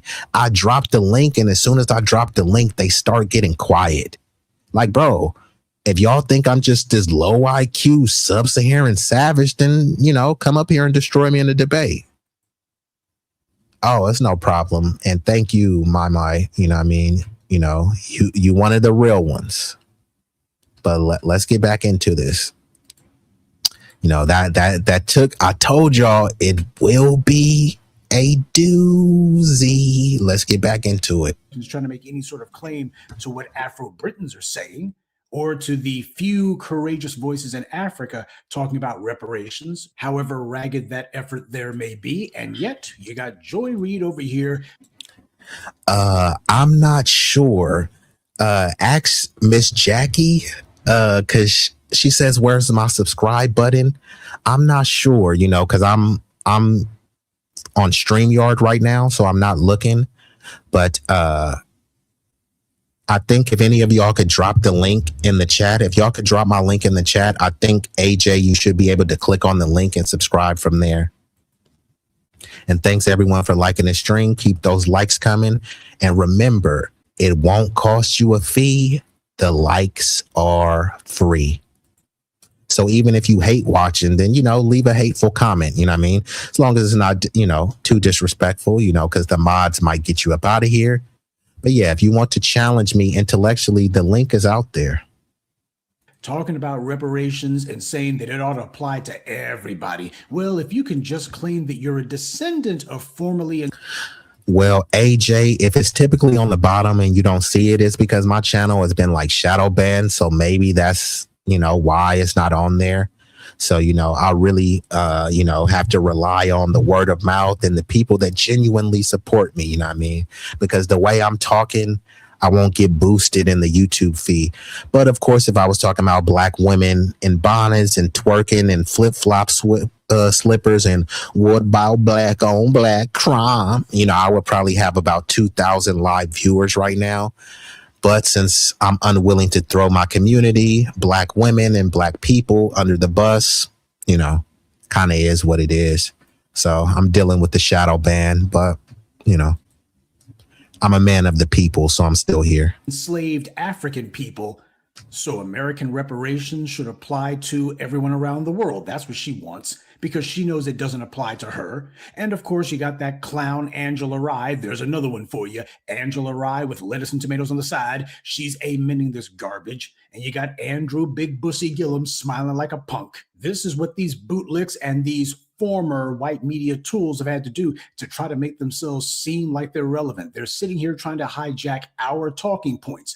Now, all of a sudden, the same joke Reed, who was saying from her chest that anyone demanding reparations was a Russian agent, and that these black women who are talking about reparations or who are talking about how Kamala Harris hasn't done anything for the black community, well, black women would never say that. Clearly, think about how disgusting a claim that is. As a foundational Black American whose descendants come from the killing fields in America, you asking for reparations is somehow, what's the word that they want to use? Unreasonable. It's victimhood and things like that. But when these other groups, did you know they're trying to demand reparations for some undocumented immigrants because they say ICE is the new Gestapo? So Jamila Prayapil, or whatever her name is, or Pramila Jayapal, I think that's her name or something. She wants to fight for reparations for undocumented immigrants because ICE ICE treated them so bad, right? None of those people were lynched. None of them have dogs sicked on them. So none of them were redlined. They were actually giving many benefits and privileges. Were some of them mistreated? Yes. And I don't condone that. But we were already talking about the heavy-handedness of law enforcement and, the police brutality. And nobody cared. They were saying, shut up. You do the crime, you do the time. That's what people were telling us. And now when ICE is enforcing stuff and people say, hey, well, if you came here illegally, you do the crime, you deal with the enforcement. No, ICE is like the Gestapo and where are the black people and all this other type of stuff. So we're supposed to crash out for communities that don't give a fig Newton about us, right? And on top of that, open borders doesn't help us. Unregulated mass immigration, it doesn't help the black community. It just doesn't, right? And I have nothing against immigrants at all. I do have something against the weaponization of immigration policy, because all of the people that love, this is a nation of immigrants built by immigrants. Okay, fine. Then have all those immigrants go to your neighborhood. Then suddenly these people don't want the immigrants there. They're like, huh? Like, send them to the black neighborhood. But that doesn't make sense. Y'all said that they work so much harder. So have those hard workers over there. You said they have a superior culture. So let their superior culture be in your neighborhood. So they don't want these hardworking immigrants with higher IQs and superior culture. Send them next to the blacks. Does that make any sense to you? And Mr. Troy says reparations is a debt owed, 400 years of forced free labor. Yeah, and it was really more than 400 years, but 400 years is the baseline. It's a debt owed. It's not a handout, but even Citigroup, and this was years ago, Citigroup is either the third or the fourth largest financial institution in the entire world. They said that restorative justice, i.e. reparations, would be a boost to the economy. It would generate a stimulus to the tune of multi-trillions, not thousands, not millions, not hundreds of millions, trillions of dollars. So all of the fiscal conservative people, they should be advocating for reparations because it's not a handout. It's going to be a boost for society. And with us, we're not saying give us reparations and then screw those Asians and screw those Latinos. No, we want to see the Asian community uplifted and enriched. We just don't want our justice claims conflated with other stuff, right? Oh, y'all deserve reparations, but Asians deserve reparations too because somebody said they had the Kung flu. Huh? No, that's not even the same. Now, if you want to give them something, we're not against them getting anything. You don't hear us going around saying, don't give the Asians anything. Don't give the Jewish people anything. But other groups are saying that. There were a bunch of Asians that said, don't give those niggas anything. Now, they didn't say niggas, but they said, don't give the blacks anything. And the Asians that were saying that could barely even speak English. There are a bunch of Hispanics that could barely speak English. Don't give them any reparations. I will vote for Donald Trump. Like, they could barely speak English, but they spoke English enough to say that, no, y'all don't get reparations. We're not going around and saying, hey, they don't deserve that. We focus on what we are owed and what we deserve. And then we say, hey, look, we support universal policies. We were the only ones pushing all lives matter policies. When you think about civil rights is an all lives matter policy. Who was the leader of these all lives matter policies? Malcolm X, Fred Hampton, Martin Luther King. You can go on and on and on of the Black Americans that were fighting for civil, i.e. all lives matter rights. But then when you look at the other groups, stop Asian hate, only fighting for Asian hate. Nobody was saying all hate matters. Look at the what's the dude who they just drug under the mark? Cesar Chavez at the height of civil rights, he was fighting for Chicano rights. I'm not Chicano. So our people are fighting for civil rights that help everybody. And the LULAC people are fighting for Chicano rights that help Chicanos. LULAC said, I don't want to ally with the Negro. Let him fight his own battle. So they were fighting for Latino rights.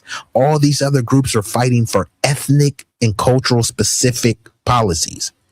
Look at the Native Americans. Many of those treaties had freedmen. When they had the Indian Affairs Bureau, they also had a Freedmen Bureau. Where are the Native Americans to say, damn, man, why y'all doing our black brothers and sisters like that, right? When they're over there talking about Asians, right? Do you hear Asians saying, hey, look, man, what y'all doing to our black people is wrong. But when it comes to us, we have to do black and brown and black and marginalized groups and black and underserved communities. We all have to combine our justice claim with everybody else, but everybody else just gets to stand alone. The Holocaust, there was a Black American Holocaust, but when they talk about a Holocaust, they're talking about a German Holocaust. Jewish people don't mention anyone. They say never forget, even though Israel is presiding over a genocide. They say never forget what happened to them. Never forget what happened to them over a course of 10 to 12 years, but forget what happened to those niggers over a course of 500 plus years. Don't forget 10 or 12 years. But oh yeah, those 500 years, those were a thing in the past. This is what you've been convinced to accept. And shout out to AJ. You already subscribed. I appreciate you. I didn't even know that. Thank you. You said don't buy from the store in our communities if that's the case. Yeah, it's like all these people, it's like just don't listen to our music. Stop saying the N-word. They hate black people, but they say nigga more than black people.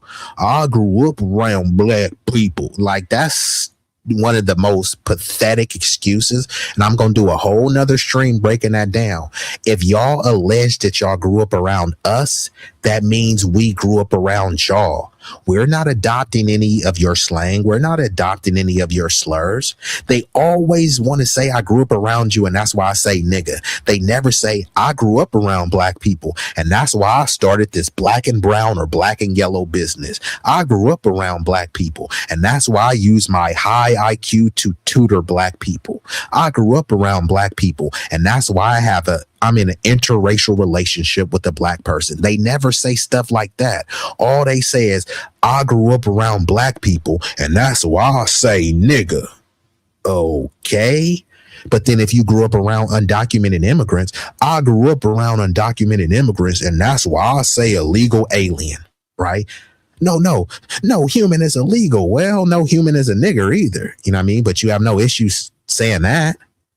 There's no legal term called nigger. There is a legal term called illegal alien. That's not my term, right?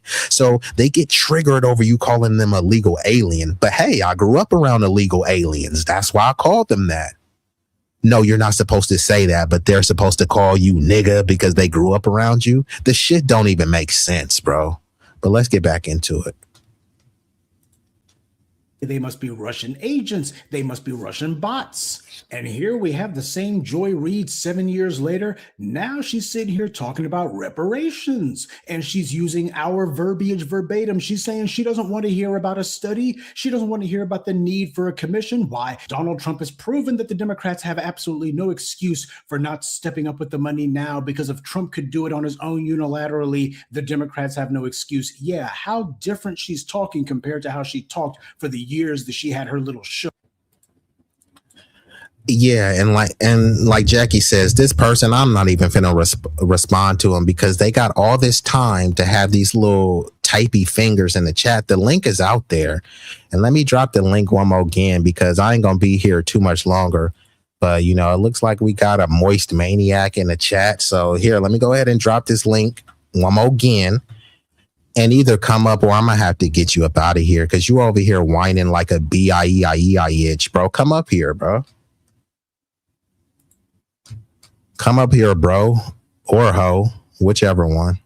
Oh, on MSNBC, how come she wasn't talking like this about all of the Democrats' policies? Yeah, she's trying to sit here and say this now because she's trying to make herself relevant. I mean, the nerve of this heifer. She was the main one trying to get people like myself and others in the new black media deplatformed 7 years ago because that's what she was trying to do. So again, Beat Active. I dropped the link. So, you know, if you want to come up here, otherwise just shut up because nobody wants to hear you whine like a little moist, effeminate maniac in the chat. In 2019, when she was saying that all of us were Russian bots. Remember what was going on at that time, family? Your social media, which includes YouTube, could come under attack. Your channels or your feeds could get shut down. You get blocked, the whole nine. So when this melanated immigrant woman was getting on MSNBC and doing the DNC's dirty work and smearing us and defaming us and slandering us and lying about us and did a whole segment where she put up a graphic on screen that specifically linked foundational Black American and reparations to the phony Russian bots narrative, her goal was to set the stage for the new voices of Black media. I'm waiting. And Miss Jackie, like Miss Jackie said, hey, bro, you can hit the link. And this is what always happens. They, you know, always be little chatty patties. I drop the link and then suddenly they just disappear. And you know what? What is this person's name? Hold on, let me see. Beat Active. It sounds like you in the corner beating your meat. Like, come on, bruh. Stop beating your meat and hit the link. And you know what?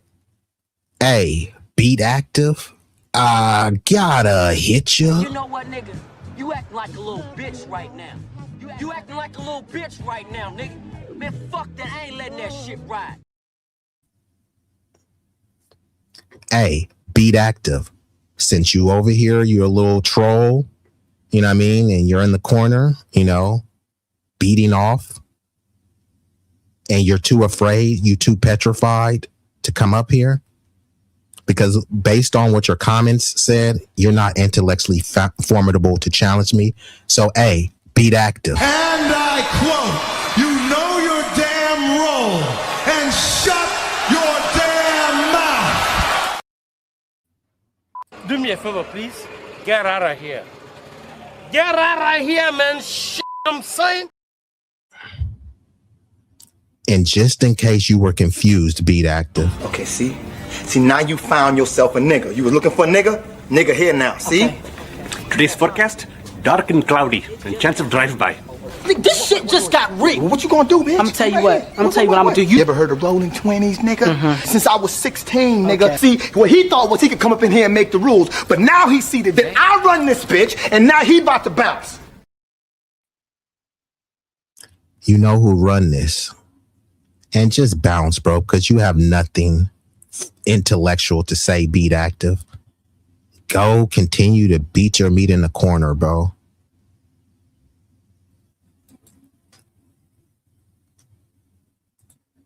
To get deplatformed, because that's what they were doing at the time, and they still continue to, but they were heavy on that then. If somebody said you were a Russian bot, oh, you find the next day that your entire channel would be terminated, your feed would get cut, you'll be done.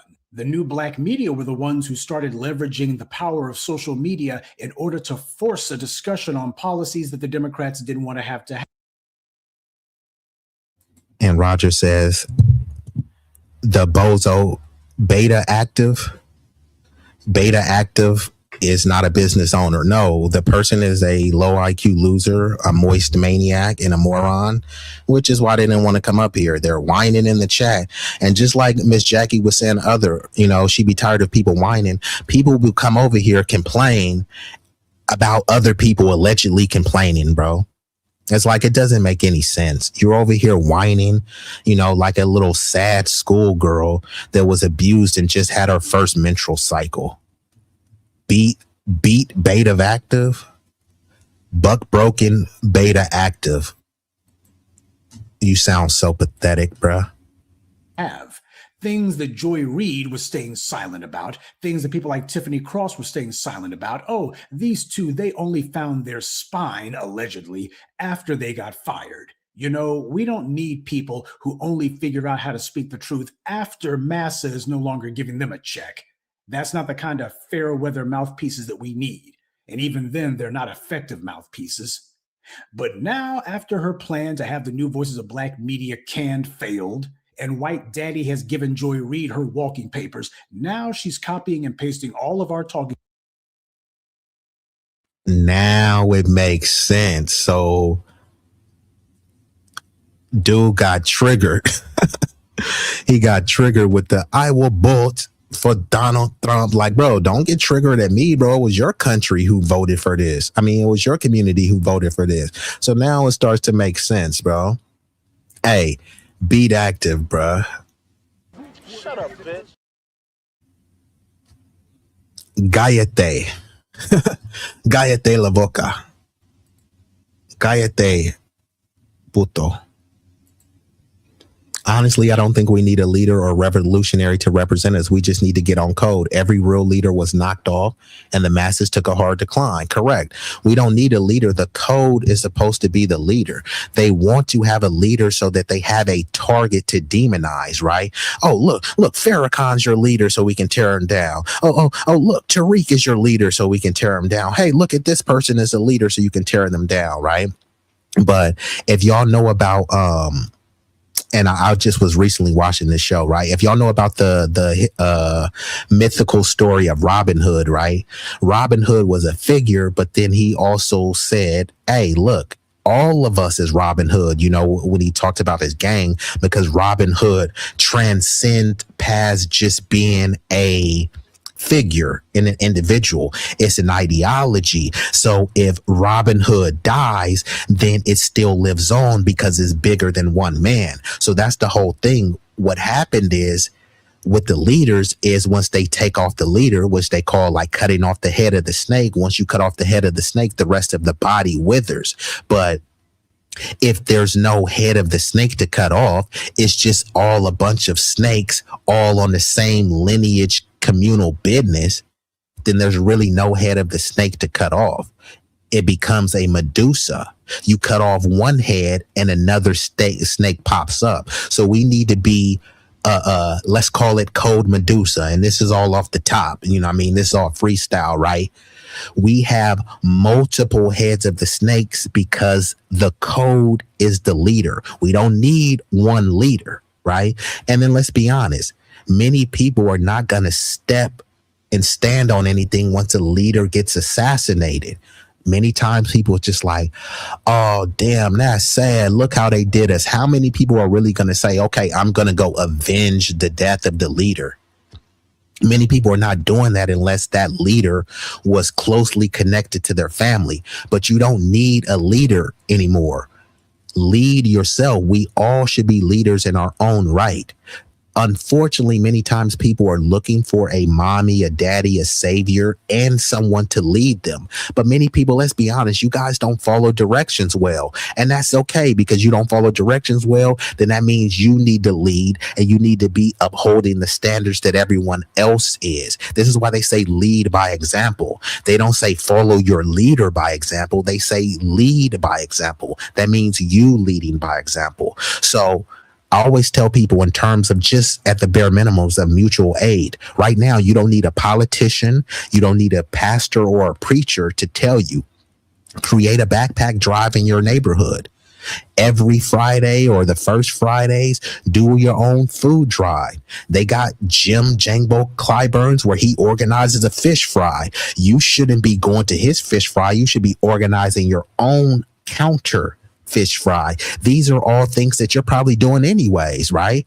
Y'all get together and party and BS anyways. We'll still do the party and BS, but you also have a pamphlet as well. Hey, look, we party and BSing, but take this home with you. Here's a reparations pamphlet. Here's an anti-Black hate crime bill pamphlet. Here's a pamphlet that helps you understand how the local politics work. Here's a packet that helps you understand citizen ballot initiatives, right? So now it's the best of all worlds. You partied some, you BS some, and then you got educated and enlightened some.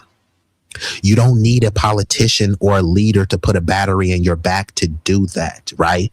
People love to say, F them kids, them ain't my kids, right? Okay, well, how about you do a field trip? Find 3, 4, 5, 10, however many you deem appropriate. Take those kids on a field trip. Obviously, you get a signature, a waiver from their parents. Take those kids on a field trip. Even if you did it once, that will change their life.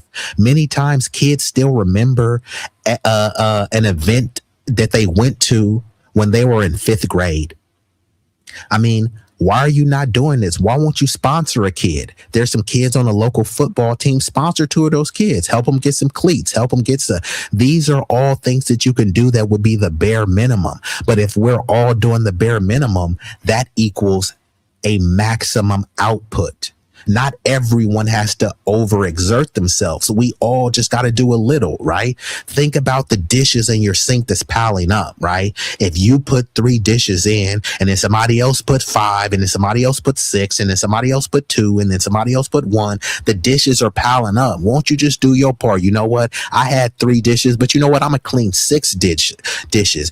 Oh, you know what? I had 10 dishes. You know what? I'm going to just clean the whole thing. And then while somebody else cleans the whole thing, you know what? I'm going to sweep the floor. I'm a mop. That's how it should be, a cohesive unit. You don't really need a rocket scientist to draw out blueprints for you to figure this out. If the Black Panthers were able to figure this out when they were 18 and 20 years old in the 60s and 70s, you mean to tell me you can't figure this out in 2026 when you have Chat GPT? Many of you have more money than Malcolm X. You have more money than Fred Hampton. You have more money than MLK, but you don't have the impact of MLK because why? You're not even trying, to be honest, right? What is stopping you from creating a free lunch program in your neighborhood? What is stopping you from creating a health clinic? You know what I mean? You can say, hey, I don't know. I don't have the capacity. You think Huey Newton had the capacity? He learned. He was dedicated, and then he taught. He learned, and then he taught and trained people. You can't teach and train people. If you're that feckless and pathetic, then that's fine. Just move the hell out the way when the builders are building.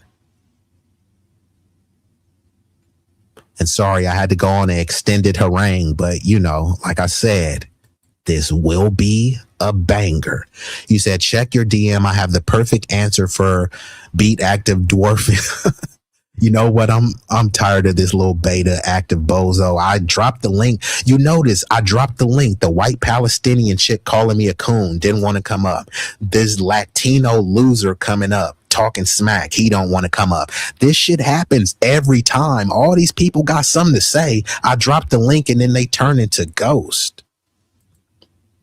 We all need to unify. So if anyone steps to us, the entire tribe come out. We work better in faster numbers. We just need to get on code. Yeah, that's what I'm saying. The code is the leader. Like the late, great Dr. Nellie Fuller talked about, Dr. Francis Cress Welsing. That's all it needs to be. And for me, like I said, I'm a humanitarian. I love everyone, but I realize that groups don't have allies. They have interests. Are there some individual allies? Yes, I love them to death. Some of those individual allies are more on code than Black people. However, I'm not delusional to think that an individual represents the collective of that community, just as well as the collective of the Black and white community didn't support civil rights. When Malcolm X and Martin Luther King was alive, the majority of the community weren't supporting them. And to be honest, you don't need the majority of the community to support.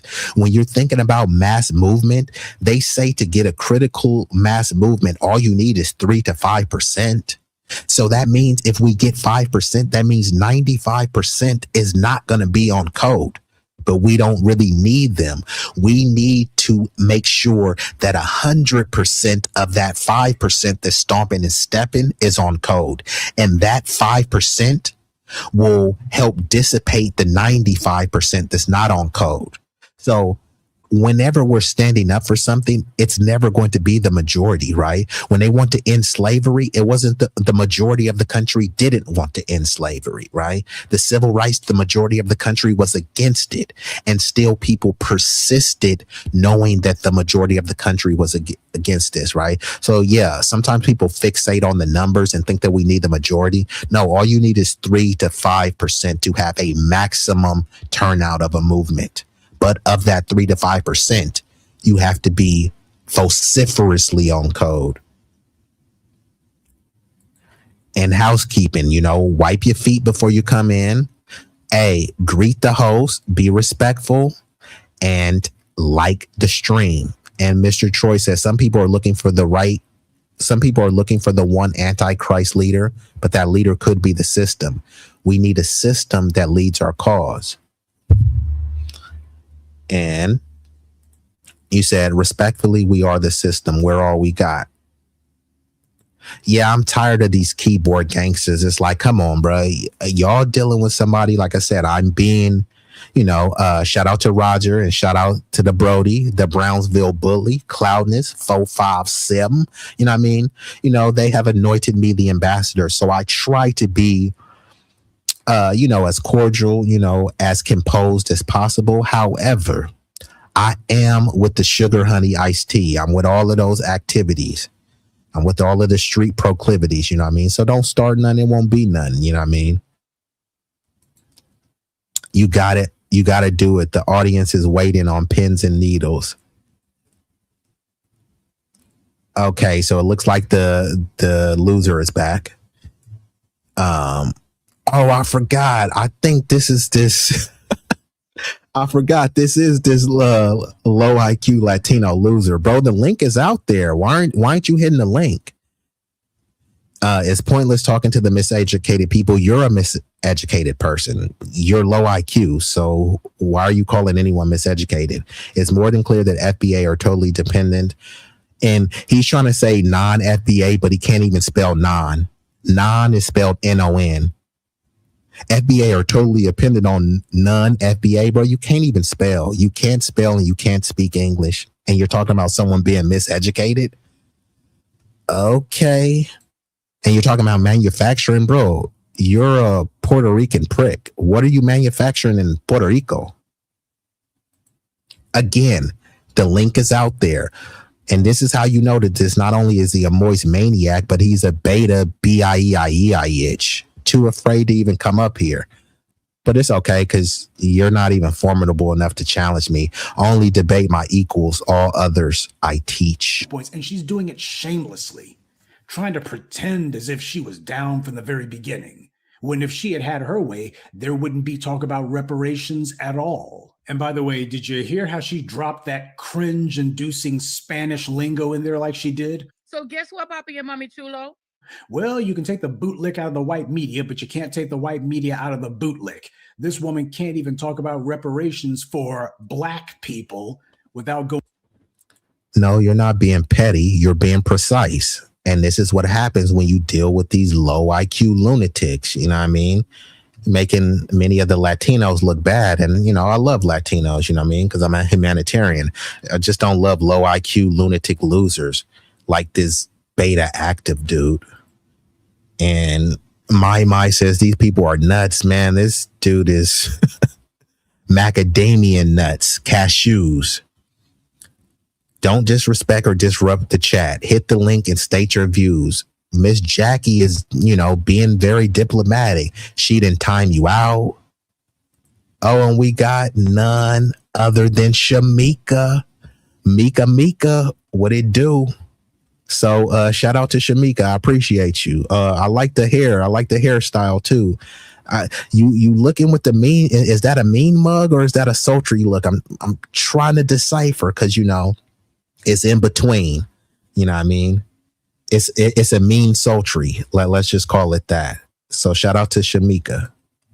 But let's get back into it. And Miss Jackie over there regulating. And I love Miss Jackie. She over there standing on business. And I ain't gonna be over here too much longer. I'll probably got another 20 minutes. But depending on how things go, I'm definitely gonna come back tomorrow. But I might hit y'all with a double header. I didn't know the majority was against ending slavery. That was wonderful because we can get reparations if that's the case. Yeah, the majority was, they were, the majority wasn't against it. Yeah. So, but that's the whole thing. You don't necessarily need the majority to be for something. The majority of the country didn't support civil rights. And I might even pull this up in real time. When Martin Luther King, before he got assassinated, they said like 80% of the country, he had a negative approval rating based on the Gallup poll. So people didn't like him at all. And there was a bunch of black people that was saying, man, these white folks, you know what I mean? Some dudes wanted him to shut up because they wanted some sexual access to some snow bunny cooch. So they wanted MLK to shut up. Other people thought that they was on the same stuff. Why are y'all bigging the white folks? These people have gave us, this. So some people got some butter biscuit crumbs. So they thought that MLK was going to mess up their buttermilk biscuits. So there was a lot of people that didn't like it. All of these white Christians, they say it's a white Christian nation, but all of the white Christians were against MLK. Even though MLK was a very devout Christian, they were against him.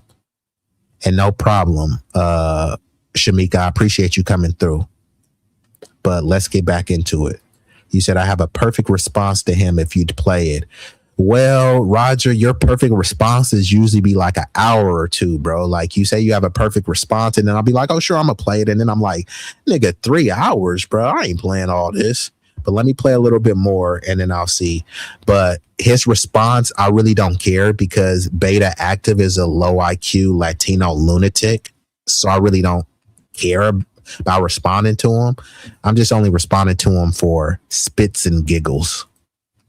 Went ahead and dropping in some black-brown unity crap. That's what that is. This is what happens when you've spent all of your adult life being a suck-up and a tool for the white media, when you decide that all of your associations are there and you're going to be making nice and going along with the asinine, colorblind coalition narrative that the white media tried to force feed to the black community. That's how you get dysfunctional garbage like this. This is how you got Joy Reid sitting here. She can't even speak about reparations for black people without going ahead and dropping in all of this other nonsense, because that's the kind of stuff that she would do. It would fly just well around the studios at MSNBC. But it looks and sounds as weird, dysfunctional, and out of place as hell when you get out of the cozy confines of that soundstage and out here into the real world. And by the way, speaking of folks who have no place in the real world, poor Shireen Mitchell. Oh, she thought that she was going to get on Joy Reid, and I guess she figured to herself that she was probably going to parlay those appearances into a gig on MSNBC. Oh, but that ain't going to happen. So she sold her soul, sold the soap, and doesn't have anything to show for it. And for her, of all people, to be mentioning the Tulsa Race Massacre, that's sprinkling sugar on crap. She's trying to hide behind the suffering that we endured, which, by the way, when the hell was she on the rampage for this before now? When was she on a crusade about the Tulsa Race Massacre before now? Hell, how many times did she even do any sort of piece on her so-called show about the Tulsa Race Massacre? No, this is her trying to legitimize her own self-serving maneuver by mentioning things that are relevant and that apply to us so that she can try to piggyback on it as if it has something to do with her when it doesn't. But that's been one of the favorite tactics of these tethers and foreign flags, people like Joy Reid. They sit here talking about slavery and say we, when her folks were not caught up in slavery at all, not even in Africa. They sit here talking about the civil rights movement when their folks showed up when it was over. They sit here talking about the race massacres when their people were still over in Africa or in the Caribbean at that time. And yet they say we. This is all about them trying to yeah, that tethering knows no bounds. Well, this is what people try to do. And we went through slavery and we went through Jim Crow and we this and we that. Like, huh? Who is we? Who is we? So again, when there's Filipino people that immigrate here, they don't say we was interned because we are Asian and Japanese people was Asian, so we was interned. Huh? No, you weren't interned. And that's the same thing too. Many of these people, they like to try to clown FBAs and try to say, hey, y'all came in chains and we came on planes. Okay, so then again, many of us didn't come in chains. Many of us was already here. But let's just say, okay, cool. We came in chains. Y'all came on planes. So right there, you're drawing a distinction and a delineation. So again, what are you talking about? Who is we? Shout out to all my Haitians out there, right? The Haitians that stood on business in 1804, right? If I'm over here as a foundational Black American freedman saying, and we had a successful slave revolt in Haiti, and we did it. No, there's no we. I'm not a part of that lineage. I tip my hat to them, but no, I'm not a part of that lineage. So then these people will immigrate here. The block was hot. After we made the block cool, then they come over here and say, man, that's bad what happened to us. We was lynched. We had dogs sicked on us. No, the we, like, huh? Who is we? Who is we? So this is that we all black, this global flat blackness to try to pretend that because, hey, this is what the FBAs went through in America. And since they have a similar level of melanin, then we all went through this. It just doesn't even make any sense, right? Based on that, shouldn't heritage Americans try to say that, hey, we went through the Holocaust? 92% of American Jews are racially classified as white. So we went through the Holocaust because we all got the same skin pigment. Nobody would accept that, right? But, you know, with us, we're just supposed to allow anyone and everyone to tether on to our lineage and try to say, hey, slavery was global. Okay, if it was global, then talk about the slavery in your homeland. Don't try to conflate slavery in North Africa and slavery in China and slavery in India and say it's the same as the killing fields in Alabama, Mississippi, and Louisiana. No, it's not the same. Even right now, when someone has a Southern twang, right? That's an American accent. There's nothing African about that. Listen to someone who just came from pick a place, Burkina Faso, Mali, Niger. They come over here. Do they sound the same as someone from Texas, from Florida, from New Orleans? Do they sound the same? Oh, they're all African American. Like, huh? No, this is not even the same. This is why people are rejecting that term, because you don't even know who the hell you're talking about or what the hell they're talking about. Elon Musk is African American. French Montana, the Moroccan rapper, he's African American. Charlize Theron is African American, but none of them are foundational Black American freedmen.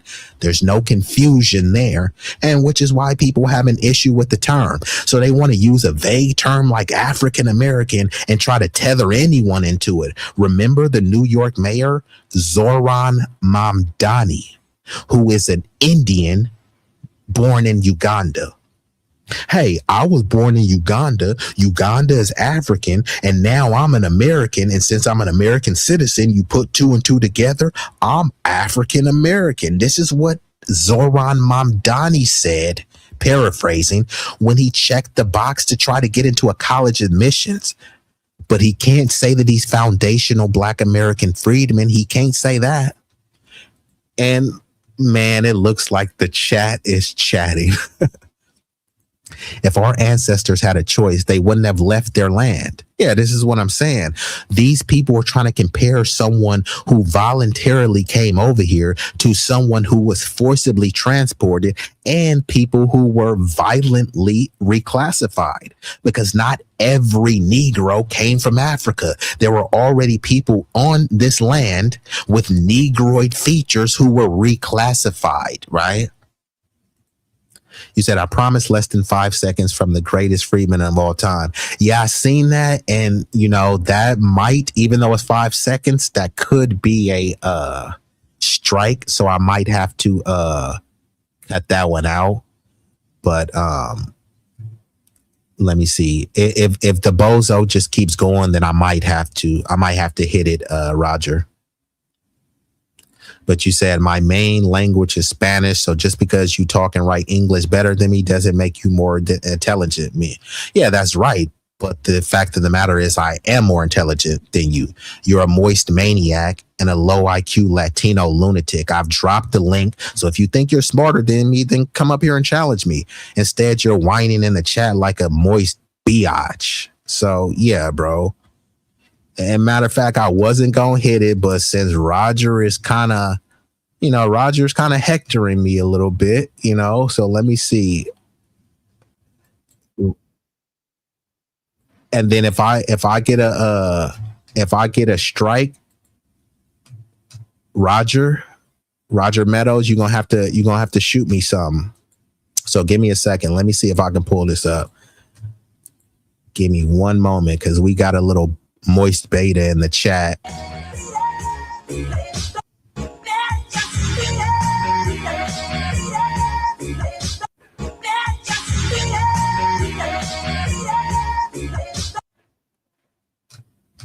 Beat active, like I said, go back in your corner, you know what I mean? You know, get you some empanadas and, you know, go rub one out in the corner and think about, you know, your poor performance today, because this is not a strong showing. Basically, I read, write, and speak 3 languages. How many languages can you speak, read, and write?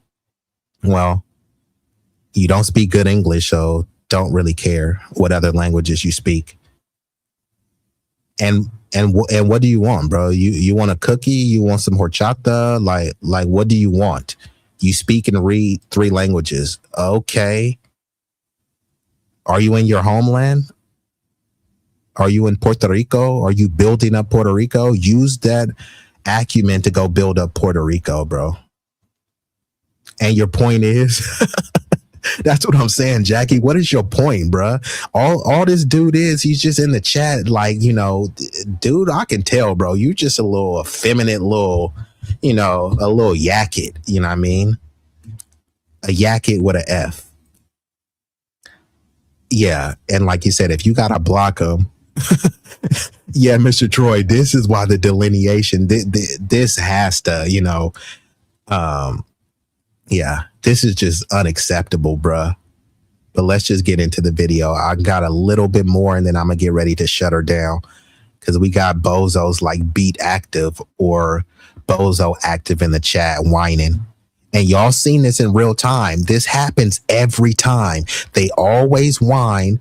And like Mai says, he sounds childish. Like, bro, you sound hella childish. You came over here whining. I gave him the thing. I wasn't going to overtalk him. I was going to give him ample time to speak. Instead, he's trolling and whining in the chat, but never wants to come up. He's a Hector the 304 protector. Yeah, or a Hector, you know what I mean? The molester. Who knows, bro? Because this is a little sick, twisted dude. Don't even want to show his face. Why are you hiding your face? Who and what are you hiding from? Everyone around the world loves Michael, a Friedman. You saw us in the MLK and X from other communities. I say, name your version of MJ. Yeah, all these people try to say how good. Yeah, who's the Latino MJ, the Asian MJ, the white MJ? You know what I mean? When they all try to say we have no culture and all this stuff. Not only that, These people drug his name through the mud with all of these disgusting and filthy lies. And even now they're making all these egregious documentaries saying that Michael was having them pee in the cup and he wanted to drink their pee to profess his love to them. It's just all sort of sick, twisted stuff. But even right now, they have various websites that you can type in. Guess what demographic is constantly getting peed on? Don't take my word for it. Just go to any of your local XXX websites and type in scat or type in pissing in mouth and see what racial demographic will come up. Countless videos of women not just getting peed on their body, they're opening their thing and drinking it like water. There's people getting pooped on. There's people getting pooped on and then penetrated with poop in their derriere. Guess what demographic is overrepresented in there? Don't have to take my word for it. Just look it up. And then ask yourself, whose culture is that? So let me play a little bit more of the video and I'm going to get ready to shut her down because I have been here going on 6 hours. To find a way to appropriate our place in history so that they can lay claim to things that had nothing to do. Hey, sorry, I didn't want to say it, my boo. That is disgusting. But like, if you guys are curious, don't take my word for it. Just look it up. Look, you'll find a litany of videos. I had sent this to my boy John. He thought I was bluffing. And then I sent the video and then bro was speechless. Go on to any of these sites. They have sites dedicated to men of a particular demographic pooping on people. And they don't just poop. They like what's some of the stuff that make y'all get the runs? They'll eat a bunch of beans. They'll drink some coffee. They'll eat some spicy Mexican food. Then they'll go poop on a girl. Then they'll go plow the girl. Or they'll have the chick poop and then they'll slide in and penetrate the poop infested derriere. I'm not making this up. Whose culture is this? I'm just saying. Let's commence. With them. To them, it's all about the grift. It's all about trying to finesse something. It's all about opportunism. This is the broken loyalty system that you see in Africa. Oh, my bad, Mika. I didn't even know you was in here. I wanted to take that dark dookie turn. Hey. Bro, shout out to C Heights. I didn't even know you was in here, C Heights. Shout out to C Heights and Mika. Shamika is over here a little bit disturbed. And my boo, I didn't mean to make you all queasy. And Jackie, I apologize to Miss Jackie. I'm just saying, I'm making a point, but I'm not making this stuff up. If you guys are curious and you want to go down the Hershey Highway, just look it up. Just look it up. Now, I would never do any of this stuff, but that is someone's culture. And this is a very niche and a fetishized market that is thriving and flourishing. But again, don't take my word for it. Look it up. In the Caribbean, and they brought that same mess here. That's what's going on. That's what they're doing. And they're doing it shamelessly because that's the culture there. Well, it's not the culture here. What Joy Reid did 7 years ago was a pure dirtbag move. But what she's doing now is vile and reprehensible.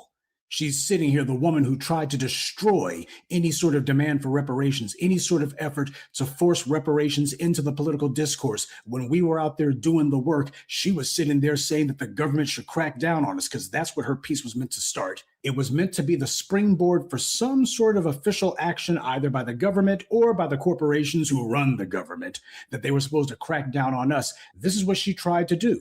And now the exact same Joy Reid, who and since and Jackie says, not the Hershey. No, not the Hershey, but the Hershey Highway. But You said, I thought y'all knew about them folks were in. That's what I'm saying. Like, they laughing and saying, and being shocked. It's like, I thought y'all knew, but like, don't trip. Like I said, since I'm about to shut it down, I gotta hit y'all with some scholarship. Now, this isn't just me being perverted or disgusting. I'm only doing this to make a point and, you know, to hit y'all with that scholarship. Now, could y'all see this? Hold on. Let me go ahead and take this down just because. And Miss Jackie said, I heard about it. Miss Jackie, don't let me find out. Miss Jackie, don't let me find out that you were engaged in some of this behavior. Miss Jackie, you said nothing surprises me. No, it shouldn't surprise you. But like I said, y'all don't have to take my word for it. But don't trip. I'm going to make it a little bit bigger for y'all. So I asked, oh, hold on. Let me make it a little bit smaller so you can see the full. Hopefully y'all can read this. Okay, so I asked, what is the XXX videos where people are peeing and pooping on each other? And they said people get angry and then defecate on each other. It's called coprophilia. Are there any coprophiliacs in the chat? Also called scatophilia. So if you go on any of these sites and type in scat, you're going to see somebody shat. Coprophilia is a paraphilia, meaning it's sexual attraction to something atypical. In this case, it involves deriving sexual arousal from the smell, taste, sight, or act of defecation, meaning pooping. So it's not just the pooping. They say, can you smell what this person is pooping? Then they taste it too. So, you know, I give the analogies of somebody eating a supersized poop sandwich.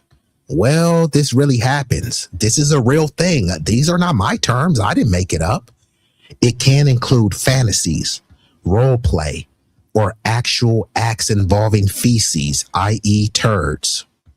In some cases, the act of being defecated on. Sometimes people don't get defecated on. There's just a pile of poop and then they rub it on their face. Sometimes there's a pile of poop and then people eat it. This fetish is extremely taboo in most cultures and is considered one of the most stigmatized consensual. Mindly is consensual. Usually people aren't forced. Nobody is not, you know, tying people up and pooping on them. People are saying, please tie me up and please poop on me. And then there's even videos of some people, they open their mouth and let somebody drop a turd. Oh, damn. My bro. This nigga Roger over there eating my bad, bro. That boy Roger eating a burrito right now. My bad, Roger. I ain't mean to do. Bro, this nigga over there eating a burrito and I'm talking about coprophilia. My bad, bro. Let me just bring this down. Hold on, but let me see. Yeah. But like I said, that's thank y'all for joining my TED Talk. My bad. TED Talk, not Turd Talk. But my bad, Roger. Hey, Roger. Hold on, Roger. I'm sorry, bruh. Talo. Sorry. Sorry, Roger. What you eating, Roger? You eating a bean burrito? Roger, you eating a bean burrito, bro? What are you eating over there, bro? Hey, my bad, bro. Hey, I might have to shut it down right there because I ain't even know. I ain't even know what bro was doing. Roger, I thought you were driving with some Latino passenger. My bad, bro. I ain't mean to do bro like that. You know what? I think that's my cue to shut it down. Bro has some White Castle sliders. Wow. So right when I was talking about the Dookie, he was taking a bite. Hey, my bad, bro. I ain't mean to destroy your appetite.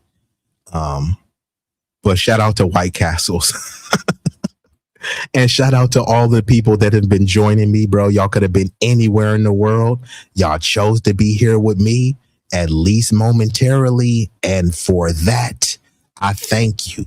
Now, you know what? I can go on and on, but I thought this has been a very lively and a fruitful stream. I sincerely appreciate y'all for sticking around. You know what I mean? Especially Miss Jackie Gaines, Roger Meadows, and My Boo. Really love y'all for that. And Shamika came through hot. Yeah, I appreciate that, My. The marvelous My Boo. Yeah, I appreciate you. And like the magnificent Miss Jackie Gaines says, if you're in the clouds and you forgot to tap that like, please do so as you exit, because it won't cost you a fee. The likes are free. Now, hopefully y'all stick around to the end. It's only going to be about 5 or 10 more minutes. I'm going to play a series of short videos for your visual pleasure, and then I will shut her down. But I appreciate the chat, and I gotta, give another apology to Roger Meadows, because, bro, I ain't know bro was eating, bro. Bro was over there smacking on some White Castles, and I was talking about, unfortunately, some people getting boo-boo turds in their mouth. So my bad, Roger. But without further ado. Yeah. Hey.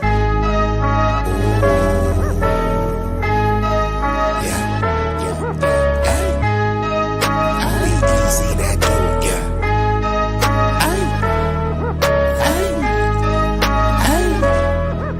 Shit so hot it's burning up. Just go ahead and turn this up. I bring the pain like an aftermath of a car wreck. There's a lot of niggas that say they real. To me, that shit is far-fetched. Them cats is pussy. They really is on some feminine stuff. I ride up on them with the 40 ounces. The definition of adrenaline rush. What it do is sweet like cinnamon puffer. My niggas is rough like Willow Pass. Grew up out on Mary Mac, but I used to hang on Willow Pass. These firms that I roll with, outcasts and misfits. Better zip lips so you get hit when the fifth spit. Flat line in your pit. Trap habits is black magic, no voodoo. Get the bands like Buku. For the cocaine, they go cuckoo. Most these niggas is foo-foo, so I'm shitting on them like doo-doo. I can't fuck with y'all like tofu. I'm just saying, man, like Goku. Bad bitches at the house with me watching Netflix or Roku. Fuck them both at the same time, and I swear to God, it was so cool. Street legend, real boss, I call shots cause I'm still saucy. I know some G's to the bike crack on shite racking and fly back out to Milwaukee. When they hear me flow, they say I be burning up, burning up. Cookies to the draw is what we burning up, burning up. What you ain't know, oh, we burning up, burning up. This shit so hot, it's burning up. Just go ahead and turn this up. When you hear me flow, say I be burning up, burning up. Cookies to the draw is what we burning up, burning up. What you ain't know, oh, we burning up, burning up. This shit so hot, it's burning up. Just go ahead and turn this up.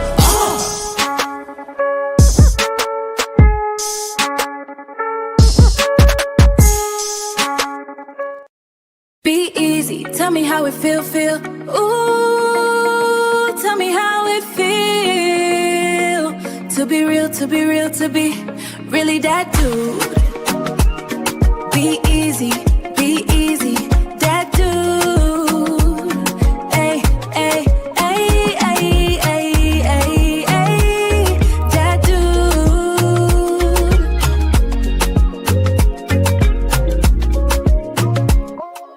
Oh, be easy, he is that dude. Ooh, he is that dude, be easy, he is the one that you can call so he can get the job done. He about to reign supreme if you thought his run would soon end. He just getting started though, so go ahead and tune in.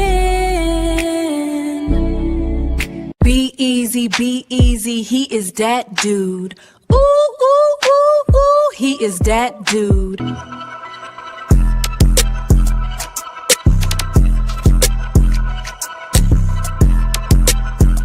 B-Eazy Dat Dude, boy stop playing. You know you dat dude and been dat dude. Back in the day, he was that dude. Fast forward to today, he's still that dude. Yup, that dude. You can see as clear as day that he here to stay. Either get with the program or move out the way. Ooh. B-Eazy Dat Dude, he back with another one, another one, another one, another one. Oh, you ain't know? That's just B-Eazy, B-Eazy Dat Dude. B-Eazy, he is that dude. Ooh. B-Eazy Dat Dude, ayy. Ooh, B-Eazy. He styling and profiling, fresher than a mannequin. Hey yo, who's that? Mama, there go that man again. He the one who get the block booming and make the trap move. I'm still trying to figure out who is that dude. Oh, you ain't know? That's just B-Eazy, ayy, B-Eazy Dat Dude. B-Eazy, he is that dude, so you gotta let him cook. He be going dumb off the hook, got all them haters shook. He a king, you a rook, so don't ever start tripping, get it twisted or mistook. If you feel the vibe, like, share, and subscribe. We growing on this journey. Come and take a ride. If you wanna slide with that dude, be easy. We going all the way to the top, believe me. All the way to the top, believe me.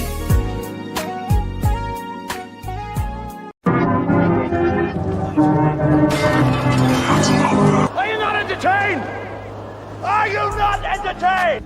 Is this not why you are here? Follow. Be easy. You know you want to. We're waiting.